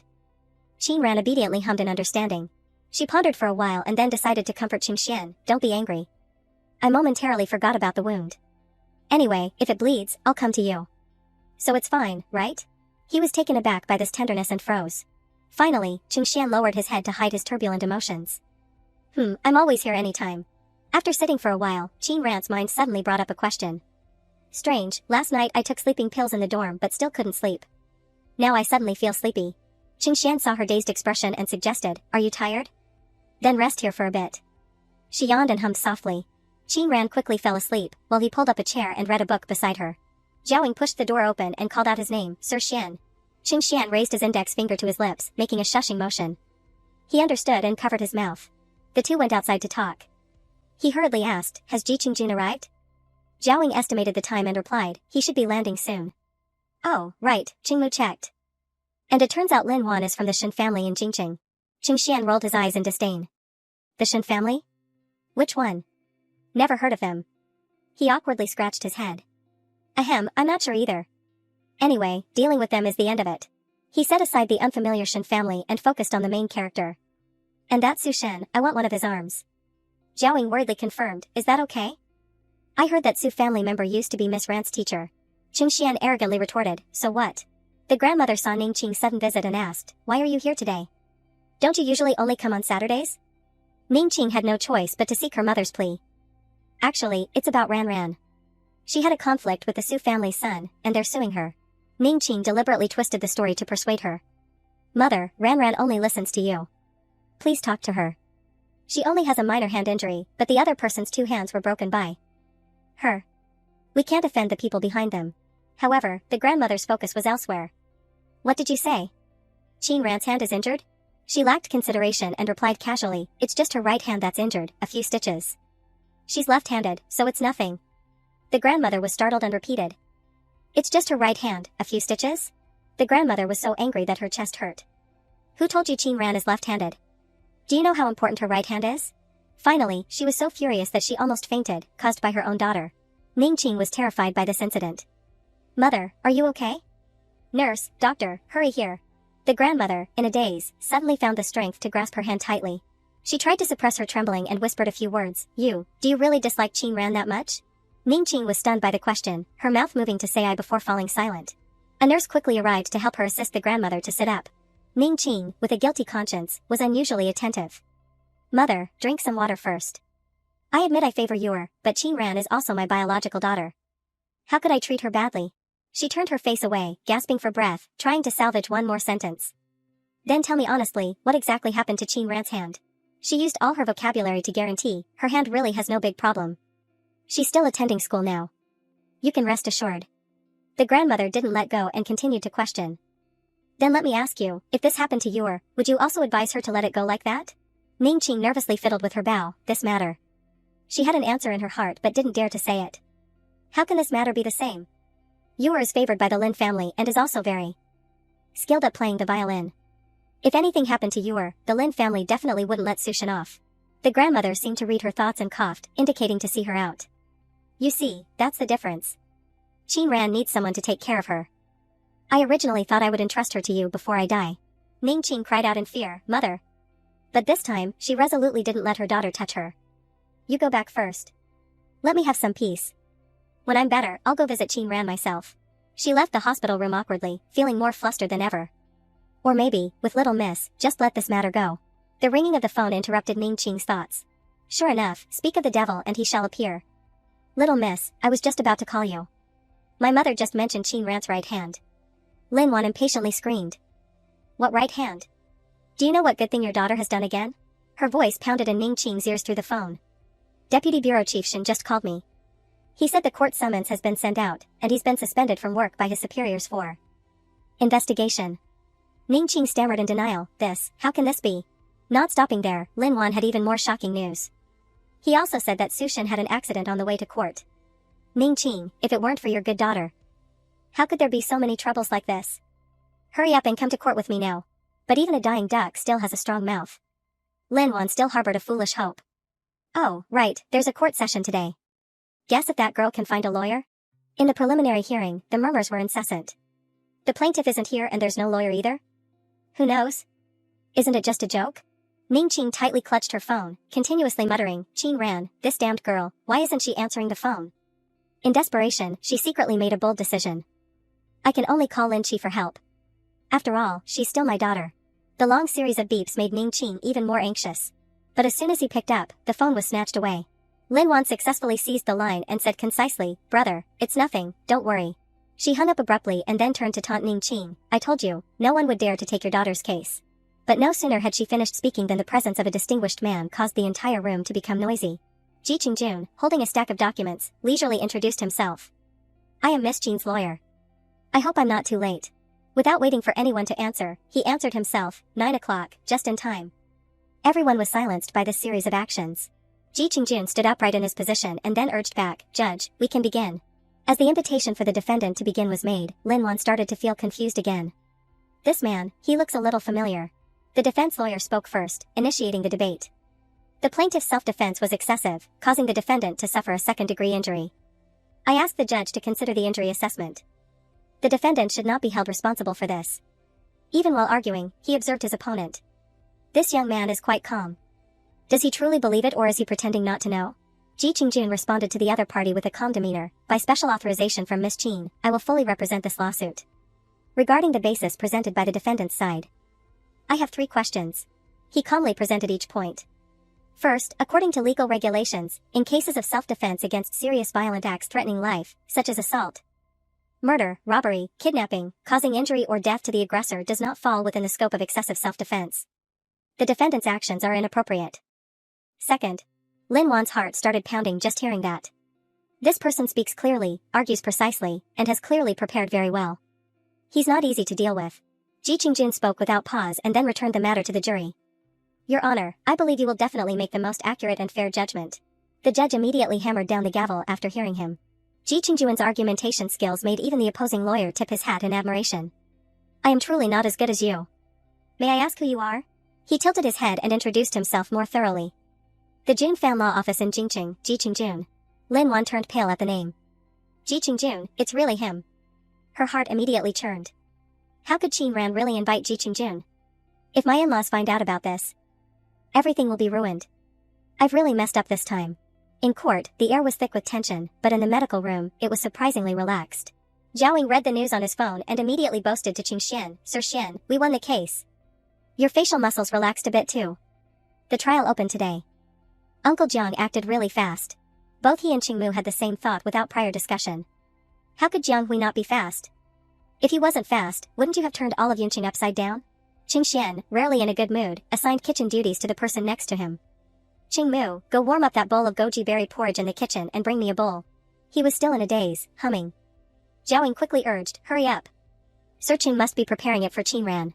Qing Xian, no longer burdened, turned to wake Qin Ran. Wake up, eat something. She mumbled in a half-asleep state. He was like an old man, feeding her but not forgetting to explain, you absolutely cannot use your right arm. Pay attention. Qin Ran hummed in response, but inwardly she was scoffing.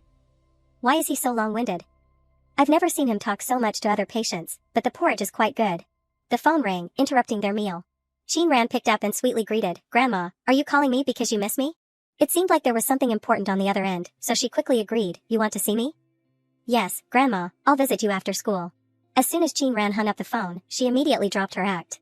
Qing Xian, who was beside her, showed concern. Do you want to go to the hospital? I'll have Qingmu take you. But this time she refused. I can go by myself. Sir Chung. Can I borrow that jacket of yours again? My hand. I don't want Grandma to see it. He readily agreed without thinking, as if he couldn't ask for more. Of course.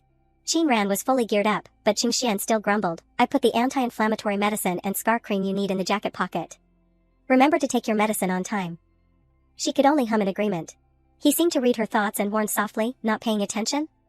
I'll check. Qin Ran pulled her collar up to cover her mouth and mumbled in response, I know. Zhao poked his head out from behind and complained, tell me, her hand can't move, why is she still enduring it like that? Can't she show a little weakness? Qing Xian immediately changed his tone. Shut up. Go call Ji Qingjun here.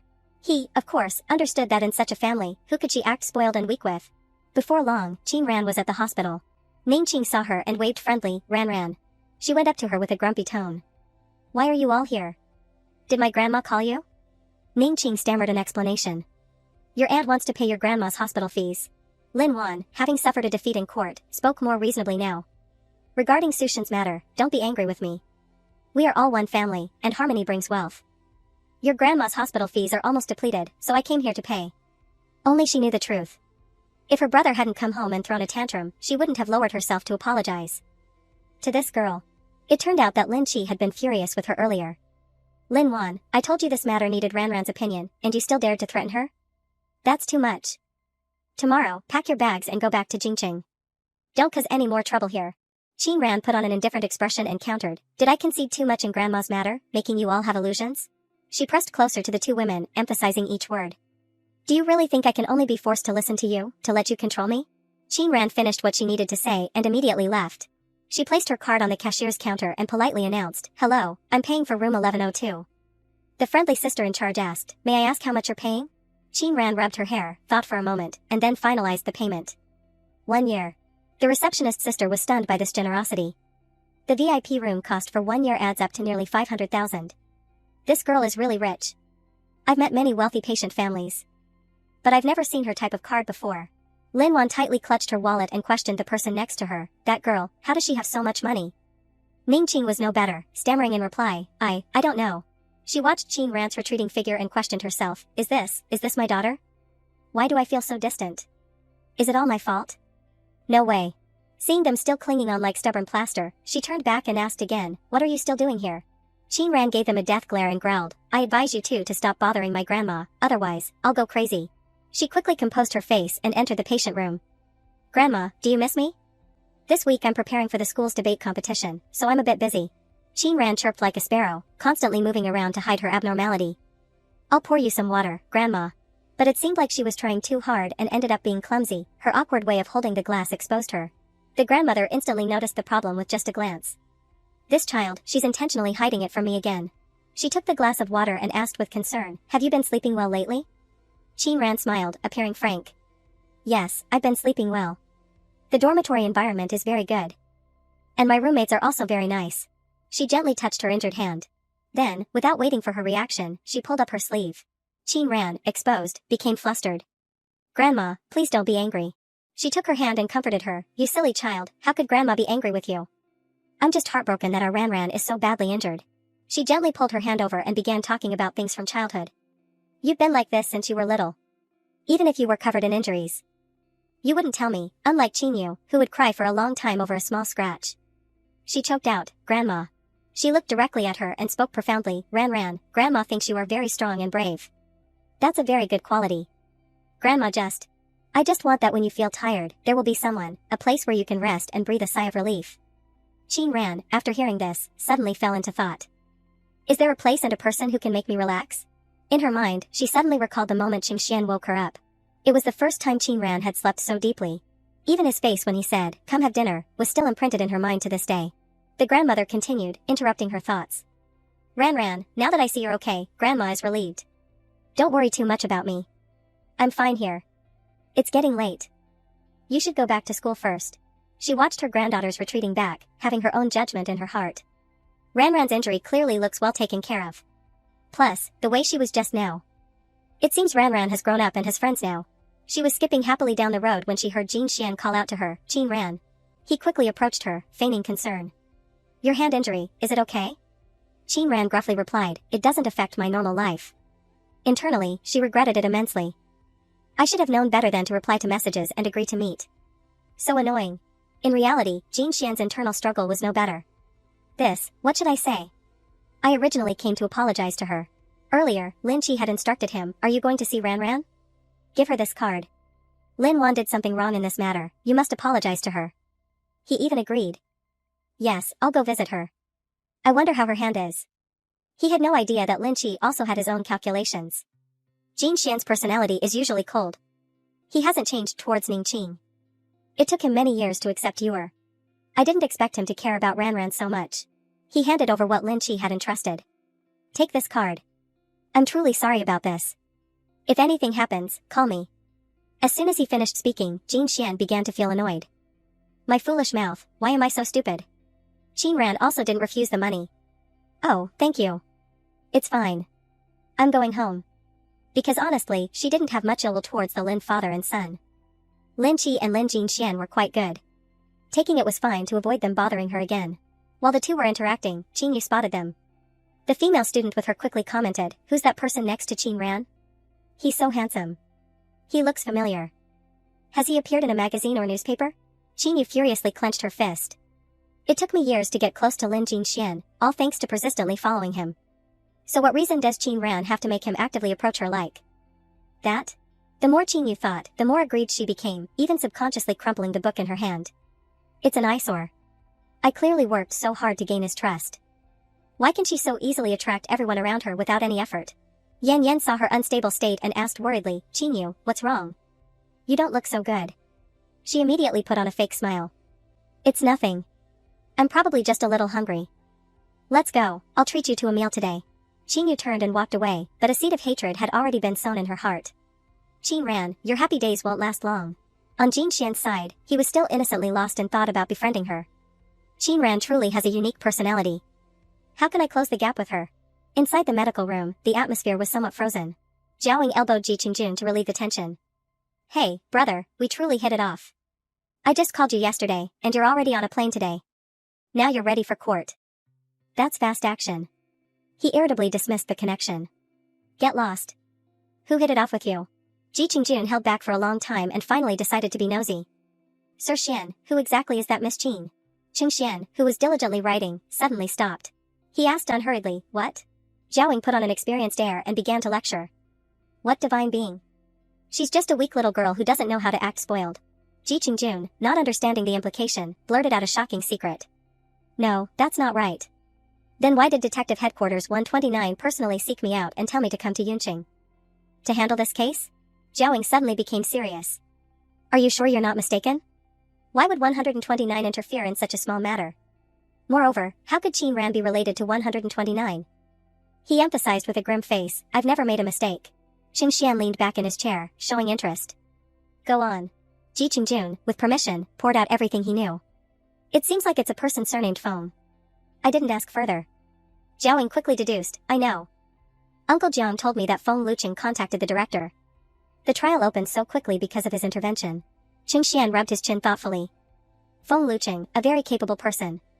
He's currently the most powerful person in Yunqing and is about to be promoted. Zhao Ying's mind was suddenly enlightened. I thought he did that to curry favor with Sir Xian, but it seems not. So, he did it for Miss Qin Ran? His heart suddenly became confused. Besides our Sir Xian, I didn't expect there would be someone else willing to travel thousands of miles to invite Ji Qingjun. Do all the people related to Qin Ran have such prominent family backgrounds? In Qin Xian's mind, there was a deeper thought. Feng Luqing is not a good person. How did Qin Ran get to know him? He stood up and stated his plan. When I go back, I'll re-examine the Ninghai town files from 3 years ago. In his heart, he had a new understanding. Originally, I thought she was just an ordinary girl, divorced parents, but it seems I need to investigate her family background more thoroughly. In the classroom, Ran was still as enthusiastic as ever. Ran, this is the newly distributed homework. I've already organized it by subject for you. As Qin Ran picked up the book, a letter accidentally fell out. Ran innocently picked it up and asked, Ran, this paper of yours. Qiaqing was more astute. What? It's not a love letter, is it? She quickly skimmed it. This is. Qiaqing also looked on curiously. Oh my god, this handwriting is so beautiful. But Ran's attention was more on the content. Moreover, it says on this. She hugged Qin Ran's arm tightly and pressed, are these Yanxi's new lyrics? Ran, don't lie to me anymore. You're also a fan of his, aren't you? She helplessly denied, I'm not. Even though she denied it, Ran's stubborn voice still rang out, then why do you have Yanxi's lyrics? Qiaqing suddenly pulled out the paper and defended Qin Ran, this definitely isn't her copying it. Her handwriting isn't this beautiful. Put it away. She went along with it. That's right, my neighbor wrote this. The handwriting is very beautiful, isn't it?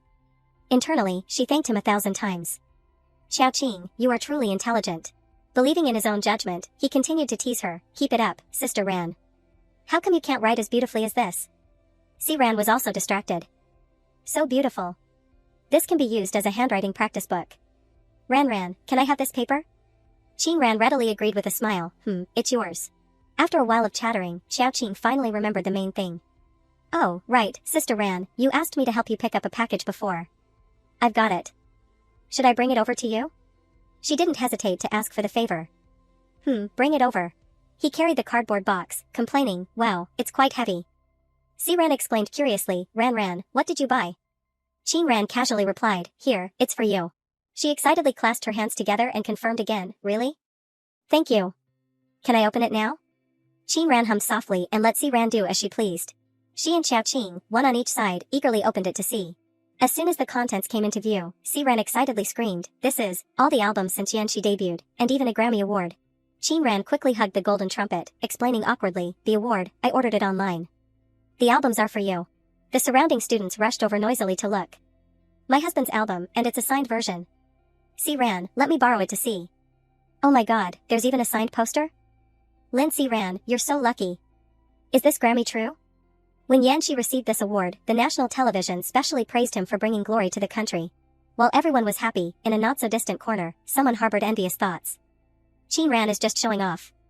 What's so special about her? But when her eyes landed on Yao Guang, who was in a daze, her mental state became even more unstable. No way, even Yao Guang. Wu Yan gnashed her teeth in anger.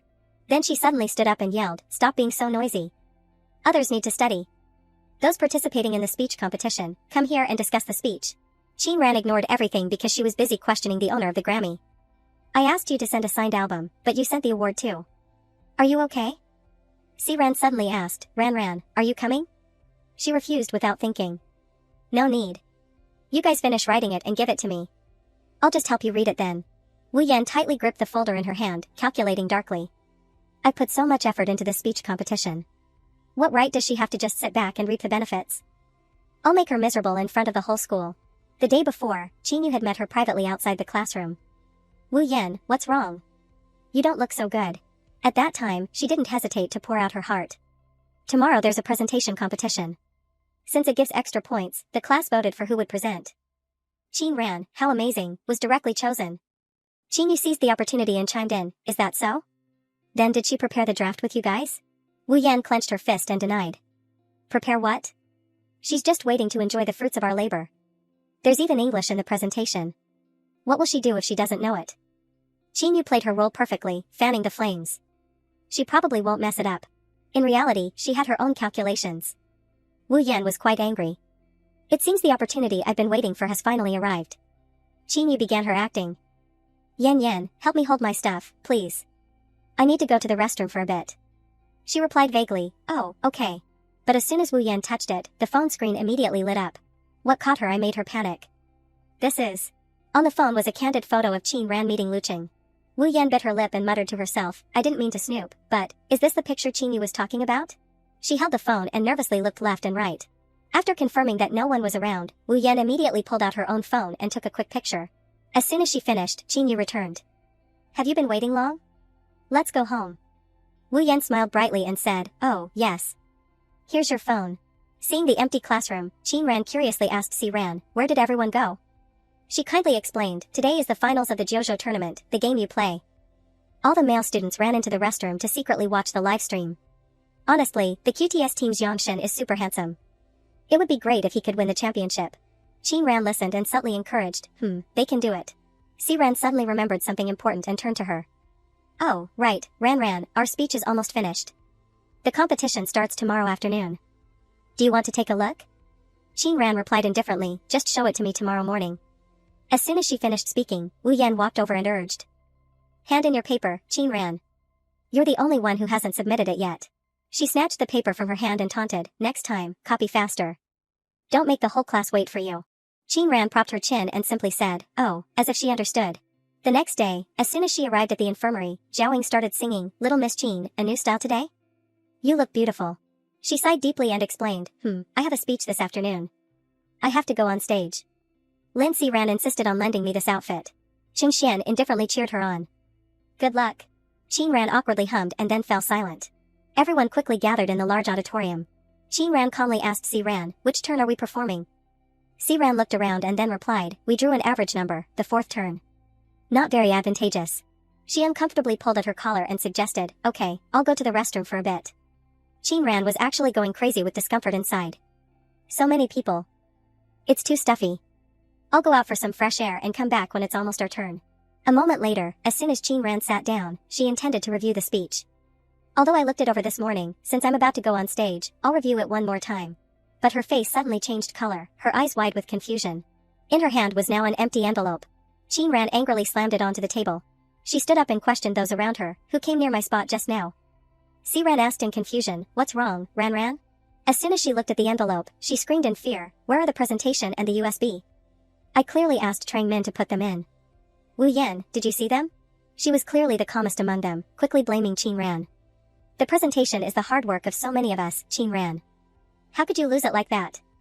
The female student next to her shook her head vigorously, indicating she hadn't seen anything. Si Ran stood up and called out, everyone, please help us look. Her heart was as clear as a mirror. I understand why Ran is angry. That bag was sealed. Someone must have intentionally taken it. Yao Guang turned his head at the noise and asked, what's wrong? Si Ran didn't hide it. Our speech draft and USB are gone. He suddenly became stunned. Yao Guang immediately reacted, first, let's try to find it. Check the trash cans in the hallway. Xia Qing immediately stood up and followed. Okay, you guys come with me. Wu Yan looked at Yao Guang with hesitant eyes. Isn't young Master Su displeased with Qin Ran? Why is he not only not blaming her but also helping her find the speech? To avoid being out of place, she also weakly spoke up, I'll go help look too. On stage, Qin Yu was still immersed in her speech. But her attention never left Qin Ran. Where are those two going? They quickly found the torn-up draft in the trash can. Si Ran was furious. This person is clearly trying to harm Ran, jealous of Ran. Xia Qing's mood was no better. Young Master Su, look at this. The presentation is torn to shreds and has water. Spilled on it too. Wu Yan pointed directly at Qin Ran and blamed her. Now it's over. Our class is doomed. It's all Qin Ran's fault. We shouldn't have given it to her. She's truly a troublemaker. The female student next to her tried to stop her. Don't say any more. Yao Guang heard the outrageous words that were out of place and shot her a meaningful look. He reached out to Si Ran, offering to help. Lend me your laptop. I'll go up instead. I can roughly remember the content of that speech. Qin Ran, who had been silent until now, finally spoke. No need.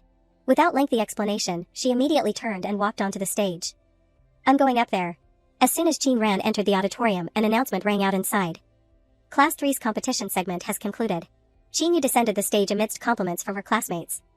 Now Yuer has the highest score. Our class is sure to win. I heard Class 9 lost both their presentation and USB. It's hilarious, they're so stupid. Even at this moment, she didn't forget to maintain her innocent facade. Still, don't say any more. The city leaders are here too. Let's give them some face. Qin Yu quickly approached the teacher to add fuel to the fire. Teacher, I heard Qin Ran's speech was lost. It might not go so smoothly. Please don't make it difficult for her. But he fell for the trick. But losing a speech, this is an attitude problem. It would be great if everyone could be as excellent as you. Qin Yu slightly tilted her body away, her sharp eyes glancing at Qin Ran on stage. The teacher suddenly spoke up, where is your speech? Is it lost? Qin Ran calmly and confidently replied, Teacher, I memorized the speech beforehand, so I didn't bring it with me. He readily accepted this explanation and no longer made things difficult. So you memorized it? That's good preparation then. You may begin. Qin Yu sat below, looking smug. Still pretending, huh? The TV station is also here to film today. Let's see how you're going to get off that stage later. While she was preparing to watch the show, Qin Ran began her speech, from a teenager's perspective. She comfortably held a pen with her right hand. The grand technological system is divided into 3 global-oriented fields. Qin Yu scoffed inwardly, she pretends to be so professional. She probably only remembers this one sentence, right? But Qin Ran started speaking fluently in English, successfully slapping her face repeatedly. As heirs of the era, we must constantly enrich our knowledge and broaden our horizons to the world. The second person whose face was slapped was Wu Yan. Even now, she couldn't believe it. The presentation didn't have such difficult English sentences. How could she improvise so fluently? Finally, Qin Ran also went to the conclusion. Therefore, I think that facing challenges from the world, we need to. The teachers below continuously nodded, showing satisfaction. Yao Guang and Si Ran couldn't hide their admiration. And Qin Yu was still immersed in jealousy. No way, this can't be happening. Her presenting style, the content of the speech, how can she reach such a high level? Qin Ran concluded neatly, with nothing to criticize. That concludes my presentation. Thank you. The crowd below began to buzz. Well said.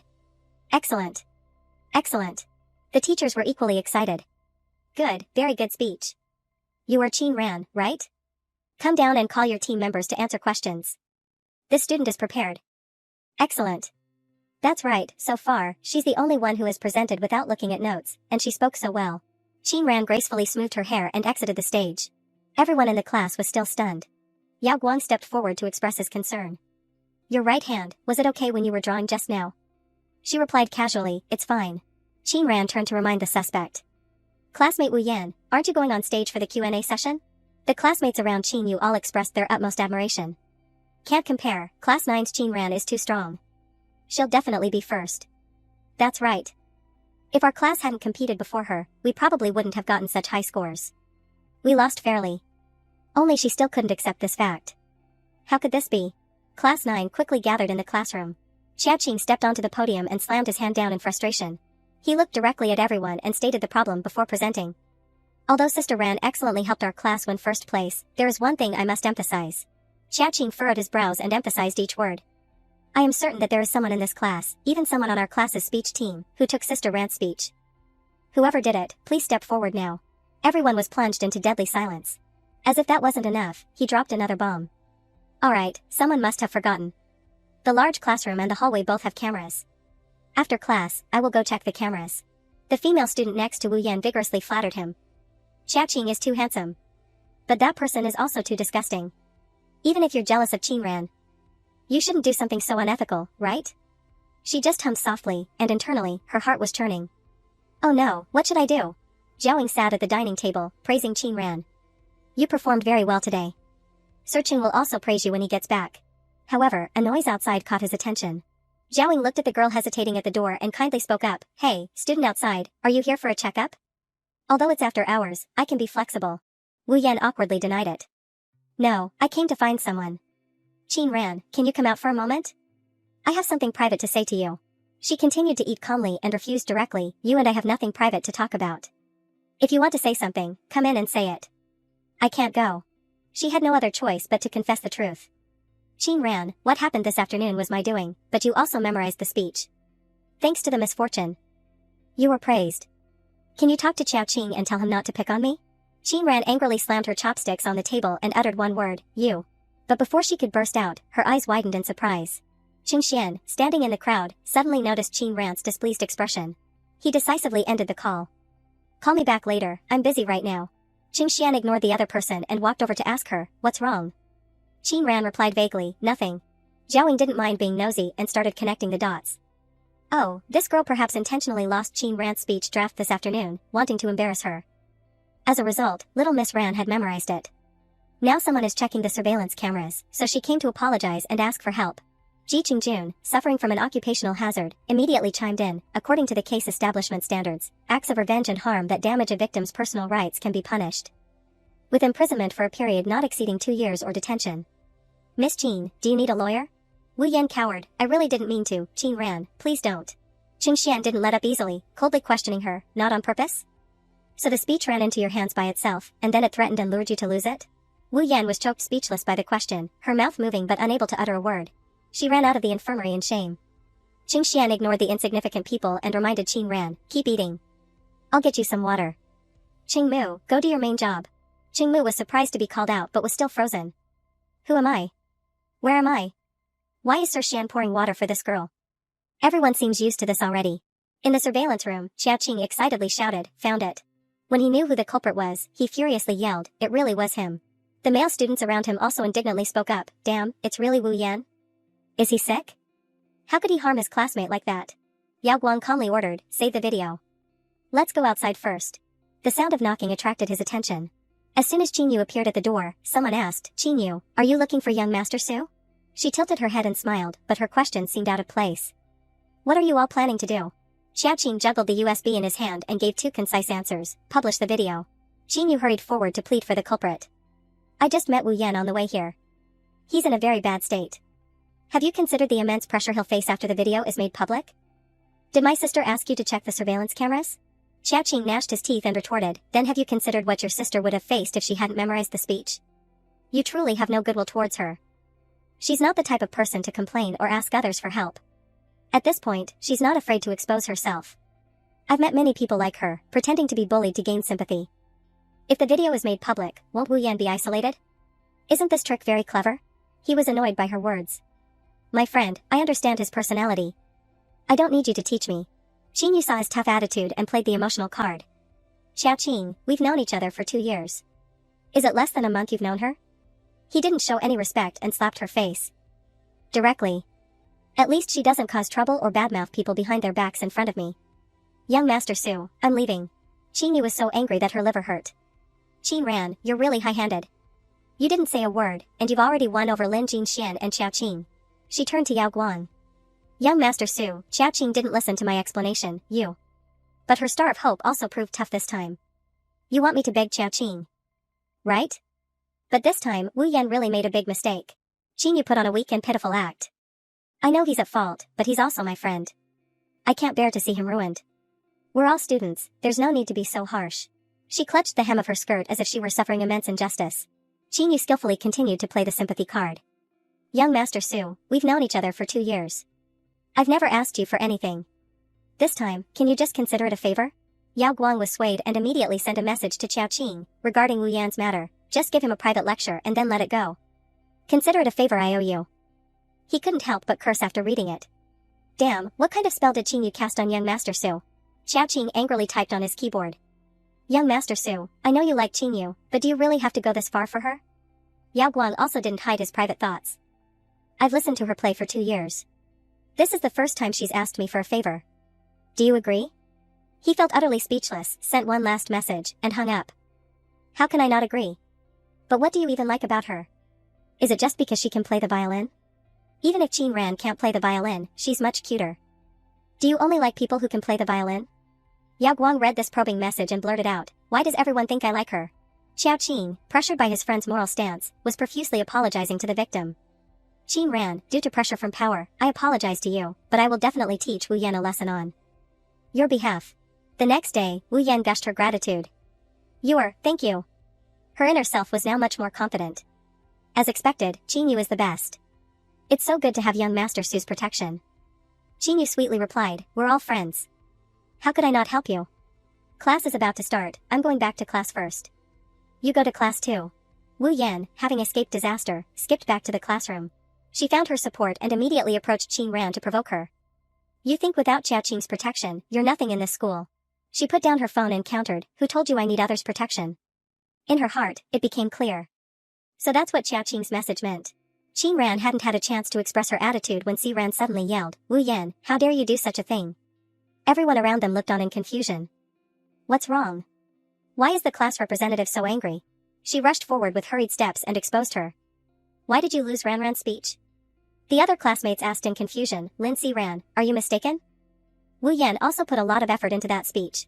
Even at this point, Wu Yan was still arguing brazenly. Don't talk nonsense. Maybe Qin Ran herself memorized it beforehand and then tore up the speech to draw attention and stand out. She dared to be so bold because she had strong confidence in her heart. Anyway, with young Master Su backing me, the video definitely won't be made public. She pointed directly at Qin Ran and criticized, did he tell you that? Intentionally causing trouble, right? You need to clarify this, don't let me be slandered. Si Ran gripped her phone tightly, surging with determination. Ran, this time, I'll protect you. The surrounding classmates also anxiously spoke up, Lin Si Ran, you also say a few words. She took a deep breath and held up the phone in her hand. Alright, then you all can see for yourselves. Wu Yan, a dying duck, still had a strong mouth. Who are you trying to scare? Do you even have something like that on your phone? But before she could finish, her face suddenly changed color.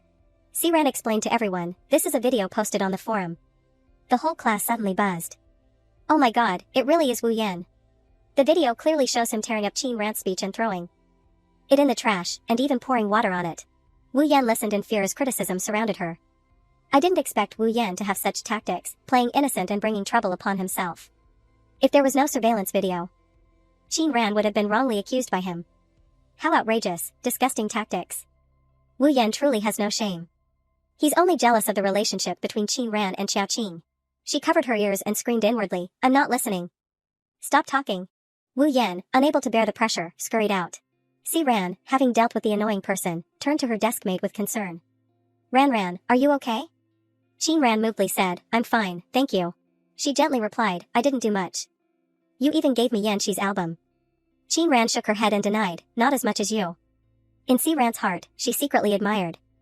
Qin Ran, you're truly strong. Qin Ran looked at the video and fell into thought. Who posted the video on the forum? I had already hacked a copy from the surveillance room, but I hadn't had a chance to use it yet. After school, she habitually went to the infirmary again. As soon as Jingxian saw her, he held up an object in his hand. You dropped this here yesterday. I picked it up.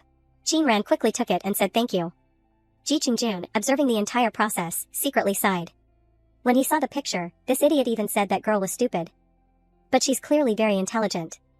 The answers on the answer sheet were marked in Morse code, which, when combined, formed the molecular formula of tungstic acid. He unconsciously recalled Zhao Ying's lecture. The molecular weight of tungstic acid is 250. She used that to scold someone. Ji Qingjun became even more confused the more he thought about it. I wonder what mood she was in to fill out the answer sheet like that. Does she have a grudge against English or against the English class president? A knock on the door echoed.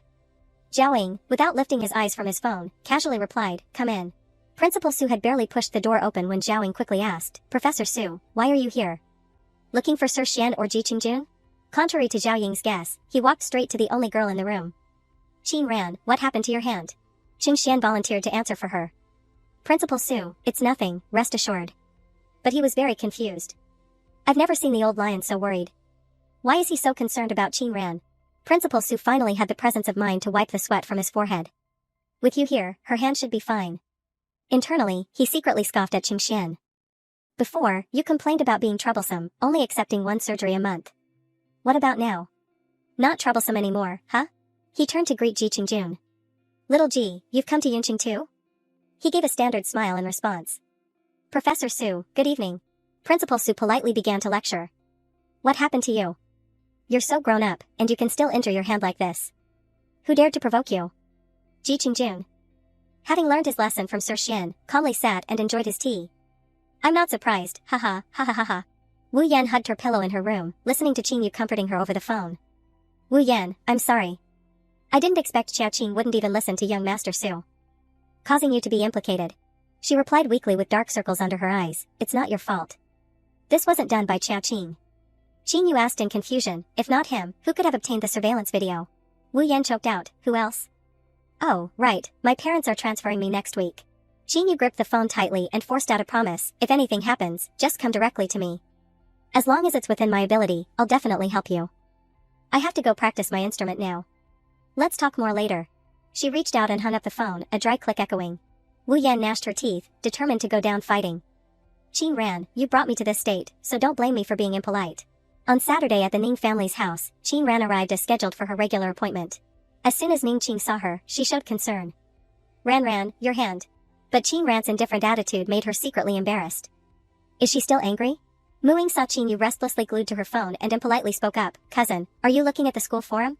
But as soon as the little girl glanced over, she screamed in panic, this is. Qing Ran walked straight into the kitchen and offered, Auntie, let me help you. Ning Wei immediately refused, your hand is injured. Go out and rest. I'll do it. However, she stubbornly insisted on finding something to do. I'll help you carry it to the table. It's fine, my hand is almost healed. At the dining table, Ning Qing and her mother were deep in thought, studying information on their phones. Ning Wei put down the pot and asked worriedly, what's wrong? Why does everyone have such an expression? Ning Qing started to get angry out of habit. Qing Ran, tell me honestly, where did you get the money to pay for your grandmother last time? She casually replied while dividing the bowls, my money. She stood up abruptly and held her phone screen in front of Qing Ran. Then what is this? Did he give you this money, right? Are you intentionally provoking me, taking revenge on me? The phone screen was filled with malicious comments. What's going on? Is Qing Ran really being kept? Does she dare to do anything for money? I think that man is old enough to be her father. It's too much. I knew it, the thermos she uses is a limited edition, worth thousands of yuan. Qing Ran was stunned by these astronomical words. In the academic affairs office, the teacher sitting behind the desk questioned, Student Qing, someone anonymously reported you for inappropriate behavior. Do you want to explain? The woman standing next to him quickly interjected, explain what? What do students not dare to do these days? As soon as she finished speaking, she immediately shot a sharp glare. He understood and continued to press. Qing Ran, this matter has spread all over the forum and is negatively affecting you. Do you know the person in the photo? Or is this someone trying to create a false image, or is there another underlying reason? Qing Ran replied indifferently, I know him. The other woman immediately chuckled. Unfazed, she continued, he is Feng Luqing. She yelled in confusion, who is Feng Luqing? Why do you have to meet him in the evening? The homeroom teacher immediately stood up and pressed, are you saying the Feng Luqing I'm thinking of? Qing Ran coldly countered, otherwise? He immediately compromised, I understand. I'll handle this properly. You can go back first. The other woman suddenly became flustered. Teacher, are you just going to let her go like that? It's negatively affecting the school's atmosphere. We should report it to her parents for criticism. He irritably cut her off, report for criticism? Should we criticize Feng Luqing too? She reasonably explained, isn't he someone who seduces bad female students? Why can't he be criticized? The homeroom teacher, exasperated, enlightened his opponent. Excellent. If you're so good, go post an article criticizing our city mayor on the school forum. He ordered the young man next to him, go find someone to delete all the posts. Don't let it affect Qing Ran. In his heart, he had more than half believed her. Qing Ran, her calm demeanor, and the other party being Feng Luqing, she wouldn't joke about this. There must be some misunderstanding. The other woman, learning the truth, covered her mouth and blamed herself. Feng Luqing is the mayor of Yunqing. What did I just say? In the student council's technical department, a male student looked blankly at Qing Yu, who had suddenly appeared. Qing Yu, why are you here? She smiled brightly and began to fabricate. Head of the department, some posts on our department's forum have been deleted. Do you forum administrators know what happened? He frankly replied, you're talking about those posts leading from the Sugar Daddy article, right? The head of the department sighed resignedly and ambiguously revealed, in short, don't worry about this matter. Do you know who the other person involved in this story is? Qing Yu curiously asked, who?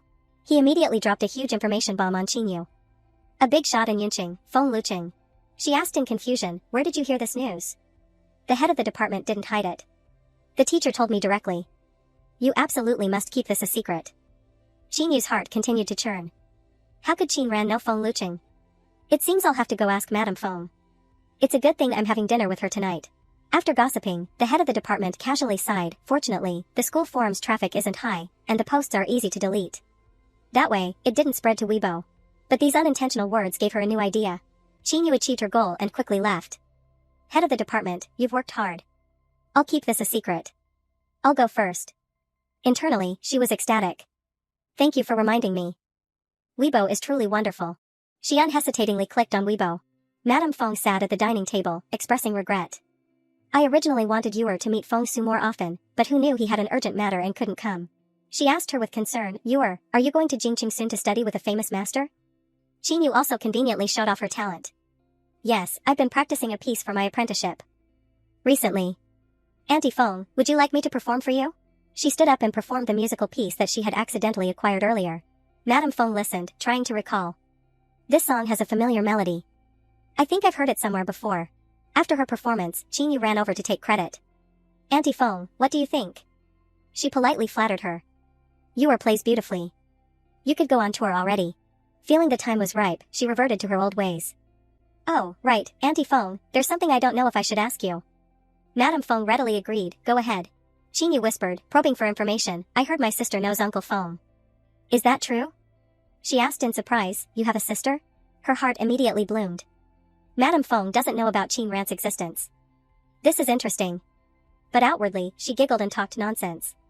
Yes, my sister said she's very close to Uncle Feng, so I wanted to ask you if you knew about this. Madame Feng immediately denied it. Strange, old Feng isn't close with many people. Internally, she continuously cursed. Where did such a young girl come from, daring to talk so wildly? Jin Xian couldn't help but ask, who told you that? She's not the type of person to talk nonsense like that. Qingyu quickly corrected herself. Oh, so they're not close. Then I must have misheard. But in her heart, she secretly planned. Jin Xian is protecting Qin Ran again. It's okay, I'm about to expose her lie. Zhao saw Qin Ran engrossed in her phone and approached to inform her, Little Miss Qin, do you have something urgent? Sir Xian is changing your dressing, and you're still on your phone. She secretly confirmed in her mind, okay, the IP has been identified. But when she replied to him, she was quite casual. Just watching a video game. Zhao was actually distracted by this lie.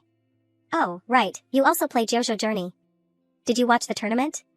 Next month, DST Team's Yongshen will be competing in Yunqing. I'll have someone get tickets and take you to watch the masters play. She casually hummed, showing no interest. He observed her reaction and became suspicious. Yongshen is our country's first globally renowned player. Why isn't Qin Ran excited at all? Is she a fake fan? Zhao looked at the couple in front of him and knew his place.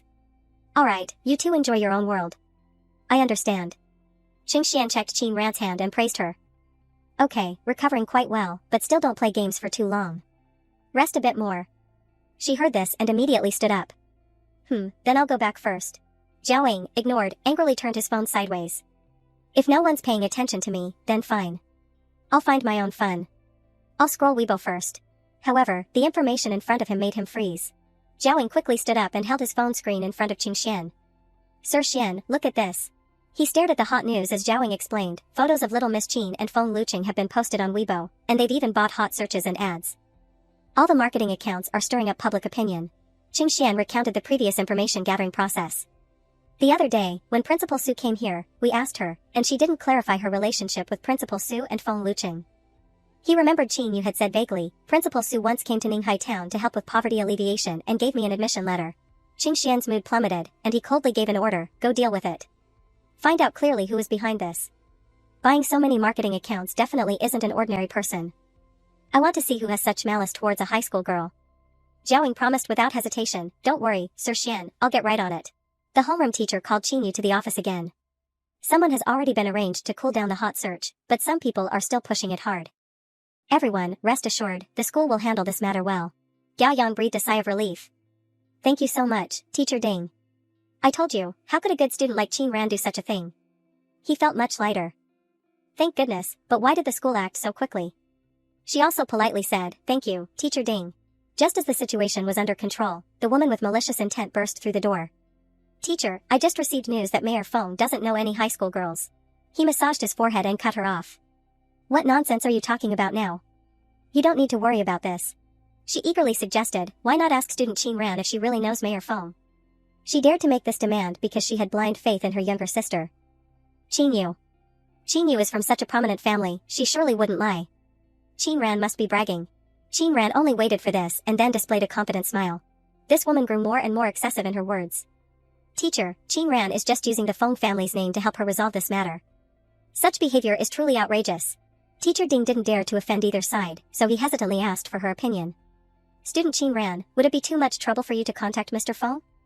I don't doubt you, I just want to clarify everything. She readily agreed, okay. She held up her phone and boasted, I found his office number online. You try calling him. Qin Ran paid no attention, still focused on her own phone. The call quickly connected to Feng Luqing. This woman folded her arms and mocked her, she even has the mayor's number? Go on, call him then. Internally, she sneered, her pretense is quite convincing. As soon as the other party said one word, Qin, she interrupted, Mr. Feng, good evening. My homeroom teacher wants to speak with you. Luqing readily agreed, okay, let him speak. As soon as he received Qin Ran's call, he rattled off, Mr. Feng, good evening. I am Qin Ran's homeroom teacher. I'm contacting you to inquire about the picture of you and her that is currently circulating on Weibo. He was also bothered by this gossip, so he immediately explained, I apologize, I was just bringing some food to the child. I didn't expect such a big incident to occur. Luqing continued to delegate, I have a meeting right now and cannot leave. I will send my secretary to the school. Don't worry about this, I will handle it properly. The other woman's heart immediately churned. Is this really Feng Luqing? Yao Yang also shared the same feeling of confusion. How is she related to the Feng family? I truly don't understand.